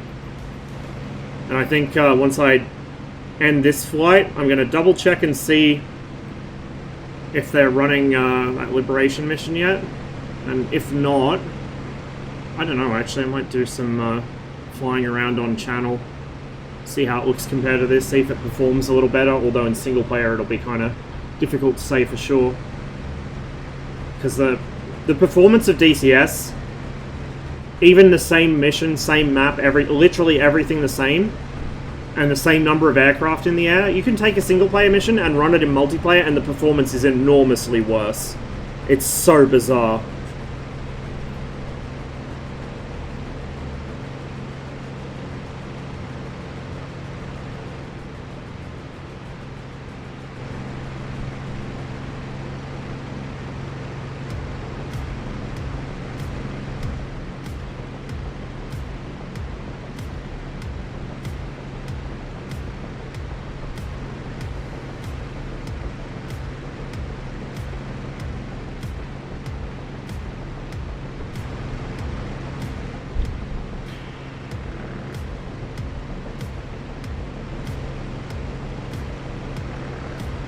Oh, the server's emptied out a bit. No wonder I'm having trouble finding people.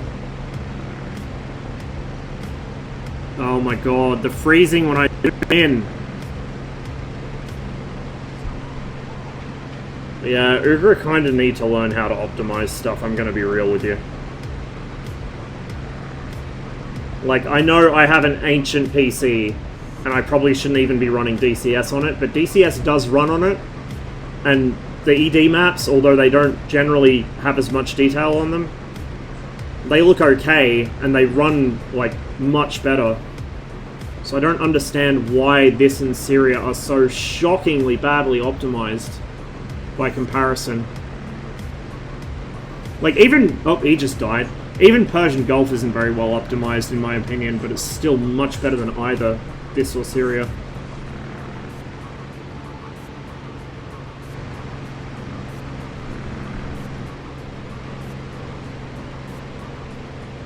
This map is notorious for this. Yeah, I kind of had a suspicion it would be a similar story.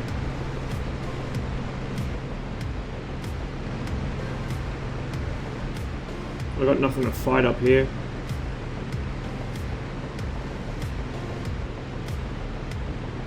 If I'd realized he was going to blow his engine, I would have just fucking ignored him and gone for the bombers anyway.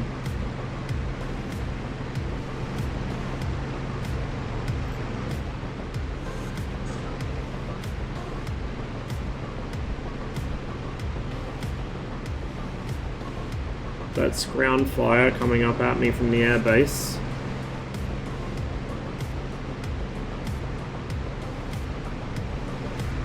Change out Nixie troops from time to time? Yeah, something like that.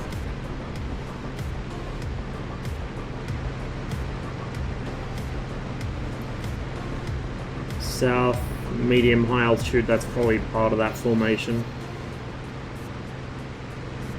I don't know. I don't think we're going to see much action here, because they're all either already in the air, or they're spawning in somewhere else, or... Oh, hang on, I see something. Down the coast there. Maybe that's where they're all flying from.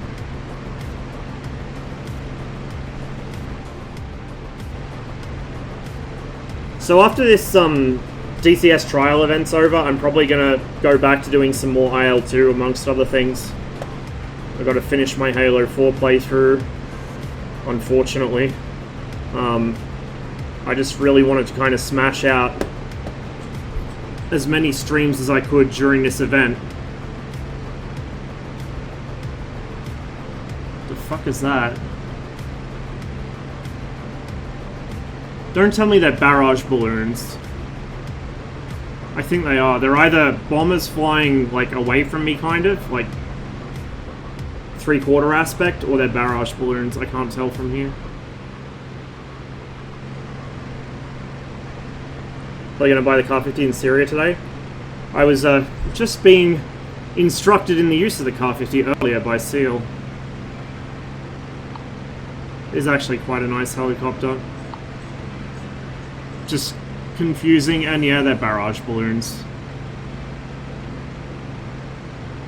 I see an aircraft way off... please don't freeze. Way off in the distance over there, but a couple of them actually. Oh, there's a whole stack over there. Unless they're barrage balloons as well, they might be. I'm gonna have fuel problems here in a few minutes.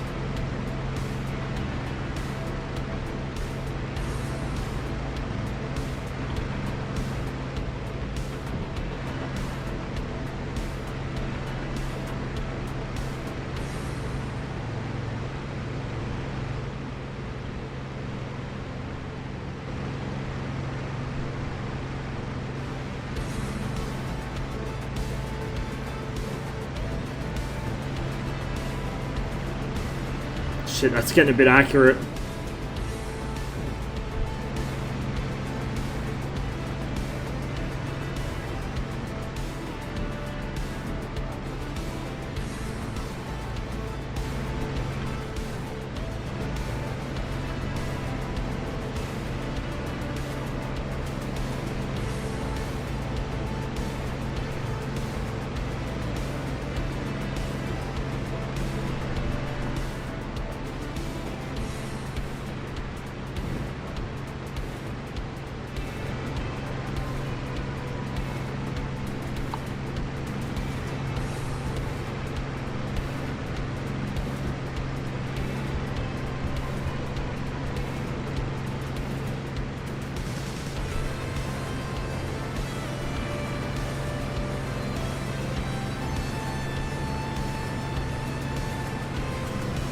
Every time I zoom in, it freezes.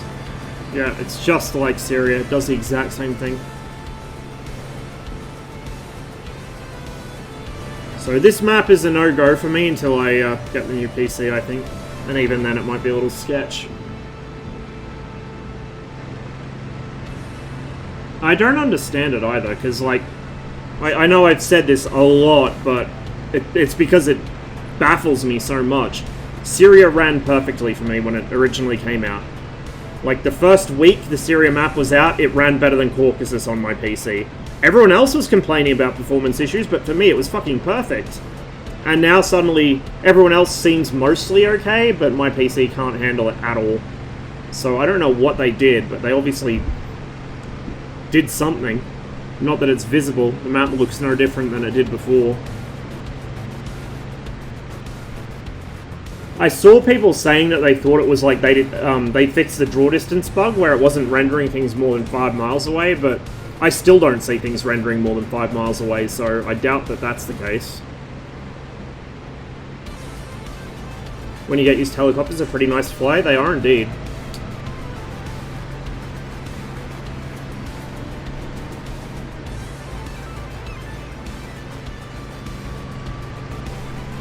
No, this is Normandy. I haven't flown on Channel yet. I actually own the Channel map. I was going to buy a World War II map, and even though I think more servers run Normandy, I'd heard about this having performance issues, and I knew it was by the same guys that did Syria. So I thought maybe I'd hedge my bets and go with the Channel instead. Also, the Channel covers, I think a bit more of the UK than this does, which I kind of like the sound of.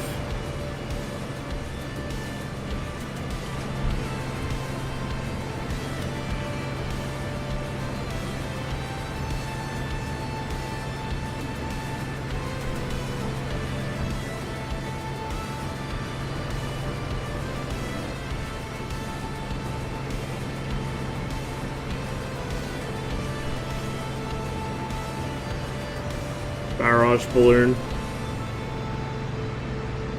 I was hoping it was an aircraft, but no, another barrage balloon. There's something over there, but it's way off in the distance. But I'll turn back that way anyway.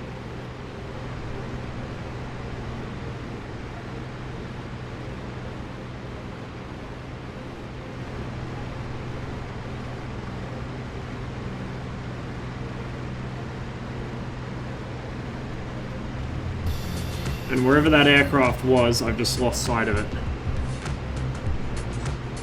Oh, actually, there we go. There's two somethings over there, but are they planes or are they balloons?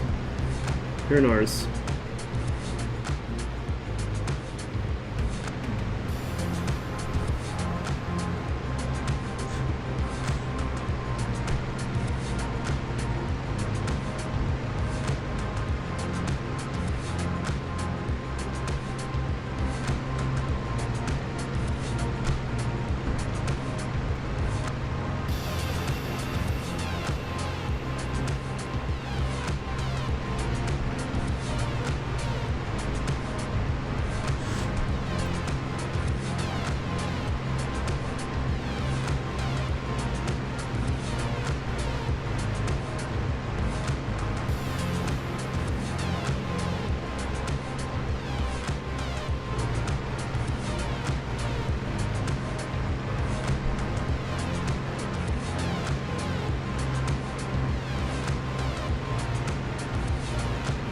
I think it's an aircraft, but it's not moving. Or it doesn't look like it's moving. Neither of them do. No, they're fucking barrage balloons again. God damn it.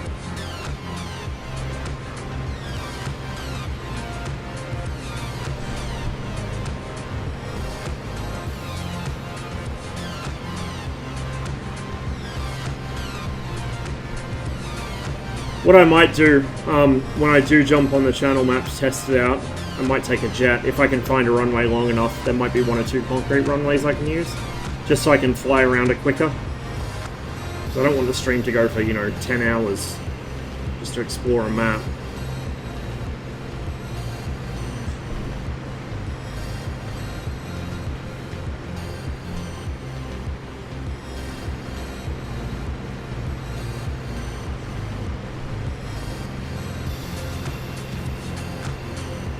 Yeah, barrage balloons. Yeah, the 19 might be a good one for that.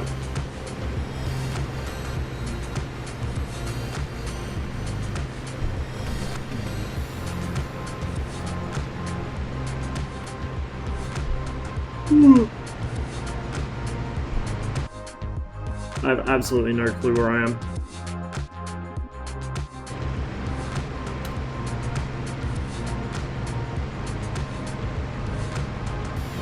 I might just look for the nearest discernible airfield and set down there, because there's not really many people on the server anymore. It's kind of populated, but I haven't seen anyone for ages.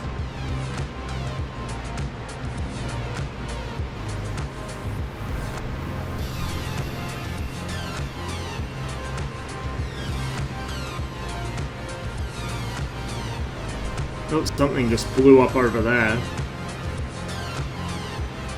See, there's stuff happening, but I guess I'm in totally the wrong part of the map for it or something.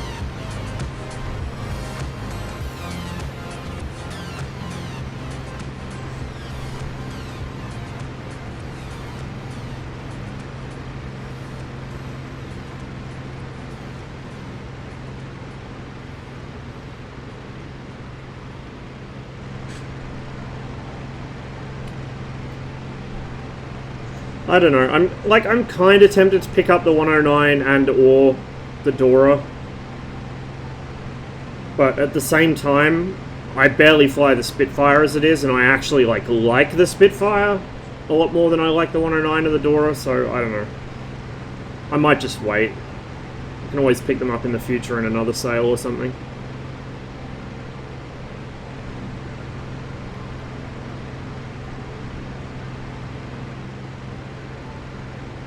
I think really the biggest kind of benefit I've had from this free event is actually finally understanding why I've had so much trouble like at low speed fighting the Jeff with the Mirage, because the Jeff actually handles reasonably okay at low speed. It's just at high speed it sucks. So now I know if I get a Jeff on my tail to just go to high speed and start pulling, because he won't be able to follow me. He physically won't be able to.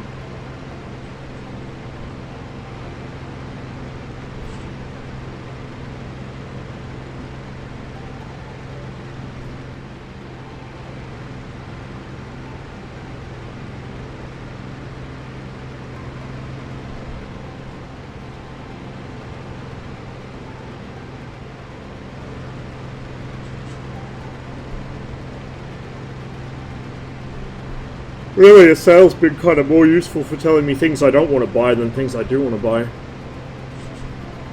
But I do hope that ED keep running events like this every now and then, like maybe once every 6 months or so. Did some testing some time ago before the holidays, just like the Mirage 2000, Jeff becomes a UFO at lower fuel loads.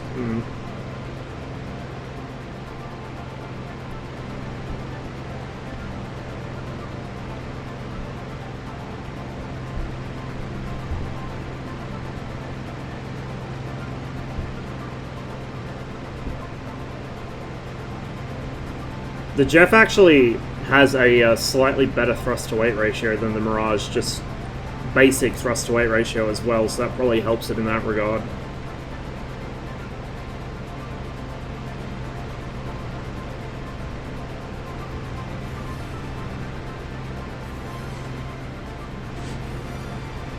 I actually have slightly, I was going to say I have slightly more conflict of feelings now about the Jeff than I did going into it, but I actually don't think I do. I always kind of like the look of the Jeff, but I hate the cockpit, I hate the avionics, I hate the way the gun's mounted and the gun sight doesn't align with it. Like, if you took that airframe, put the gun in a more sensible place, gave it steam gauges, and got rid of that horrible G limiter, I'd probably like it. Hey, Saber. Of course, now I need an airfield, I can't see one.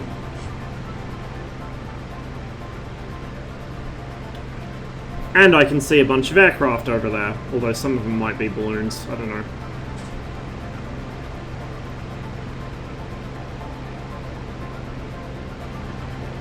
I'm nearly out of fuel.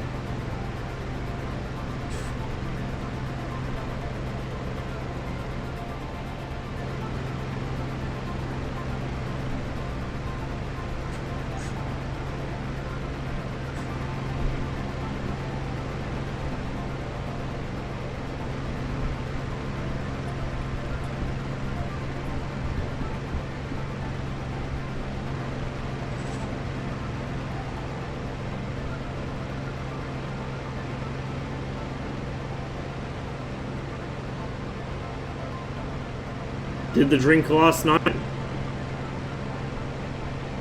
I'm gonna need to do a whole lot more of the drink because I still have a fridge full of beer. And I need to not have a fridge full of beer by the time I move.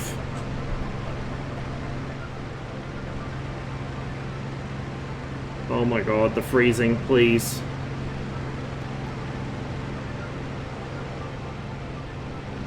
Hello, airfield? Yeah, it says everything around me is maximum range, so we're not going to have any... Holy shit, what the fuck just happened on my track aisle? We're not going to have any engagements here.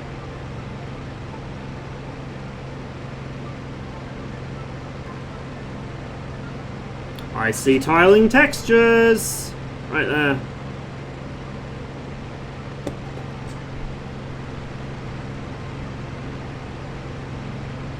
Although I guess it'd be hard not to tile the textures in some places. That may even be... Is that the edge of the map? I don't know. I don't know where I am, so... I can't say for certain.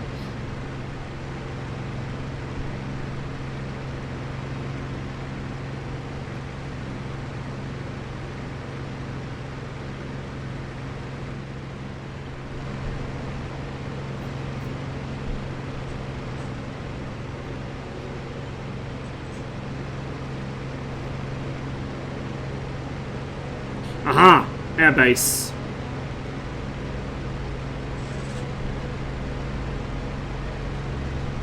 Get rid of this because we're not going to need it.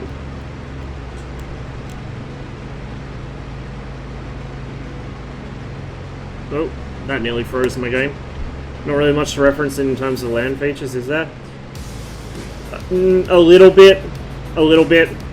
It's not as bad as flying over Holland. Flying over the Netherlands is horrible because it's just dead flat.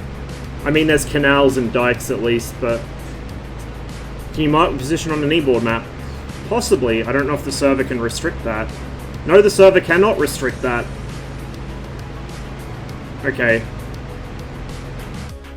So I'm right around, heading towards Falaise. So, those are the airfields I can see down there. The Falaise Gap, where the Germans prove that no matter how many big fucking scary tanks you have, you actually need fuel and manpower to use them.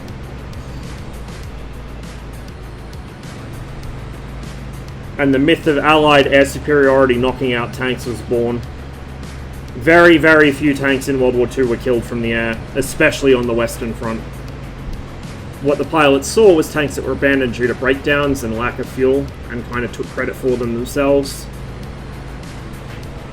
If you managed to land a 8-inch rocket, I think it was an 8-inch rocket?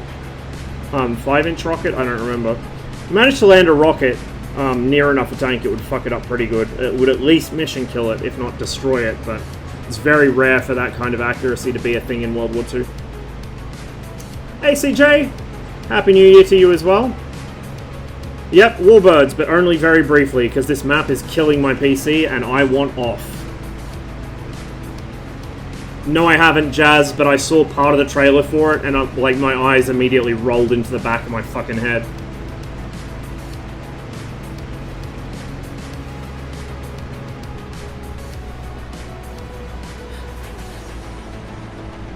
Oh, I know. The trailer triggered me so hard.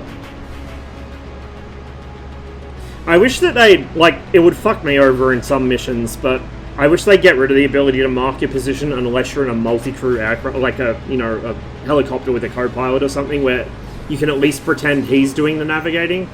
Because to not keep track of your position at all and suddenly be able to say, oh, I'm here on the map, is kind of silly.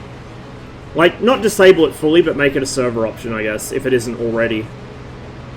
I know that would, like, piss off a lot of people, but it just seems silly that you can magically pull from your ass an accurate location for yourself, even without keeping track.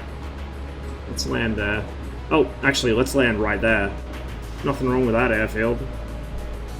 I think that might have been one of the ones I was flying from earlier.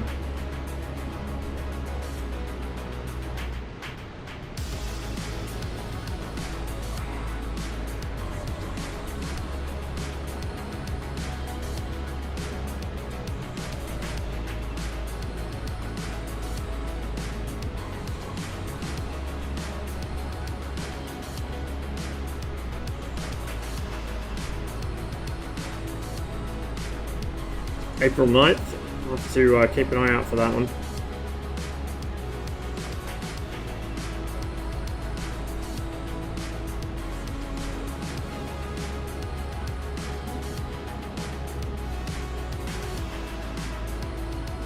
Oh, come on.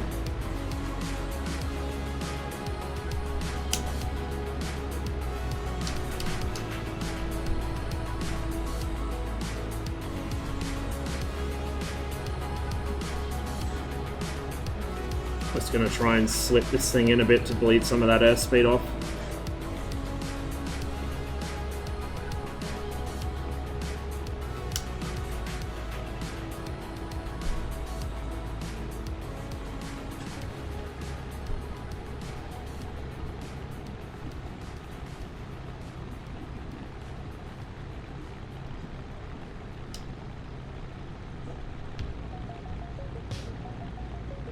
I'm still too fast, but whatever. We might just shed enough by the time I get down. Do not freeze on short final. Fucking DCS, seriously. Okay, there we go.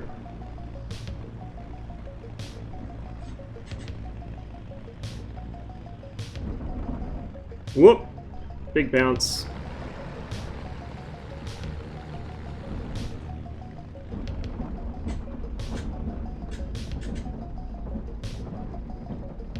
Oh, I'm gonna ground loop. Yep, there we go. It was inevitable.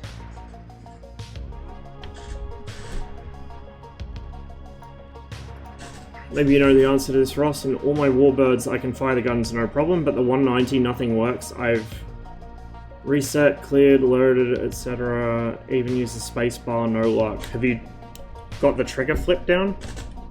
Like, have you got the safety off and the trigger flip down?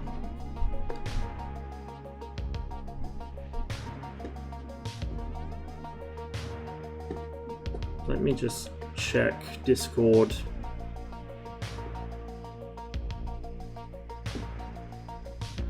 Hang on.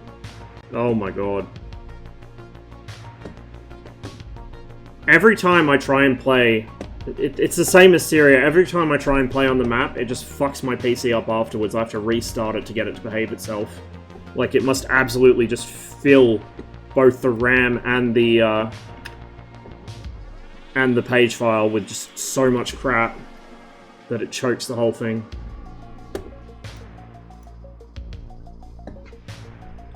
There's the trigger flips down, CJ. It's like the MiG-15. There's you have to bind something to it so the trigger actually flips down.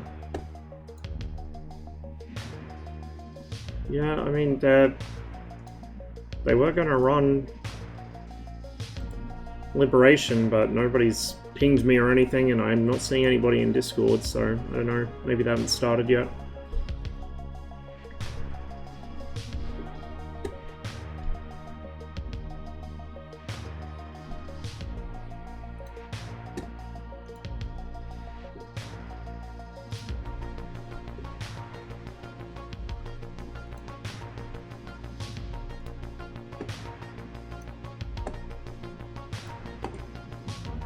Okay.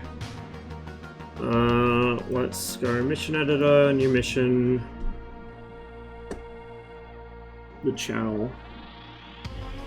Okay.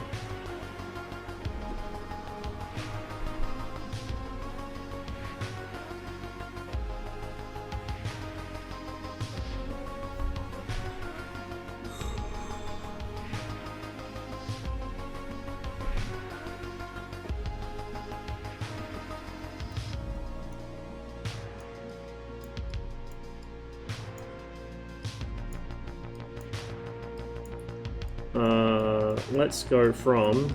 Oh, it's frozen. Oh, no, there we go.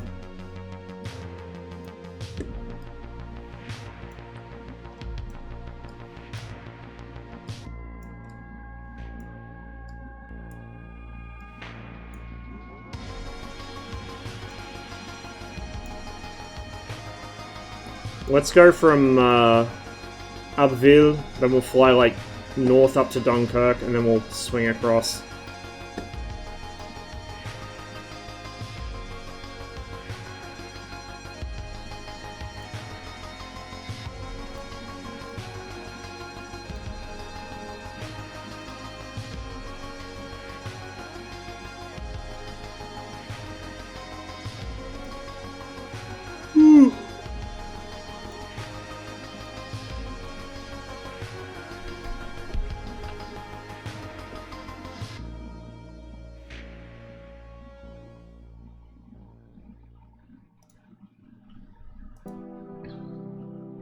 take off from runway.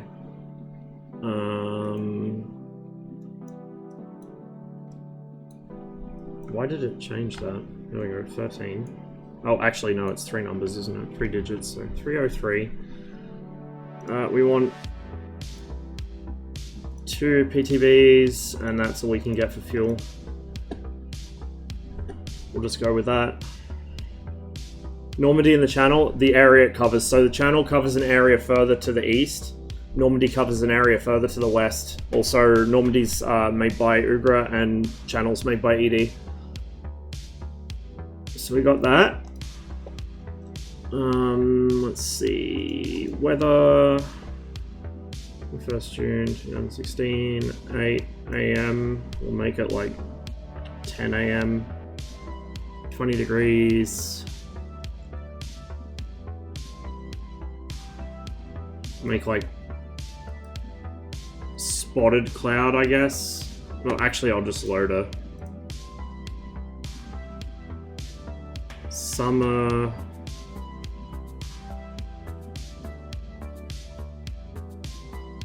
Clouds and wind, I guess. We'll try that. Density 5, we'll turn that down to like density 3. Yep.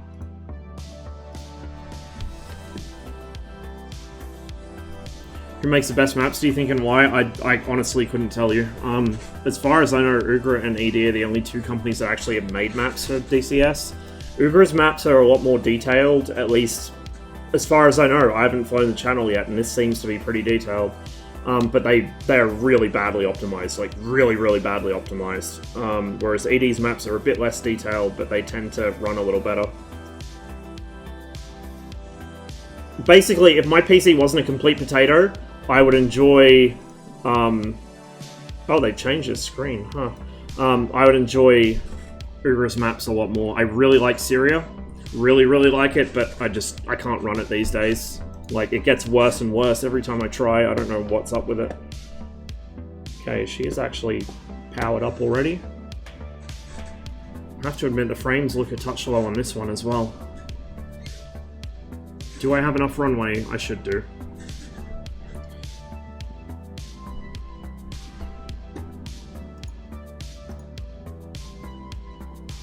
Okay.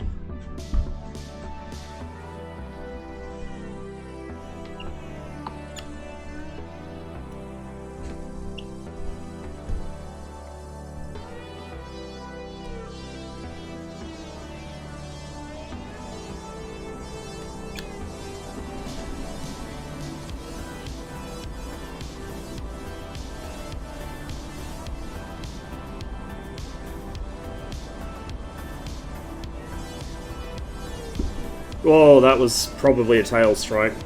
Came up a bit violently there. Yeah, I do wonder, but the thing is, there shouldn't be... What the fuck is going on with my view? There shouldn't be as much nothing. Like, a lot of those mountains aren't smooth hills, they're rocky outcrops. There should be a lot of rocks on that map. And at the same time, there should be virtually no trees. The only trees in the Falklands are, you know, man-made windbreaks, basically. And I think they've already got too many trees on the map than compared to what there should be. What's my objective? There is none, I'm just exploring the map. Because I haven't flown on this one before, so I'm curious.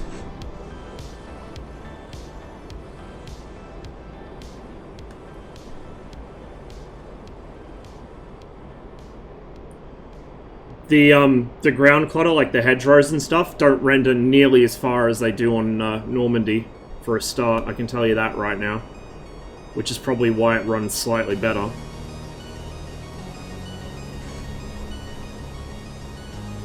So, that's off towards Normandy over there.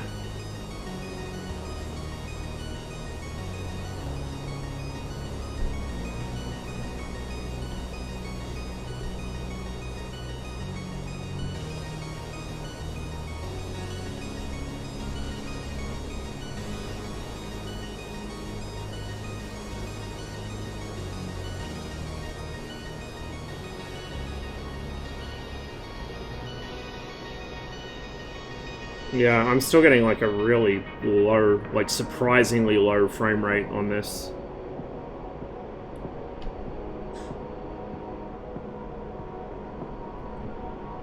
Oh shit, I should have asked what map they're running on the Liberation campaign, because if they're playing Syria, I literally cannot play it. Like, it's bad enough in multiplayer, but Liberation with all the extra stuff is not a good idea on Syria for me. These are the kinds of things I only think of afterwards.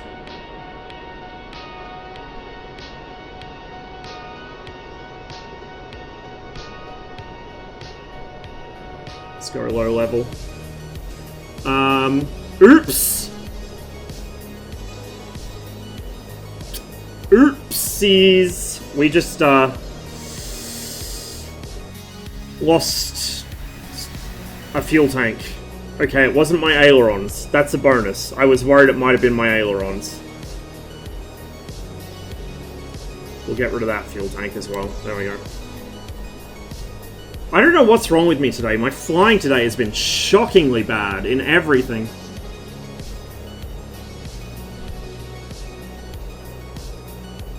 Yeah, I know, Saber. I can't play it. Like, I was just on the server and I cannot run that map. It's the exact same problem as Syria. It's unplayable. And there's, like, I was struggling to find people anyway, so... They're on corpses? Okay, that's not too bad. I don't... like, I'm hoping they're not expecting me to actually contribute anything, though, because they're flying modern. And all I know how to do is, like, some air-to-air in the Hornet, which I'm bad at. Like, I think people really overestimate my competence when it comes to DCS, especially modern planes. I have no fucking clue what I'm doing. And, like, when Trip ran his Liberation campaign, I tried flying the Mirage in that, because I actually have some idea of how to use the Mirage. And there were just so many AI all at once, I couldn't even get off the ground. Like, I didn't know what was going on, my RWR was spiked non-stop, like, I cannot deal with that environment. There's a reason I like air defense rather than, like, frontline stuff, because I cannot cope with that many sources of information at once. I'd rather fly an interceptor than a fighter.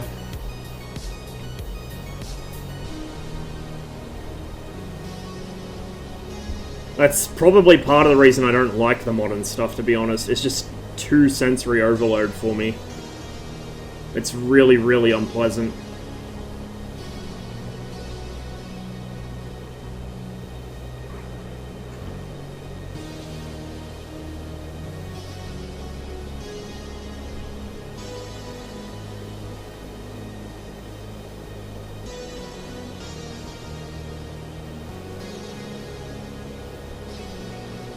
It's pretty detailed. I mean, it's running like dog shit, but it's pretty detailed. It's not freezing as badly as Normandy was, at least. And it doesn't freeze when I zoom in like Normandy does. So that's a bonus, but the frame rate's quite bad. With that said, it will be better if I'm not streaming, because streaming really does add like a massive hit to my PC. Especially these days. It wasn't as bad when I first started.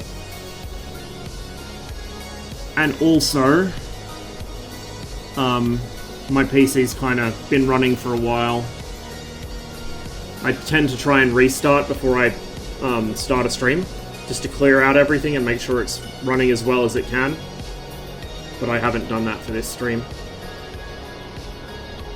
It looks okay. I mean, the cities look really detailed, actually. Like, there's little... excuse me. There's little cars and stuff parked in the streets and little hedges and gardens, so the cities look quite detailed.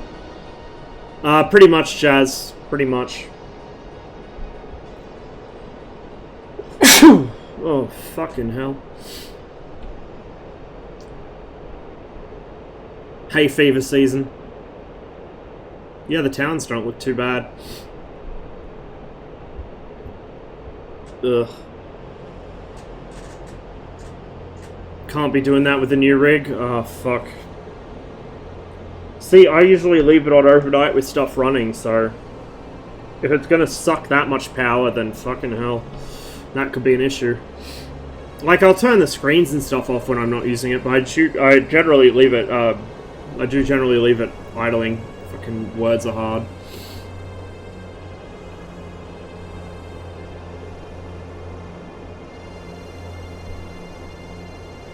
Not just power, but it's not good for it. I mean, I do restart it now and then, like usually every couple days I'll restart it, either to apply updates or just because it needs a restart.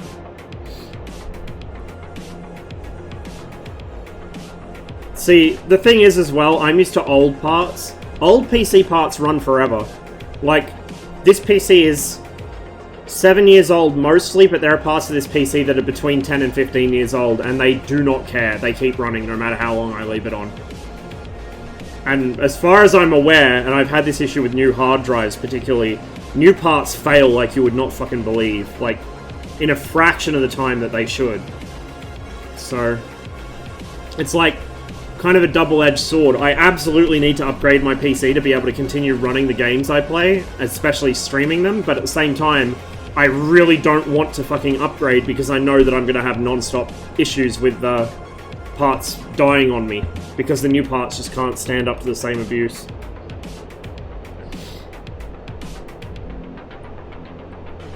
Like, I know it's kind of a meme to go, oh, they just don't build them like they used to, but it's unironically true.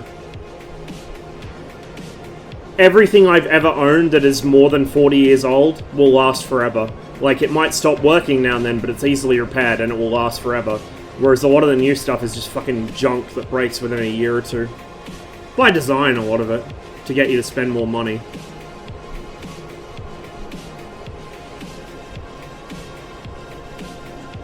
Where am I?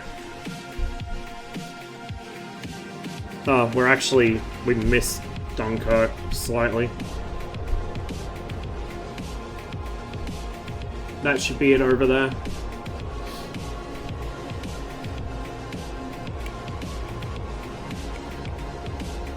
Get rid of that since we're not using it. Yeah, frame rate on this map is definitely noticeably worse than either Caucasus or Persian Gulf.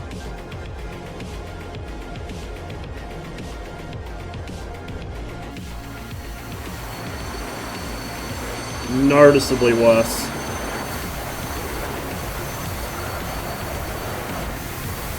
And it's not just my track IR lagging, it's like actually the game running badly.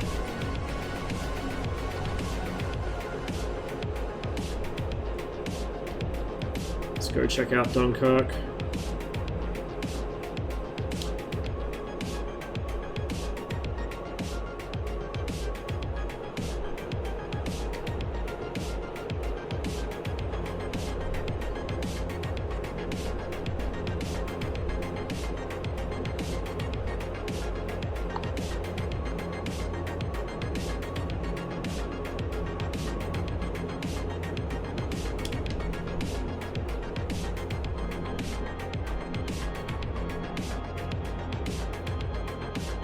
Yeah, the map doesn't look bad. The ground textures are a little on the bland side, but let's be real, that's true of all of ED's maps. But the actual, like, built-up areas don't look bad at all.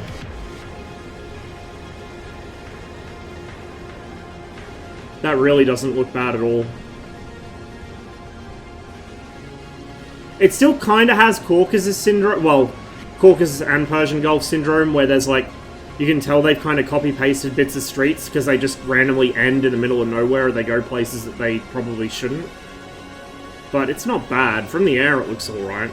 It's only if you, like, get really low and zoom in, I guess. But then when you get down lower, there's like, cars and I think there were even little cafes and wood piles for, like, wood stoves and stuff in some of the towns. I remember seeing screenshots of it, so not bad.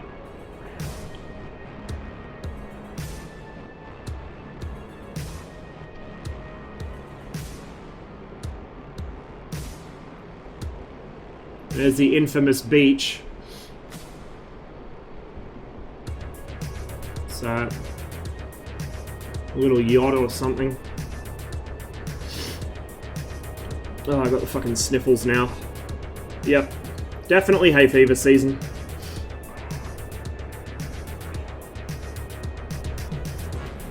There's the mole down there where they loaded up all the destroyers.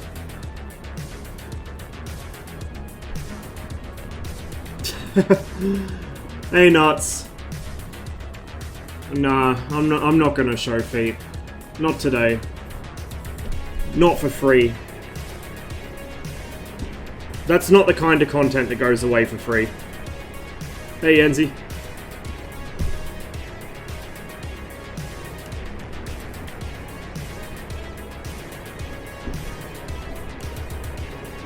Alright, let's head across the channel.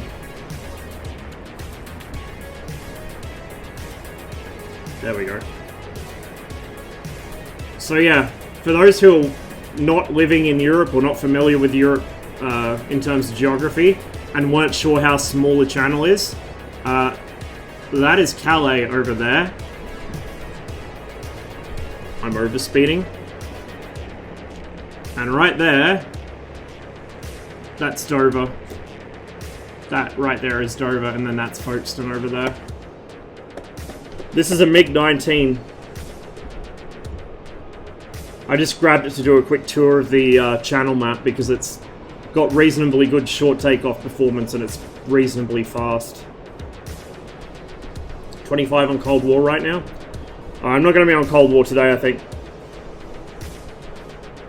I've been voluntold for some liberation, and after that I'm probably going to get something to eat because I'm pretty hungry.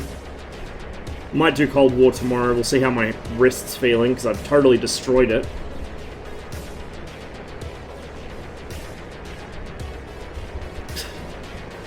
Not yet, nuts. Not yet.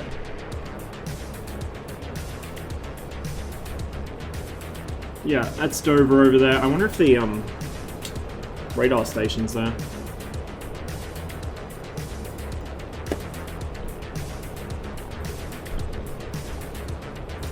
Vigan has the Vigan's got reasonably good stall capabilities, but it's overrated. You can do anything the Vigan can do with like a MiG-21, a MiG-19, kind of 19.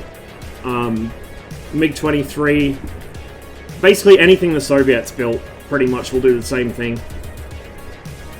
The F-16 with the braking parachute is actually quite decent too, although the undercarriage is a bit more delicate. You need better roads for the F-16. Land at about 200 meters? Yeah. Yep. Easily. That's why they got that great big braking parachute on the back. They'll land on a backcountry road in about 200 meters. The Poles used to do it all the time. The was it the Hungarians, Czechs, East Germans, and the Soviets used to do highway landings. The Poles used to do like country road landings. They do have the need for speed though. Like literally everything on that list is faster than a Vigan. Everything on that list. Not in DCS, but in real life.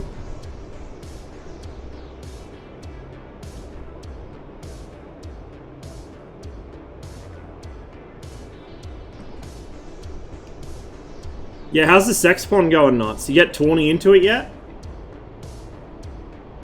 Or is he still a bit squeamish about the whole thing?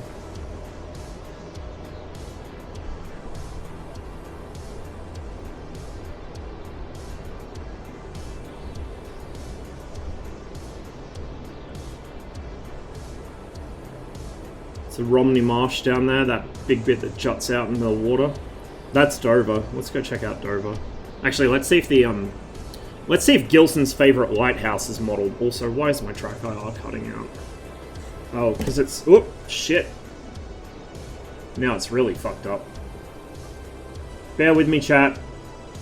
Busy destroying my setup here.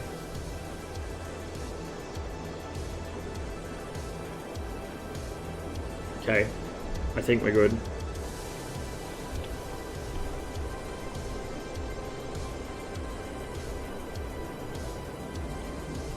That's steel.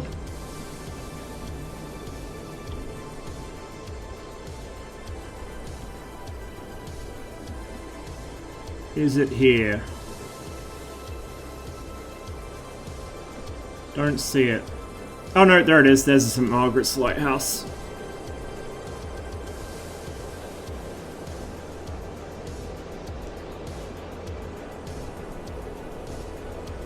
See, the frame rate on this map is kind of shonky.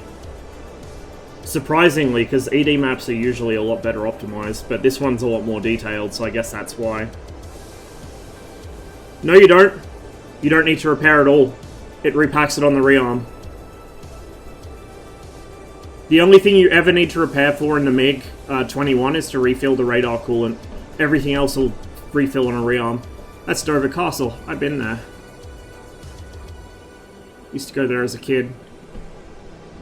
It's quite interesting. I think they found the lower levels of it have flooded recently in a storm. They, like, never go down there. There's such a maze of tunnels under that castle, you wouldn't believe it. There's Dover Chain Home Station. Those are the transmitter towers. The receiver towers should be a little further down. The transmitters are metal frames. The receivers are built of wood.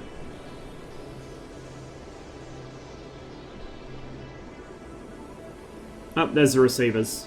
Oh, so they're right next to each other. I'm not sure they should be that close together. Unless that's how they rebuilt the site after the Battle of Britain.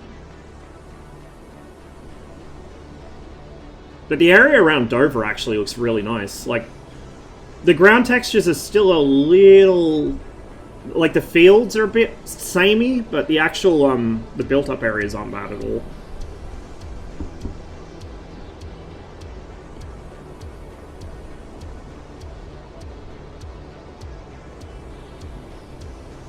And that's Folkestone over there. We'll check it out.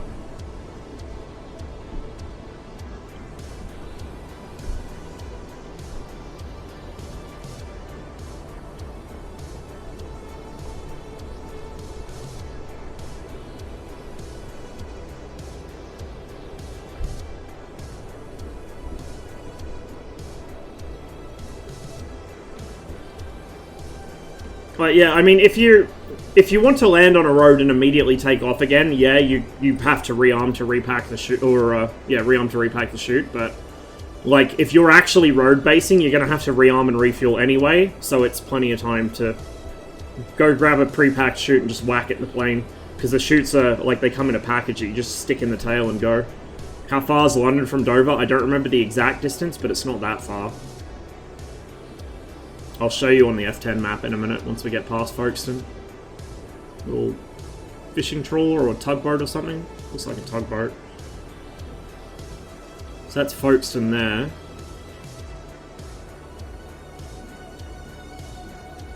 This actually, like, this is really nicely done.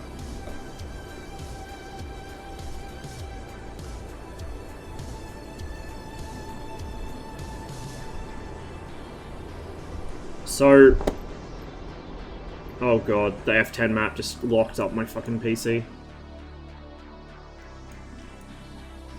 Hang on. Unfortunately, this doesn't have an autopilot like the 21, so I can't really hands off it so easily. So there's Dover, and London proper is that big mess up there, so from there, up there, it's going to be in metric. Yep, 100 kilometers. So about 60 miles.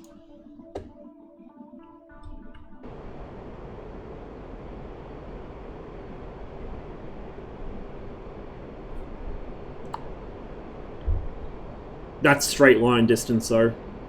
It's more following the road because the road network's a clusterfuck and there's always really bad traffic. It used to take us about, I think,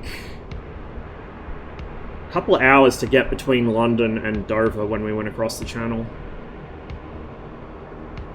Like, it was a substantial trip because we'd actually usually just bypass London, but there were a couple times we had to go through it and it took fucking forever.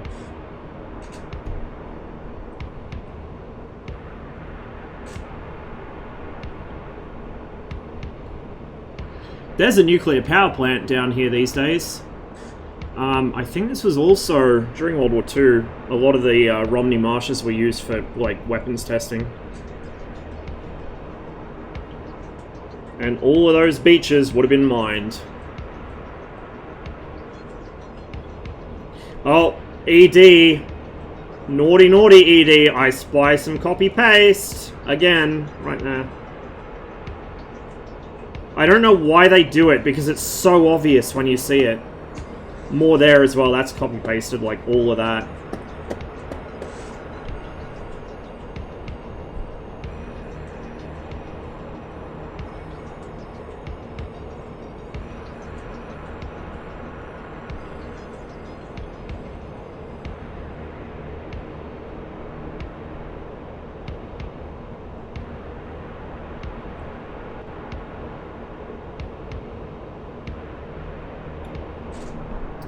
So, fun fact, a lot of modern films and things, when they want to show the White Cliffs of Dover, they don't actually use the White Cliffs of Dover, because they're not white anymore. They've had, like, concrete poured down the face of them to try and stop them from collapsing into the sea, and or onto the railway line that runs underneath them.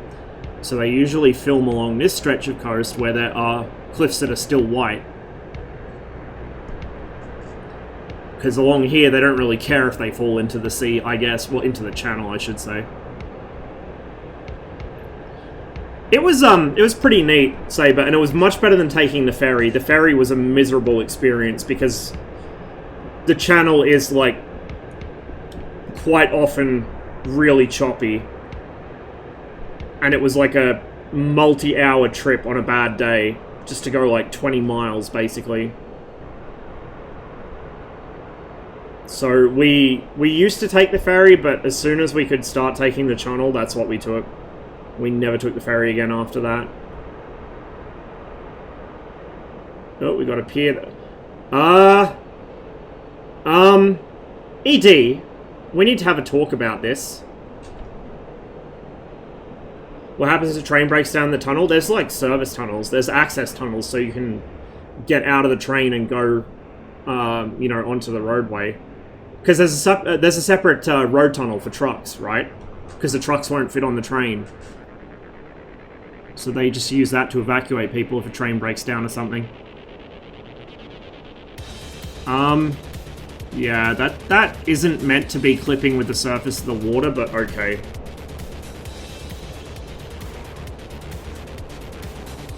There's a question, actually. Does anyone know if DCS models the tides? Because if it does, then clearly it needs adjusting on this map, and if it doesn't, then why the fuck did they model this in high tide?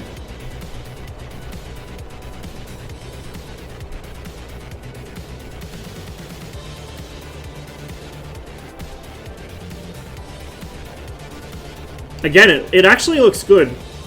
It does look good, but it's not optimized well.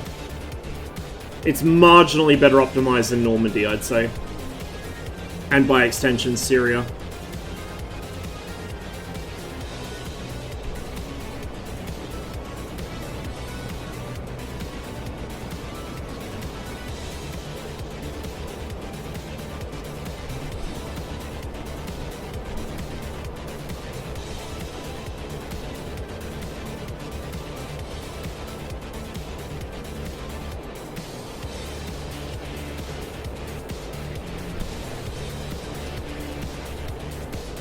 We're starting to get a little bit low on fuel now.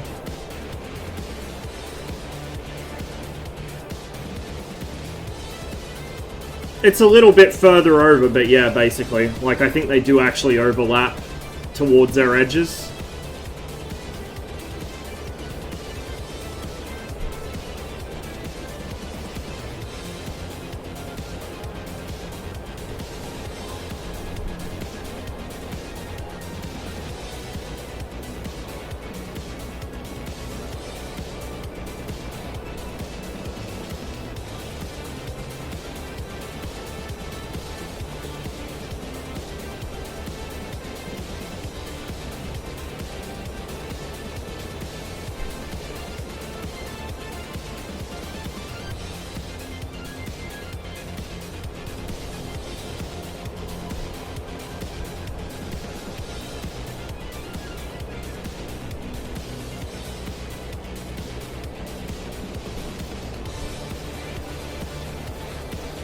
How far west does this go?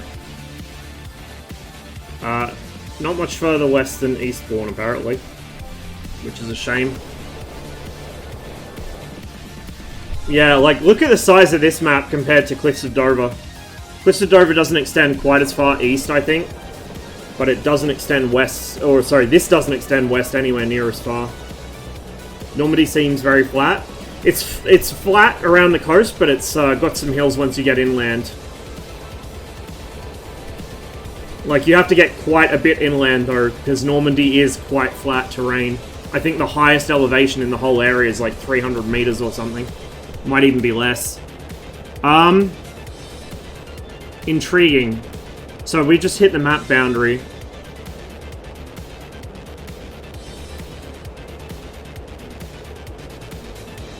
I'm a little confused as to what is going on over here. Okay, I said I'm not a little confused, I'm exceptionally confused as to what's going on over here.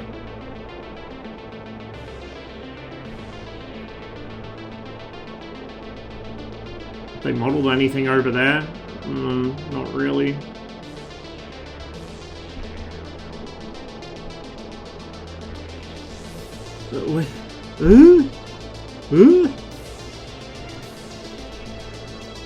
Wait. Why is this here? What is the purpose of this?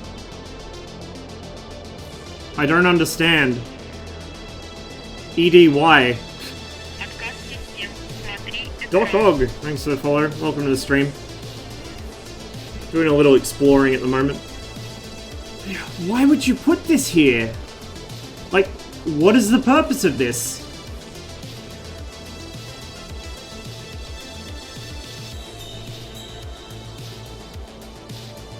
That's half a chain home station. Kind of. It's a pair of receiver towers. But there's no transmitters here. I don't know. And look, it actually does have roads that lead all the way back to the main part of the map. Like, are they planning on adding to this? Is that what's going on here? Like, they've just made one section of it and the rest is like, whatever, we'll do it when we get to it? I don't know why else you would model, unless they had like a trailer or some little set piece thing they wanted a part of the map for, and they specifically had to make it custom, so they stuck it over there. It's really odd. And then you got like... Huh? What the fuck?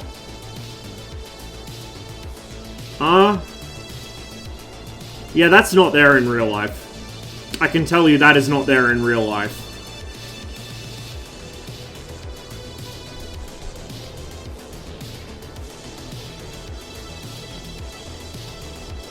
Maybe they felt like left out, that their maps didn't have like weird fucking sinkholes to the center of the earth or monoliths that look like space elevators after FS 2020 release, so they decided to add their own weird shit. I don't know. That's all I can think of because I have no idea why that's there. And then like the map boundary though, like Caucasus has a smooth map boundary. I mean, granted it's a flat map boundary for the most part. Persian Gulf as well, but like, why? It's like they took two different fucking maps and kind of stuck them together and just badly stitched the seams together. Really odd. You've never been to the crater as a kid, I know, right?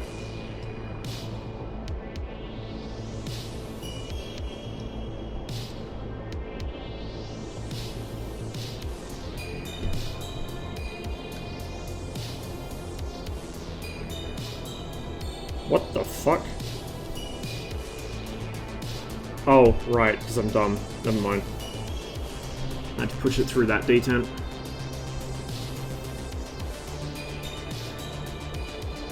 My brain is operating at like 5% capacity today, guys. I do apologize. It is probably just more focused on the aircraft themselves. The maps are at least aesthetically pleasing, but they just don't have the resources needed. Yeah, I mean... It's surprising though, because the rest of the map is actually pretty, not just accurate from what I can remember, but it's actually pretty good looking. But then you just get to the edge of the map and it's like, what the fuck? Like, the vast majority of this map actually looks reasonably good and accurate. Dover actually looks probably better in this than Cliffs of Dover. Cliffs of Dover is a much older sim, so that would be expected, but... Like, just the layout of the town looks that little bit better. The castle looks a lot better as well. I think the chain home station's not quite where it should be, but that might just be maybe they rebuilt it and I don't know what I'm talking about, as usual.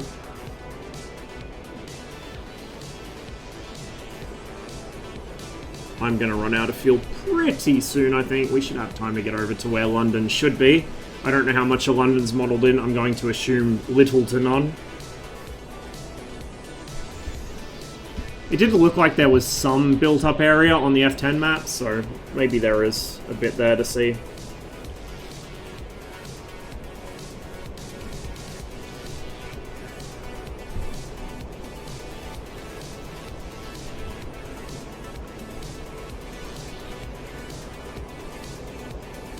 That's the Thames.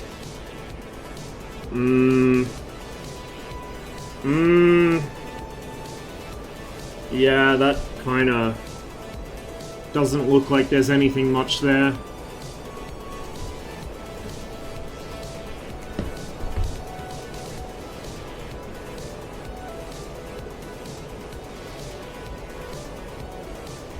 Yeah, I did Saber. I'm probably not gonna fly it either though. I got some other stuff I'm doing.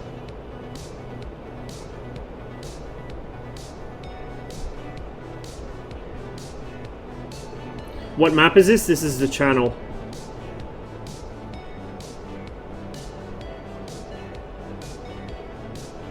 I used to live right next to it, so I learned from a very early age how to pronounce it. Yeah, there's nothing down there. That should be way more built up than it is. And then that's the northern boundary of the map as well. That's the western boundary. The Thames River just kind of ends. Right about there should be the center of the city. Like right where the map ends. And then London City Airport should be around that area. And then all the dockyards should be down here. Oh, I wonder if they modeled fucking Red Sands. Probably not.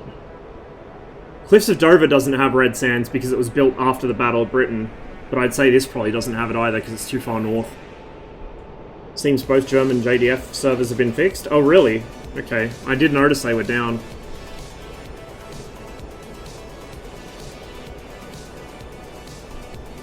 Yeah, the flak towers. I am at only 6 kilometers, so I'm not very high up. I'm only about 20,000 feet, 21,000 feet altitude here. You can just see just how small this part of the UK is from the air. I kind of argue it's even more noticeable in Cliffs of Dover because it has slightly, like the towns kind of jump at you a bit more from the ground textures. Oh, that's kind of built up. Then we got some copy-paste over here and more copy-paste over there.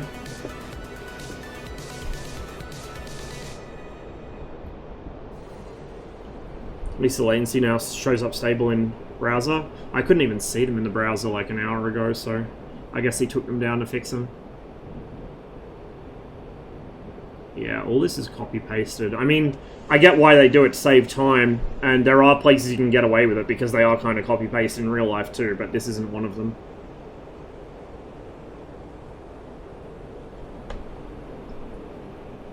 Yeah, I really am kind of excited to get on and fly on that. Like, I know it has its issues, and I expect it will continue to have issues for a while, but actually being able to fly around areas I know in real life and show them off should be interesting. Again, like, why? Why is there just a random built-up area there? If it was an airbase, it would kind of make sense, but that doesn't look like an airbase to me from here.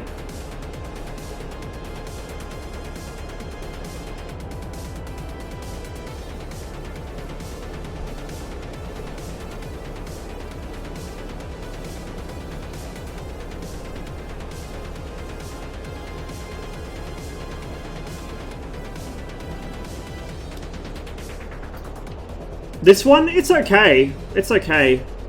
The performance is quite bad for me. not quite as bad as Syria or Normandy, but definitely way worse than Caucasus or Persian Gulf.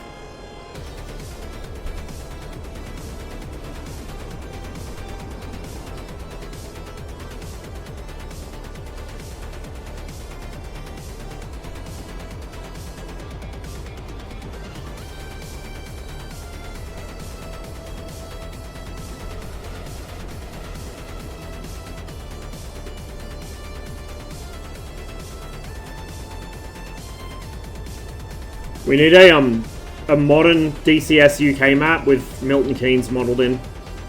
So you can go into combined arms and then have to drive around the roundabout hell.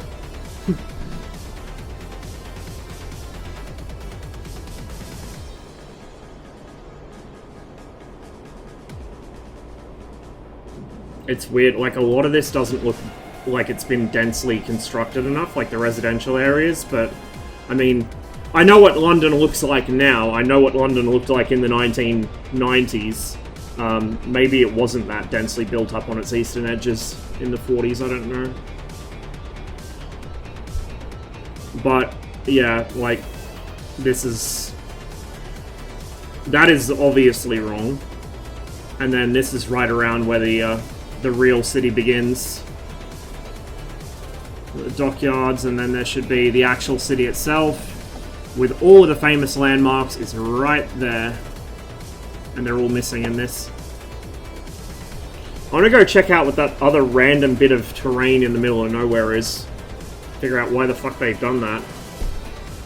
So the other one was a half of a radar station. I wonder what this one up here will be. It's maybe another half of a radar station or something. And we're probably going to flame out by the time we get there from fuel starvation.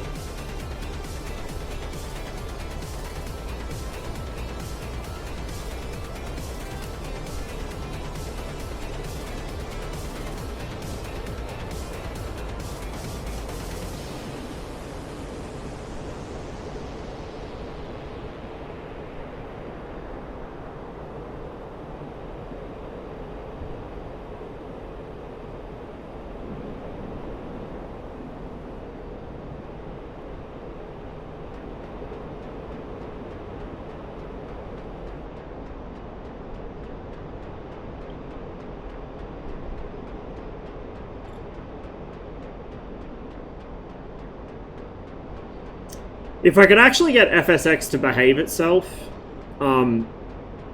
because I can run that sort of, I could show you some stuff. I've got reasonably accurate scenery for Australia. I kind of have okay scenery for the UK. But it's like reasonable enough that I could demonstrate stuff around the city. Cliffs of Dover's okay. Cliffs of Dover's map actually isn't that accurate around London. There's a lot of major landmarks missing. To date, I have not yet figured out where St. Paul's is, because I can't find it. I can't see it.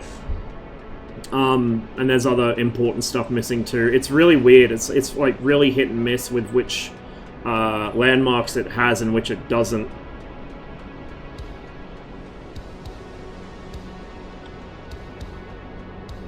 Okay, let's go see what that is. But 2020 is going to be the big one when I do finally get it running. I don't remember seeing it, Kang. I looked and looked and looked, and I don't remember ever seeing it. Or if it was in it, it was like, it didn't look like it does in real life. Like, I didn't see the dome or anything. Ooh, dust. Ah, yeah, it's a chain home station. So they've just chucked in random bits of terrain out in the, like, edge of the map if there's a radar station. Why? I mean, I guess it's to give people a target, but, like, why just make this one little enclave in the middle of nowhere just to put, like, a kind of janky half-ass radar station with one transmitter aerial and then 3 receivers?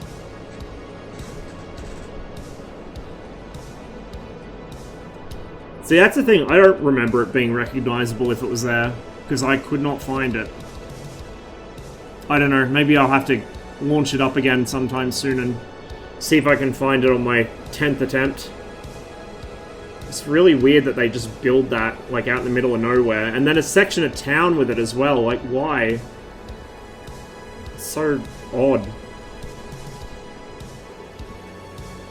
Well, the reason I stopped doing them, Jazz, is because it was locking up my PC. It would kill my microphone. It would either crash me or it would, like, my track IR was stuttering so badly I could barely use it. Like, I liked doing the FSX streams, but it runs so badly, especially while streaming, that I just gave up.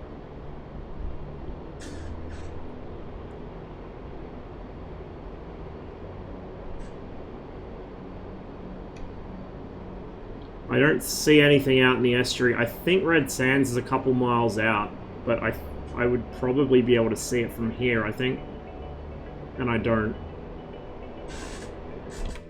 Is it marked on the map? Probably not. Well, I don't think it's even in.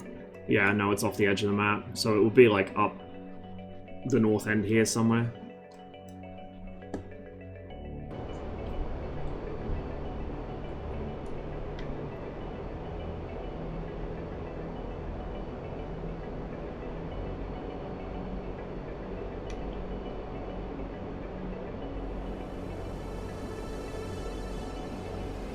Now I'm starting to get the freezing when I zoom in and out like I get on Normandy and Syria.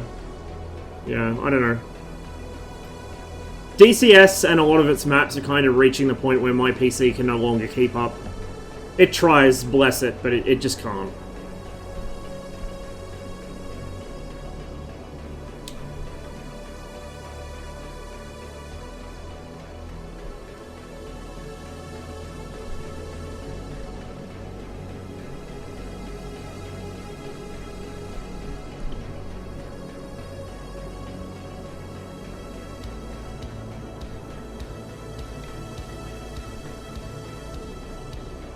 That's probably too narrow, and I'm too fast anyway.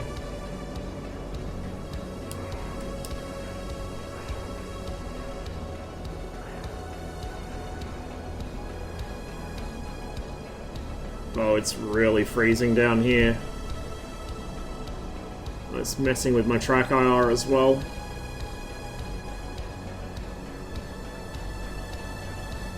Two, Saber. It has two. That's it. And it only carries heaters, either red top or fire streak, depending on which mark. And they are not that good. I mean, they work, but they're not good.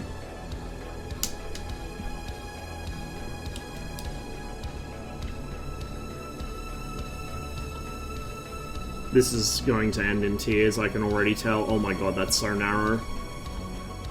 And so short. And the frame rate's so bad. I can't line up because my frames are so low. Yeah. Oh, that was an interesting crash. And I guess the buildings aren't destructible.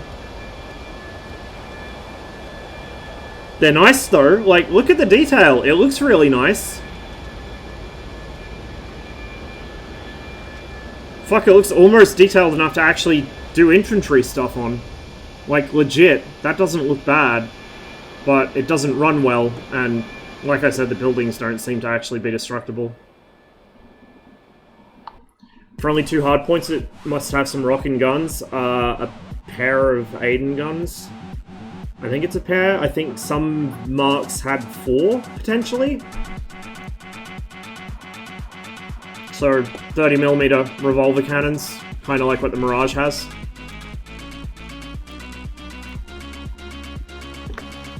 I'll tab out for a second and check on something.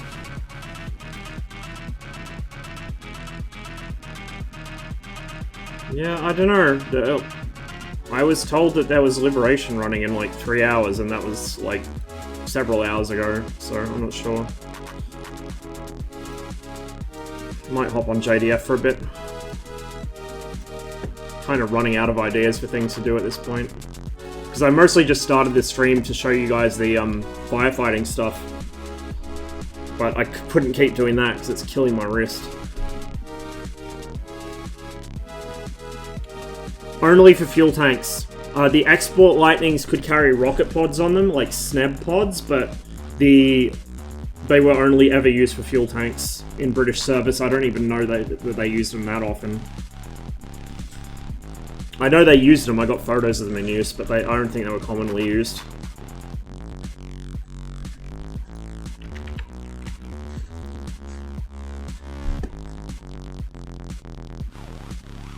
Oh, they're both in, yeah, both are German servers. I don't know what's up with the Greek one. I guess he took that down as well.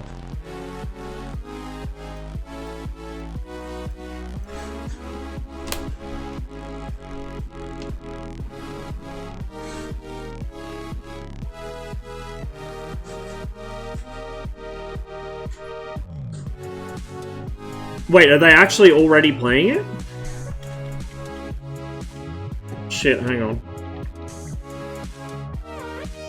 I'm kind of in a bubble when I'm streaming. I can't have Discord open on my other screen because it makes DCS run worse. I can't have, like, OBS open on there because it's too distracting, so when I'm streaming I'm really focused in. If people don't, like, actually tell me shit, I don't know. They have been for... Fuck! Well, I mean, I might as well like, I don't know where they're running it though. Because the Discord doesn't have anyone in voice chat, which is where I assume they'd be meeting up for it.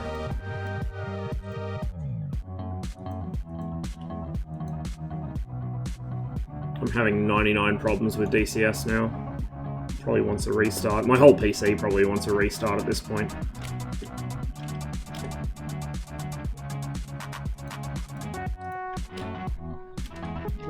No. Give me a minute.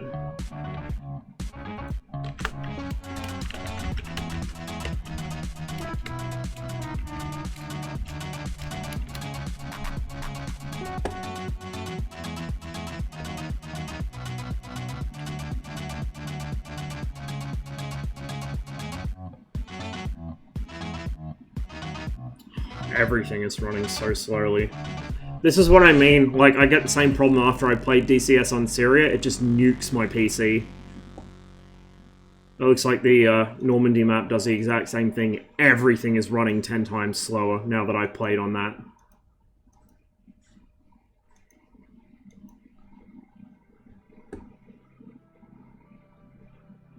In fact, that's not even loading.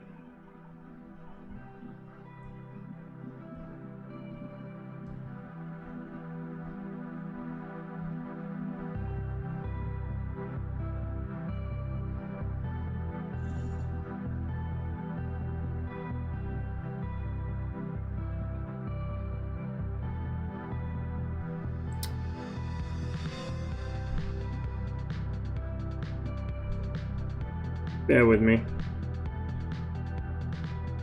Oh, hang on. What's this?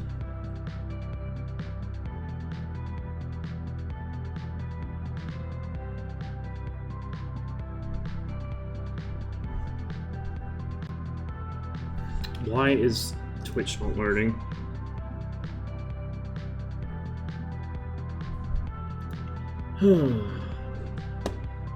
I will try and figure out what's going on with Liberation. We might do a flight or two in that, which will probably end in disaster. And then that might be it for the stream. See how we go.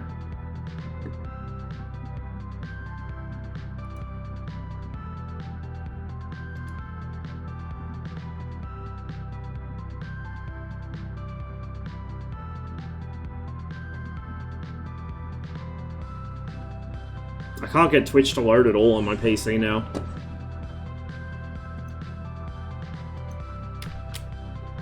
I'm gonna restart DCS. Because it's not helping, put it this way. It's got a fucking massive memory leak going.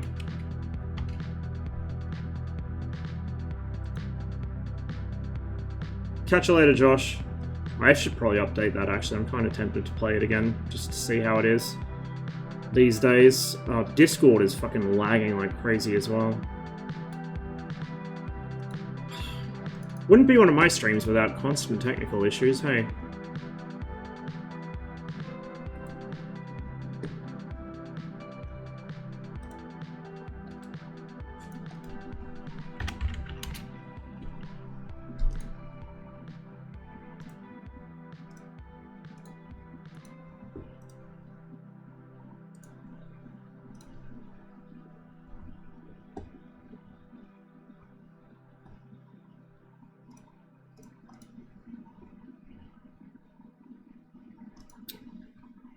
while I sort myself out, I'll just put the Be Right Back screen on.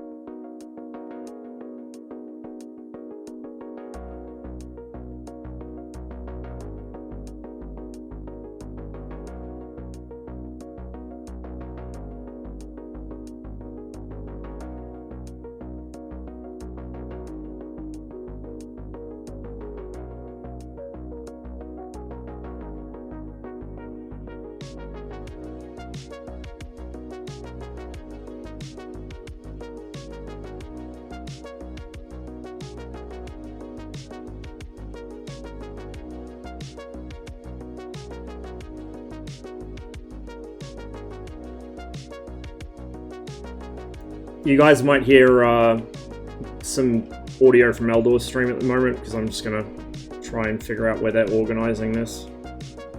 So I've got to unmute his stream so I can hear what he says.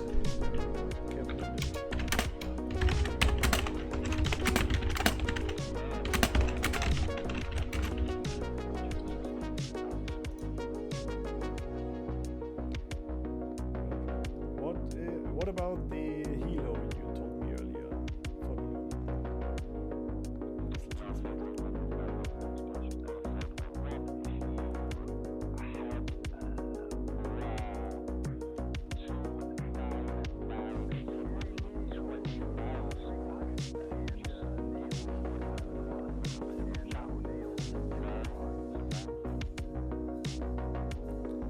Roger, hitting 299 for 20 miles for cap.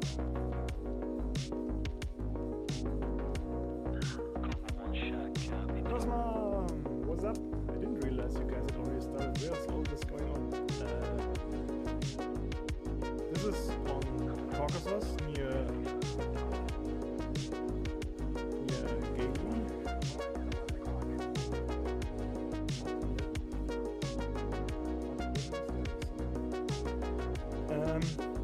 But we started 1400 Zulu. And what is the wrong shout out here? It's not the outreach series. It's a close to yes.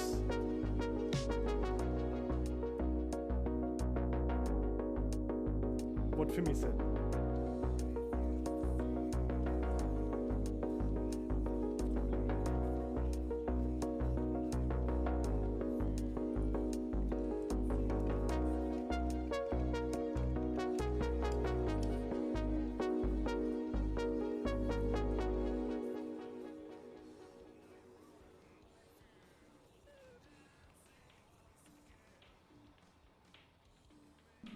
Okay, so in hindsight, I might actually just cut the stream here and send you guys over to Eldor anyway, because I need to eat and DCS is not behaving itself.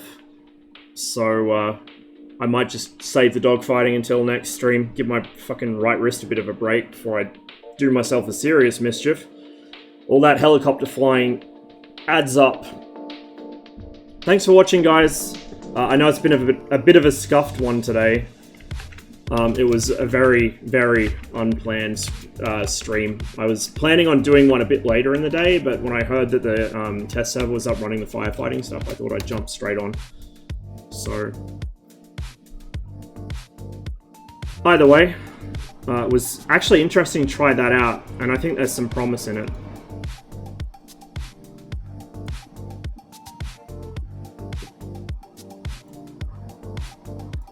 Oh my god, Twitch, why are you doing this to me today? I can't even fucking access my dashboard.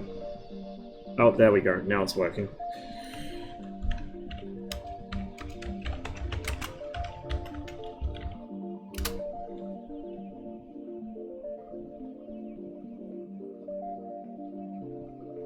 There we go. Thanks again, guys. Hope you all have a wonderful day, and I will possibly see you tomorrow. If not, then the day after. I want to kind of smash through a little bit more before the free event's over. and then we'll be trying some other stuff out as well. It won't just be all DCS. Catch you all later.